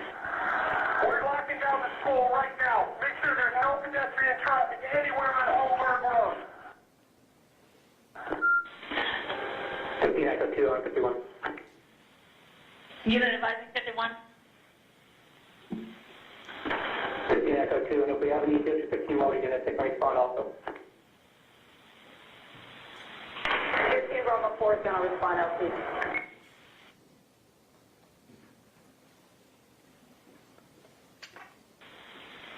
Any unit not working the signal 33, go to Bravo. So I got more students running west towards the football field. 3, we're going to Bravo. I hear shots fired. Shots fired. All units on the shots fired, stay on main.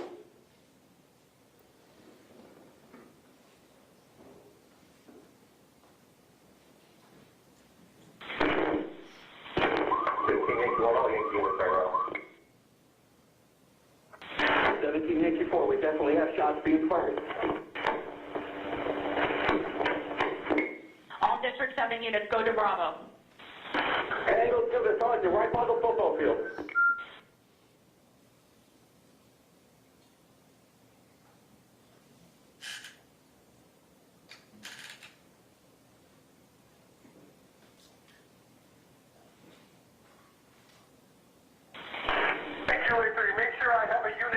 front of the school, make sure nobody comes inside the school. I need the units at the front advised. Bravo 3, we need somebody to shut down Holmberg at Pine Island. Units to shut down Holmberg, advised. Holmberg shut down, we're on level 13 of the 900 building. We have shots fired. I'm trying to get the fence open. Building 13 and 900 building. No, do not approach the 12 or 1300 buildings. Stay at least 500 feet away at this point. Stay away from 12 and 1300 building. 17 Julia 4, I had a parent tell me that there is a child down. Have fire rescue stage in the area so we can make contact on it. The parent told me there is a child down. Have them rescue stage. Tango 2, I got a victim with a gunshot to the right leg. Said a gunshot to the right leg. Show me the west end of the high school on the football field. GSW right leg, west end by the football field. 15 Echo to the Yankee, net set up for an active shooter response when you get back to 17 Julia 5, I have the gunshot victim. I have the gunshot victim. He's by the entrance to Westglades on the west side of the school. 10-4, fire rescue is being notified. Gary, does he know where the shooter is? We don't know, but we're heading in the building, part of the 13 building, building 13. 17 Kilo 4, myself, Brandon. Does anybody have bolt cutters? I can get this kid out of the fence. He's stuck in the fence. I need bolt cutters. The coach is with him. See if he can help him over the gate.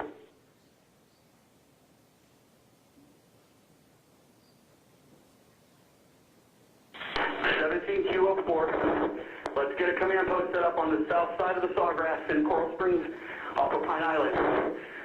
The gate for the student entrance is unlocked. We need to get units in here so we can start trying to find this guy. Victim saying it's a male in a hoodie he could not describe with at least an AR-15 if not an AK-47. 10-4, all units be advised, a male in a hoodie, possible AR-15 or AK-47. Now, sir, this exhibit that we just watched, State 7, includes only the duration of which the shooter is seen, correct? Correct, yes.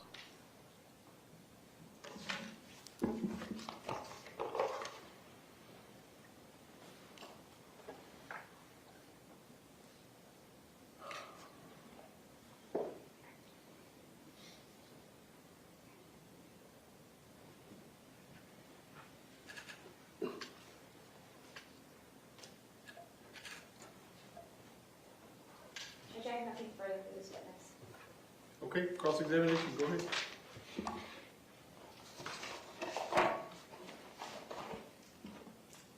Good afternoon, sir. Good afternoon. Just a few short questions. Who instructed you to do the work that you did here?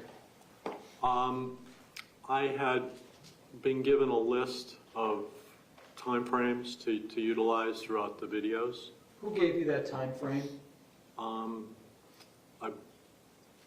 I believe it was Aaron Sabitsky. Who works for the state Yes. attorney's office, Yes. the gentleman right there? Yes. Okay. And he told you the parameters, the times to put on the video? Yes.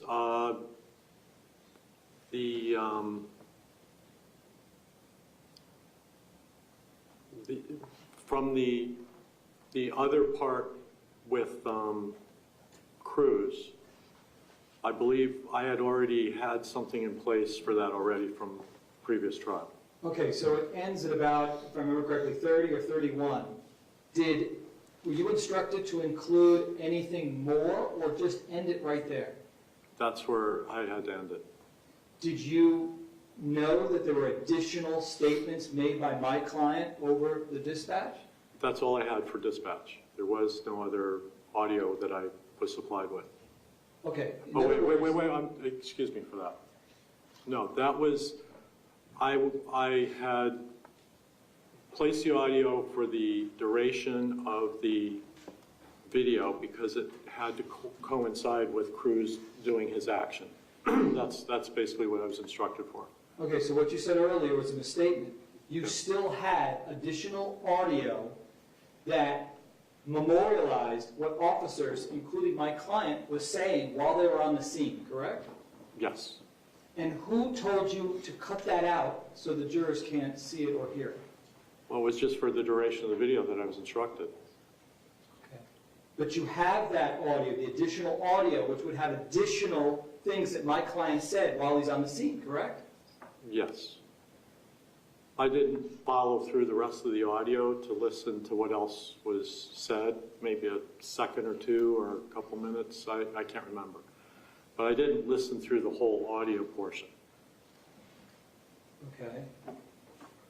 So it's quite likely that there are additional things that my client said on his police radio that are recorded that you have in your possession, correct? Yes. But you didn't bring it to court today because you weren't asked to do so. Isn't that correct? Only what I was instructed to do when I had put all this together. Thank you, sir. Okay, based on that, any redirect? Go ahead. Sir, do you know who Aaron Foley is? No, I don't. At ESO in charge of the dispatch? Oh, we have Aaron Foley. Yes, I do. Okay. Sorry. All right, and so Ms. Foley has the full radio dispatch, correct? Correct. And you were able to speak with her in order to prepare this? Yes. Okay, and Judge, at this time, the state would seek to move into evidence what is by stipulation of the parties, the full radio dispatch, which would be typically entered through Ms. Foley, who's testifying tomorrow, but we can enter in today. We have no objection. Is it marked? Yeah, it is. What is it? It's going to be states H. All right, and defense, no objection? No objection. All right, so without objection, states H for identification will now be in evidence. That is States Exhibit 8. Setting aside that, you said that you prepared evidence in both the Cruz case and this case, correct? Correct, yes. Okay.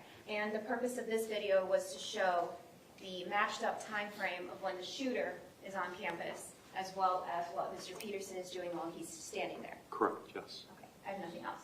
Based on that, any recross? No, Your Honor. State, is the witness excused? Yes, Judge. All right, so you may step down. Thank you very much. Thank you. While he's doing that, State, you may call your next witness. Judge, our next witness is about 5 minutes away. If we can please apologize, Your Honor. Okay. Ladies and gentlemen, quick break. Same admonition as always. Please do not discuss the facts of the case, the evidence, the witnesses, or the testimony amongst yourselves or anyone else until we reach the end of the case. If you'll leave those notepads in your chair, step in the back one moment. I'll be right back with you. Thank you.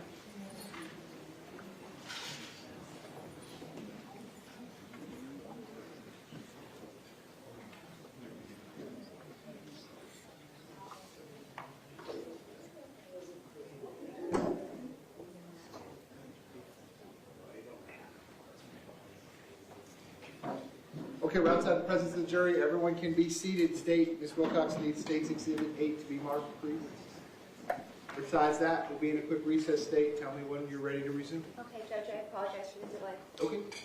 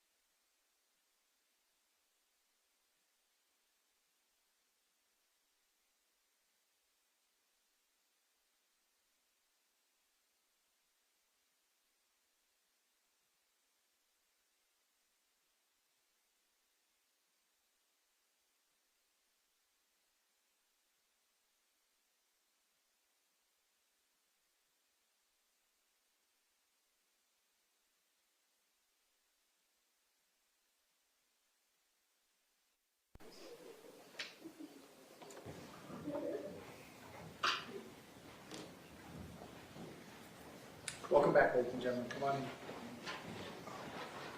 Once you're back in those seats, you may be seated. Ladies and gentlemen, you may be seated. All the parties may be seated.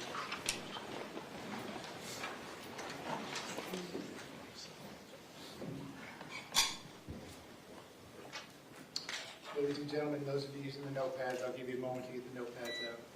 Minor technical issue, give me 1 moment.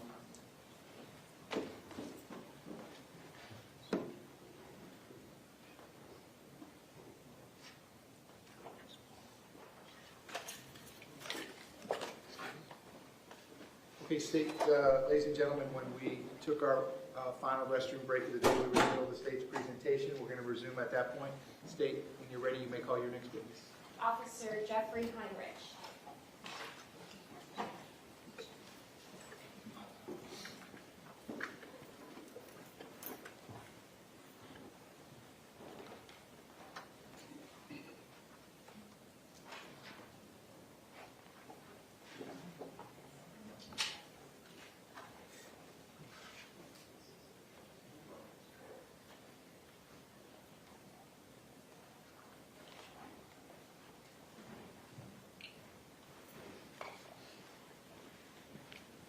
Sir, if I could have you come all the way up here to the witness stand, please. Yes, sir. Once you reach it, but before you have a seat, you can just stop and look at me, please. Raise your right hand. You swear to tell the truth, whole truth, nothing but the truth. I do. Please be seated. And once you're seated, if I could just scoot that chair all the way up as far as it will go. Can you please state your full name and spell your full name? Sure. Jeffrey Allen Heinrich. Last name is Heinrich. Jeffrey? Yes, I'm sorry. Okay. Ms. Gomes, you may inquire. Thank you.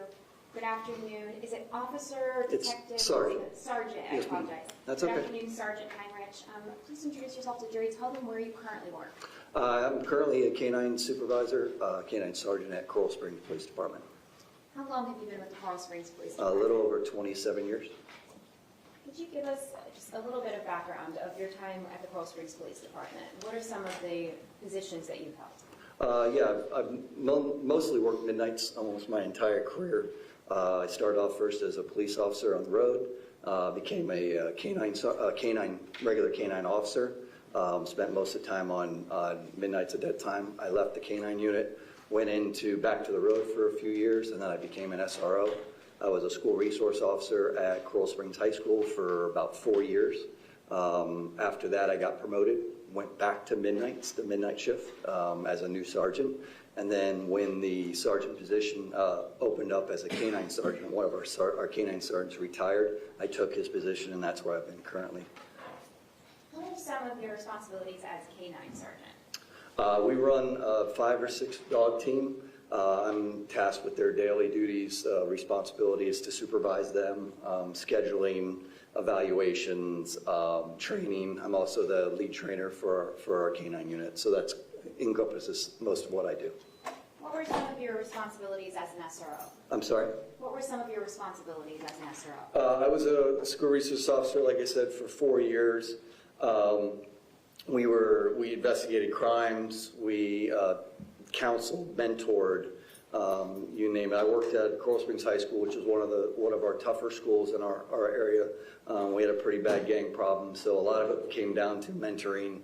But there was quite a bit of crime, unfortunately, and fights and things like that on a daily basis. So we dealt with that, tried to curb that type of stuff, as well as just the common stuff as far as bullying, things like that we'd have, or any crime that happened on campus that we would have to investigate, including like child abuse and things like that.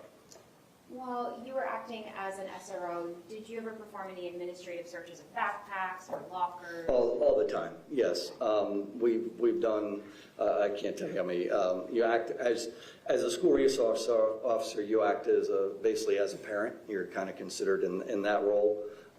So you have exceptions to where you can actually search people's backpacks, things like that. It's kids' school, stuff like that. If we get a call of somebody that may have narcotics, we can actually bring that person into school and actually search their backpack, stuff like that. So we would do that type of stuff on a very regular basis at the school that I was at.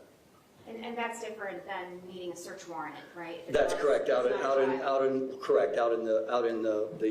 public, or if I was working the road out as a officer, I would need probable cause. I would need much more than that. With working in the schools, because of the safety and the safety of the students, your longitude would be a little bit broader. Now, do you yourself live in the South Coral Springs area? Yes, I live in Coral Springs. I've actually grew up there. I went to Coral Springs High School. And are you familiar with Marjory Stoneman Douglas? Yes, my wife and my son both. My wife worked there as a teacher, and my son was a student there. Back in February of 2018, was your wife employed at Stoneman Douglas? Yes, she was a PE teacher as well as an assistant athletic director. And was your son in February of 2018 enrolled at that school? Yes, he was a junior. Were you working on February 14th of 2018? No, I was actually, my son played baseball there, so I was actually out on the baseball field. I manicure the baseball, I guess that would be the best word. I'm a lawn maintenance guy, I guess you want to call it. So I take care of the actual playing surface, which is the clay, and then I also, the infield's made out of grass, so I'll mow the infield. If you have any dealing with the county, you don't really want the county maintenance people coming in and dealing with this stuff. We had a really nice field, so we tried to keep it that way. So I was there regularly dealing with the maintenance, day-to-day maintenance of the field and preparing the field and stuff like that for practices and things like that. And to clarify, you weren't paid to do this? No, it was strictly volunteer. It was because my son Kevin has grown up playing with the head coach there, which is Todd Fitzgerald. He's played with him since they were 8 years old, so I've known them for 20-something years. So on the 14th, was it your day off as far as law enforcement work goes, but you were working in the field? Yeah, I don't remember 100% if I was completely off, but I would have been. If I was working, I would have been working midnights. So I don't know if I went in before work. I don't have that recollection. But at the time that I was on the field, it was my own time. I was there just helping out. Describe for the jury, if you recall, approximately what time you would have arrived at school. Yeah, probably. I'm usually there an hour and a half, maybe 2 hours before school starts or gets out. So probably between 12 and 1. I don't have independent recollection of exactly what time I'm there, but I would safe to say probably an hour. And I used to go, they'd have a security guard at the back gate. I'd call the security guard. They'd let me in the back gate, and I'd drive back to the back of the field where which is exactly what I did that day. And I parked my truck on the back side of the baseball field. You're out on the baseball field. Describe for the jury what happens while you're on the baseball field. Sure. Just out there, we have a fire hose apparatus that you wet down the clay, because in South Florida, the clay, it's very hot, so the clay dries out very quickly, so there's a lot of dust and things like that. So to help the playing surface, we water it with a big fire hose. So there's a fire hose in the middle of the field apparatus that you can hook up. So I was between third base and second base, which is the shortstop area, and facing towards the school, which would have been east there, and I was actually just physically watering the field when I heard the fire alarm go off. Fire alarm went off.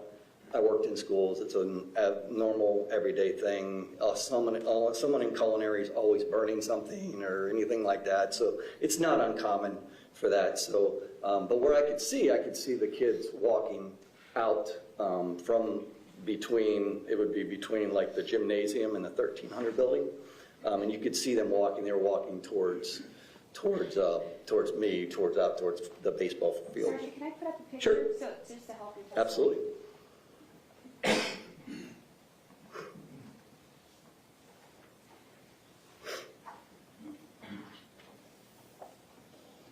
Judge, may I use the monitor to show what's already in evidence as States 1? I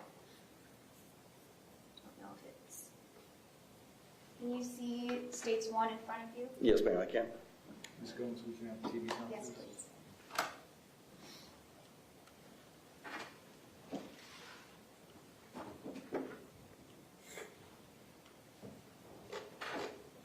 Okay, so you were just referencing the field that you were, I guess, manicuring. Correct, that's the one, correct, directly right next to the football field. Okay, your screen is actually interactive. Oh, okay. So I'm going to, in just a moment. Sure.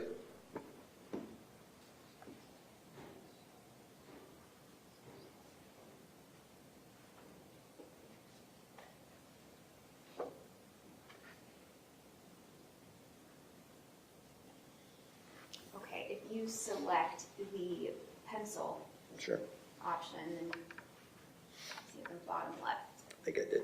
Okay, great. I'm going to ask you to please circle where you were when you first heard the fire alarm go It's off. going to be right in that area there. Now, you were just describing students that you saw. Yeah, you could see them, so this walkway right here that comes out, this walkway comes from the school. So you could see the kids just walking out here, and like it would be a normal fire alarm going off. There was people just, like I said, casually walking just as like a fire alarm, dismissal for a fire alarm. It was close to the end of school, so it was nothing, like I said, nothing concerning. Was out there, and then, I don't know, a minute or so later ago, I heard what I thought at the time, and I said in my deposition, was fireworks. It sounded like like a couple bangs going off. Again, I didn't think anything of it because I'm not getting anything else. The kids are still walking normal. Nobody's running. Nothing seems to be wrong. So I kind of disregarded it as, maybe that was the reason the fire alarm. Maybe someone threw a pack of firecrackers inside the school. Like I said, it's not uncommon for kids to do silly things at schools. They do it all the time. So I figured that's what was going on. And then again, a little bit longer time went. I heard another round of gunshots. What I believe, well, at the time, again, what I figured they were fireworks. But this time things changed. So kids started running. I could see kids actually, sprinting down that pathway towards me. So it's not common for kids to behave that way for a normal fire drill. Now, So Sergeant, yes, and I'm just going to ask a couple Absolutely. questions on the details. You said that things changed for you. What do you mean by that? my observations. Like I said, when you're watching kids, you as a police officer, you watch people. My wife says all the time, I'll be sitting in a restaurant and I watch how people interact. I watch how people talk, how their body language, things like you learn that by experience and just dealing with people on a daily basis. So you could see that things changed from a situation where it was just a normal situation or a normal fire alarm to something that was probably a little bit more serious or more demanding of the time. I still wasn't 100% sure what was going on, but obviously it was concerning to me. Now, in response to seeing things change and not knowing what's going on, why do you move towards that direction? Well, when the second round of gunshots, which I now know they were gunshots, went off and the things changed, it brought light to me that, okay, no longer this was just fireworks, this was something that was definitely more going on, and that I needed to go towards that and find out if this was actually an active shooter situation. That's exactly what was going in my mind. Let me slow you down. Yeah. What was, in reference to trying to figure out what was going through your mind? At that point, once people started running, I believed that those were gunshots and that they weren't firecrackers any longer, based on my observations and things. So I resorted back to our training. Our training is that you run towards the sound of gunfire. I mean, it's what we're trained to do. We do, as far as our active killer, active shooter response is single purpose, single officer. You go to the sound of gunfire. So I didn't have a gun with me that day, unfortunately. I do carry my gun off duty sometimes. Back then, now I carry it everywhere I go, unfortunately. But that day I chose not to carry it. And there's multiple reasons for that. My kid uses my truck. He leaves his stuff in my truck. I was wearing a pair of baseball shorts and a t-shirt. I was out mowing the yard, using water. All those things are not good for firearms. And a lot of times, something that I was going to ask you while you're out on that yard. What are you wearing? I'm wearing just a pair of short t-shirts, basketball shorts, and a t-shirt. So you don't have your firearm and No. you're in athletic clothing. Correct. But you run towards the sounds of the gunfire. Yeah, it was just instinct. I wanted to find out what was going on. I mean, I didn't know what I was going to do if I encountered something, but so I took off running towards through the gate. There's a gate right here at the end of the baseball field. I ran through that gate and then up along this up along that corridor until you can see that little shed. I'll redo it for you. So you come through this there, and you come through, and then there's a shed right about here. There was a security specialist, Elliot Bonner, was there. He's an old coach that I've known for, 30 years. Former military guy, everything, done just about everything you can believe. He played in NFL all the way. So I met him he was on his golf cart. He was backing up to where that shed was.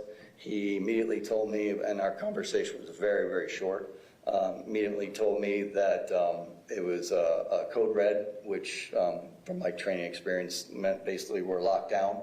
It's an imminent threat, active killer type situation. And then he said it was an active killer, active shooter. There was an active shooter, and that Coach Feist had gotten shot. While you're standing there and you get that information, how does that change what you do next? Coach Feist, well, I knew 100% what we were dealing with at that point. So Coach Feist, I've known Coach Feist for years that my son was there. He was his football coach. So it does change things on a personal basis. Knowing that it is an actually true active shooter, but at that point there was no stimulation, there was no gunfire, didn't know exactly where it was. I knew it was somewhere in the area of that for us it would have been the northwest area of the school, somewhere around the gym, 1300 building, 1200, that's where it sounded like it was coming from. And let me slow you down, a couple of things there. How did you know that it was coming from that direction if you hadn't actually been standing near where the gunshots were happening? Well, I didn't when I was back. I couldn't tell exactly where they were coming from when I was back on the baseball field. But when I got closer to the building and went towards the building and got and observations from people running away from those buildings, the information I got from Coach Bonner. But then I still didn't have that stimulation of the gunshots starting again. So I walked from where I was with Coach Bonner into this parking lot area, right about into here. That's where I came across Kyle Lamont. And Kyle was a student that was on the 3rd floor of the building that had been shot. He had actually ran down from the 3rd floor, and I met him in the parking lot. When he came across, he was running, obviously. He was screaming, yelling. He'd been shot. He wanted his mom. He wanted us to call his mom. So he had a catastrophic leg injury. I don't remember which leg it was. I can't recall it this time. I think it was his right leg. It was to me, based on my experience, was a life-threatening injury. Being that I didn't have a weapon, my first priority at that point is to take care of this kid and make sure he doesn't die.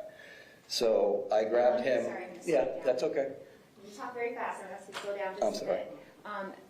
You've said the word stimulus and stimuli a couple times now. Can you explain to the jury when you use that word specifically what you mean?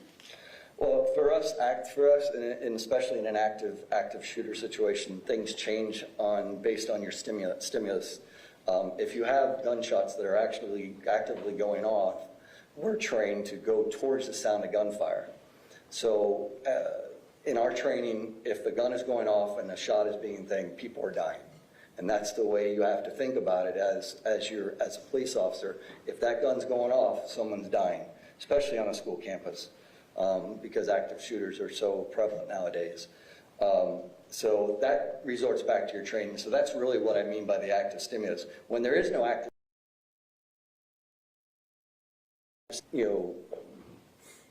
look at things, where do I do, what do I want to do, where do I go, things like that. And I'm talking as an officer that would be armed and working towards that situation. You may move things, but when you have active stimulation of gunfire, we're trained, and our single officer response is to move towards the sound of gunfire. Now, that day, you obviously weren't in your uniform with a firearm. You moved towards the sound of gunfire. Explain what happened when you came across Kyle. Yeah, it confirmed everything, my worst nightmare. I knew that basically when I talked to Coach Bonner. But even more to the fact when you actually are physically given, or physically see it and see a child. You know, I think Kyle was at the time, I think he was 14 years old, and you see a 14-year-old kid with part of his, leg blown off from an AR-15. It's got, it changes your mindset. So again, like I said, not being armed and not, my main thing is to get Kyle to help.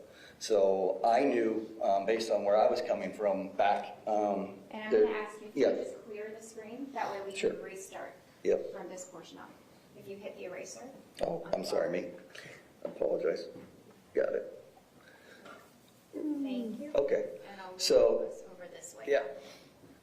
So I knew, and I'll go back to the pencil, I knew back in this area here, which is our offices for Coach's office, that there was a parent and Coach Fitzgerald, who was the baseball coach in there. I knew there were two people in there. I knew we had a first aid kit. So my thought process is I got to get Kyle somewhere where I can get treatment onto his leg and get him medical treatment as fast as I can. So we were standing right in this area here. As we're standing there, another barrage of gunfire goes off. And when you're standing there, is that barrage of gunfire clearly audible? Yes. And at that point, did you have any doubt as to the direction that they were coming from? No, I knew it was coming from somewhere, which would be my estimation was it was somewhere in the area of the 12 and 13 buildings, somewhere in that area here. As I said in my deposition, I didn't know if it was inside, outside, any of that information. I didn't have the visual stimulation of muzzle flash or anything like that. But by the way we were standing out here, and I end up running this way with Kyle. And the shots going off, you could almost feel the percussion and the reverberation of the gunshots bouncing off the buildings and stuff like that. Like I said, I wasn't able to say exactly, okay, I couldn't tell you that he was on the third floor shooting out the windows like we found out at a later date, but I could tell you it was coming from somewhere in that area. It could have been anywhere. I wouldn't have known that. And did you get an opportunity to go seek out and learn where the shooter was in that moment? Not at that moment. And why not? Because I was tending to Kyle. And what happens? And so Kyle, again, he's still crying, screaming, once, asking to get a hold of his mom. We run up this way. I take him down along until about to here. When I get to here is the first time that I see a police officer, the deputy sheriff. He was standing on the outside. I don't know if you can move this down a little bit or not, but he was standing on the outside of the fence. So he would have been somewhere out on the outside of this fence here. Somewhere, I'm sorry, I'm getting ahead of myself, but somewhere outside there, and he was standing behind his car back there. As I'm coming down through this thing, I'm yelling to him that it's active shooter, and that I had a gunshot victim. Now, at that time that you encountered that police officer, you didn't have a radio on, correct? No. Okay, so did you know why a police officer was at least 500 feet back? No, I had no idea. Okay, go ahead. Yep. So I yell at him, tell him that I have a gunshot victim, that it is an active shooter situation. We make eye contact, so I know he hears me, I know he sees me. Again, I don't have a radio. I do find out later that he does put it out over the radio that we have a gunshot victim by the football field, and that was the information that I gave him. So as we do that, I'm sorry, from there, we continue all the way down around back into this door here. I get Kyle into the locker room area. I quickly do a pressure dressing on his foot. I asked him a couple questions. He told me a description of the shooter. Kyle is an avid airsoft gun person. I don't know if you guys know what airsoft is, but they shoot little pellets, little BB, they're not BBs, but they're white pellets, and they have places where you can go and it's kind of like a paintball type thing. So he plays that, so he has a familiarization with weapons and things like that, because the weapons kind of look real, but they're not real. They're not real firearms, but they look real. So he was able to tell me that the guy was a male. What he said at that time was a black mask, wearing, I think, black pants, black vest, and had an AR-15. And that he was shot on the third floor, and that multiple people were shot. That's basically the information he gave to me. Learning that information, I called our dispatch. I don't have a recollection of whether I called 911 or our non-emergency number. I think I later found out that I actually called our non-emergency number, which I don't know why I did, but just happened that way. But I talked with one of our dispatch supervisors, and answered the phone, Pat Thurman, gave him the information over the phone at the time, and I thought everything was fine. Comes out later, when I went back to write my report, I asked to get that audio taping of that thing. Well, unbeknownst to me, my call dropped in the middle of the call. So obviously with that many people coming in the area, everybody on their cell phones, my cell phone dropped without me knowing that most of the information didn't even get to our people. So As you're in that room, you've rendered aid to Kyle. Did you take precautions to try and stop the bleeding? Yeah, I did a compression. We had a bunch of ace bandages and thing. I basically packed the wound as much as I could. Did a full compression bandage on it. Like I said, I was talking. We were trying to get. He was trying to get a hold of his parents on the cell phone. Is that typical of what you would want to do to a gunshot wound victim? Yeah, because with gunshot victims, the most dangerous thing with gunshot victims is bleeding. It's important to get to a gunshot wound victim quickly in order to stop the Very bleeding. time is of the essence with gunshot victims. Absolutely. Once you've applied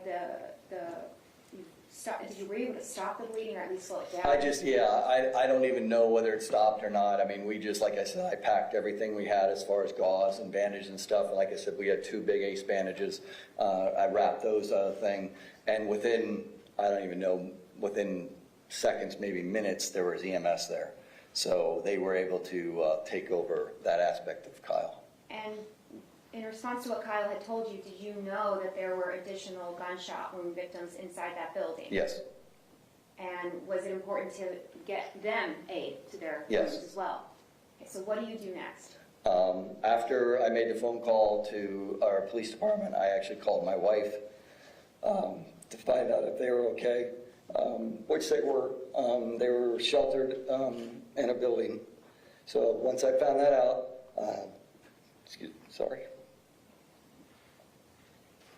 Once I found that out, I went outside. When I went outside, I met who actually is our chief now, deputy. At the time, he was a captain. Now he's our chief of police, which was Brad McKeon.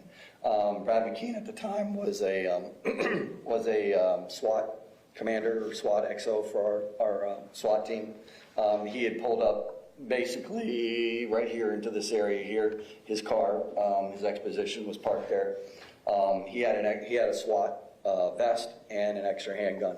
So I grabbed the SWAT vest and the extra handgun, and then we took off back towards the area of Building 12. I told him exactly. I knew where we were going because based on the information that Kyle had given us, all that stuff that had turned into Building 12. I'm very familiar with the school. I spent a lot of time there, so I knew exactly where to go. So basically, we went out this thing back through here, back up along to here. We checked, and as we'd go in, we're clearing because you don't know. I mean, we haven't had at this time. We haven't had any more active stimulation. There's no more gunshots. There's no more, active stimulation of what actually could be, or that people are being shot or anything at this point. So it's unknown exactly where this suspect is. He could be, he or they could be anywhere. You don't have that information. So we were checking, places like we checked the shed, and then we checked over towards this area. But then we ended up on the corner, right here on the corner of Building 13. When we came around the corner of Building 13, Coach Weiss was laying right here, right outside the door of the stairwell. We started to go to check him, but there was a deputy, I'm not sure of the name, I think it might be Deputy Goolsby, if I'm correct, was posted up on this corner right here. He was providing outside security, outside coverage of that area. There was already, we later find out just momentarily, I'll deal with Coach Weiss first. We started to go to check and see if he was deceased. Can I ask you to clear the screen one more time? Yeah, sure can. Ask you to mark for us. Sure.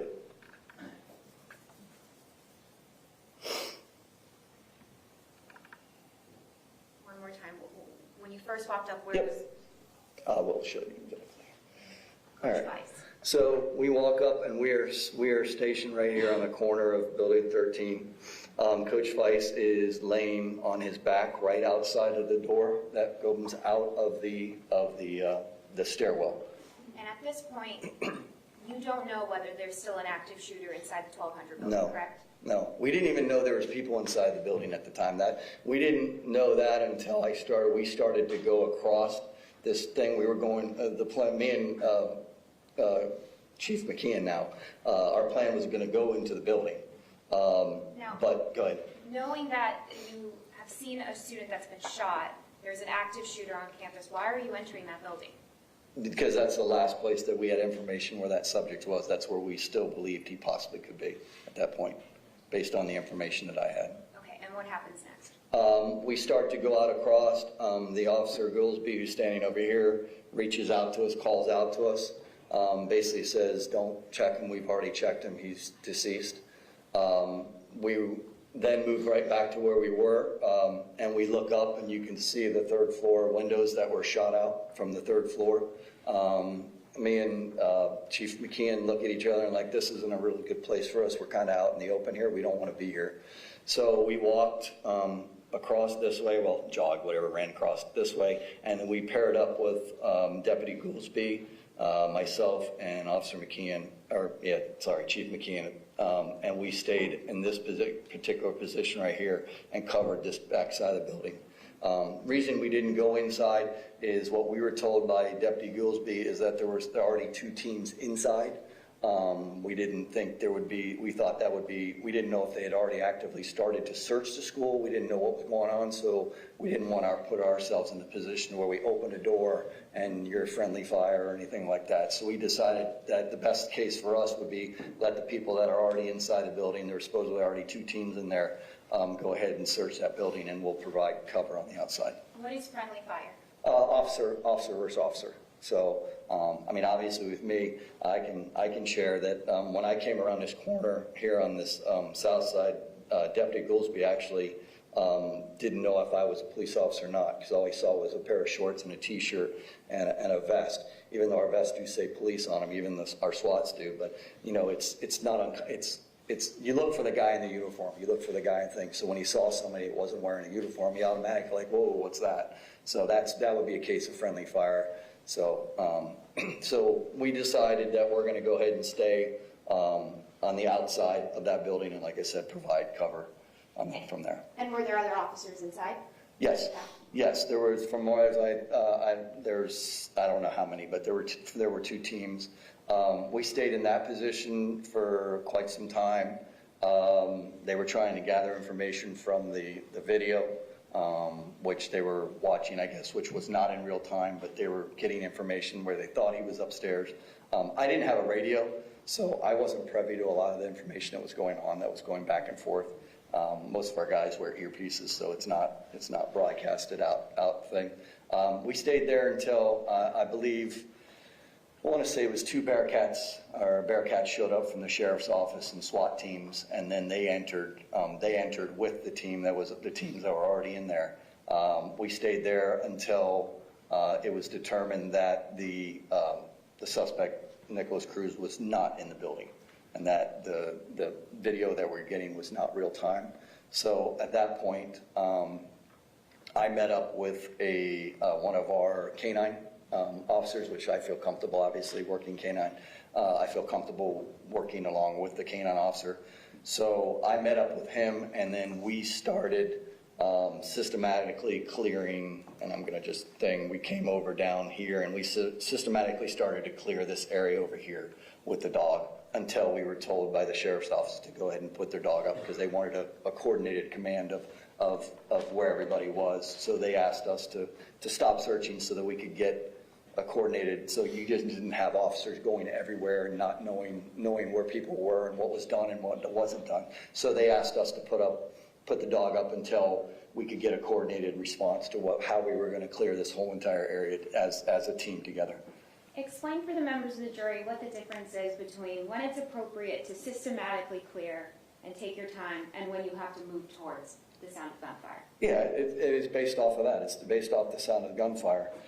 In this situation, which is active killer situation, active shooter situation, like I said, our training for single purpose response is to go towards the sound of gunfire. When that stops, then you can stop. But when that gunfire is going off, you have to know that every time that trigger is being pulled, that someone's life could be lost, and that's why we move towards the sound of gunfire. Would you ever systematically clear a building while there's active stimulus or active gunfire? Not, I don't know how you want to call it systematically. You're still going to move tactically. I mean, you're not going to be full out running down a thing. You're still, you're not going into it. You don't want to go in. You still want to be able to help people. You don't want to die in a situation on the way. Look, we all put our lives on the line. We understand what could possibly happen, but you are going to move swiftly and as tactically as you can towards the sound of gunfire. So you never want to move fast enough that you can't, take a shot or anything like that. So you will move systematically. I guess that would be the word, but you're going to move quickly. If that is clear, I guess I understand that. Now, when you start to clear, will you back up with the K-9 officer, correct? Okay, so I'm actually... Yeah, so we can erase this. So once we're told to go back to the thing, they were still taking people clearing people out of the 13 building and the 12 building. So what I assisted in is I just assisted in the people coming out of the 12 or 1300 building, and then we were directing them through the parking lot out to Holmberg and Coral Springs Drive, or up there, I guess it's Pine Island. So we were working with people. So I was assisting in that until we got everybody cleared out of the school. So, Ms. Combs, before you start the new subject line, we're going to have to press pause on the direct examination. Okay. We're just going to press pause right where that's at. All right. Ladies and gentlemen, we're going to press pause for the night. When I resume the trial tomorrow, we're going to continue with the direct examination of the witness. So, same admonition as always. Please do not discuss the facts of the case, the evidence, the witnesses, or the testimony amongst yourselves or anyone else. To reach into the case, please make research directly or indirectly from any source. I'm going to ask you to please not watch the news tonight. No news, no newspaper, no social media, nothing of any sort. I think there might be a basketball game on tonight for those of you that are interested in that type of thing, but I don't want you to watch the news, okay? Because of some matters that I need to handle on my docket that have nothing to do with this case, based on our discussion last week, that I never want you waiting around for me. We're going to start a little later than normal tomorrow. So I'm going to ask you to be back at the jury room downstairs where they met you this morning at 9:45. 9:45 tomorrow, which is Thursday, June 8th. If you leave the notepads in your chairs, they will be waiting for you when you come back. The deputies gave you your letters. I hope you all have a good night. Thank you.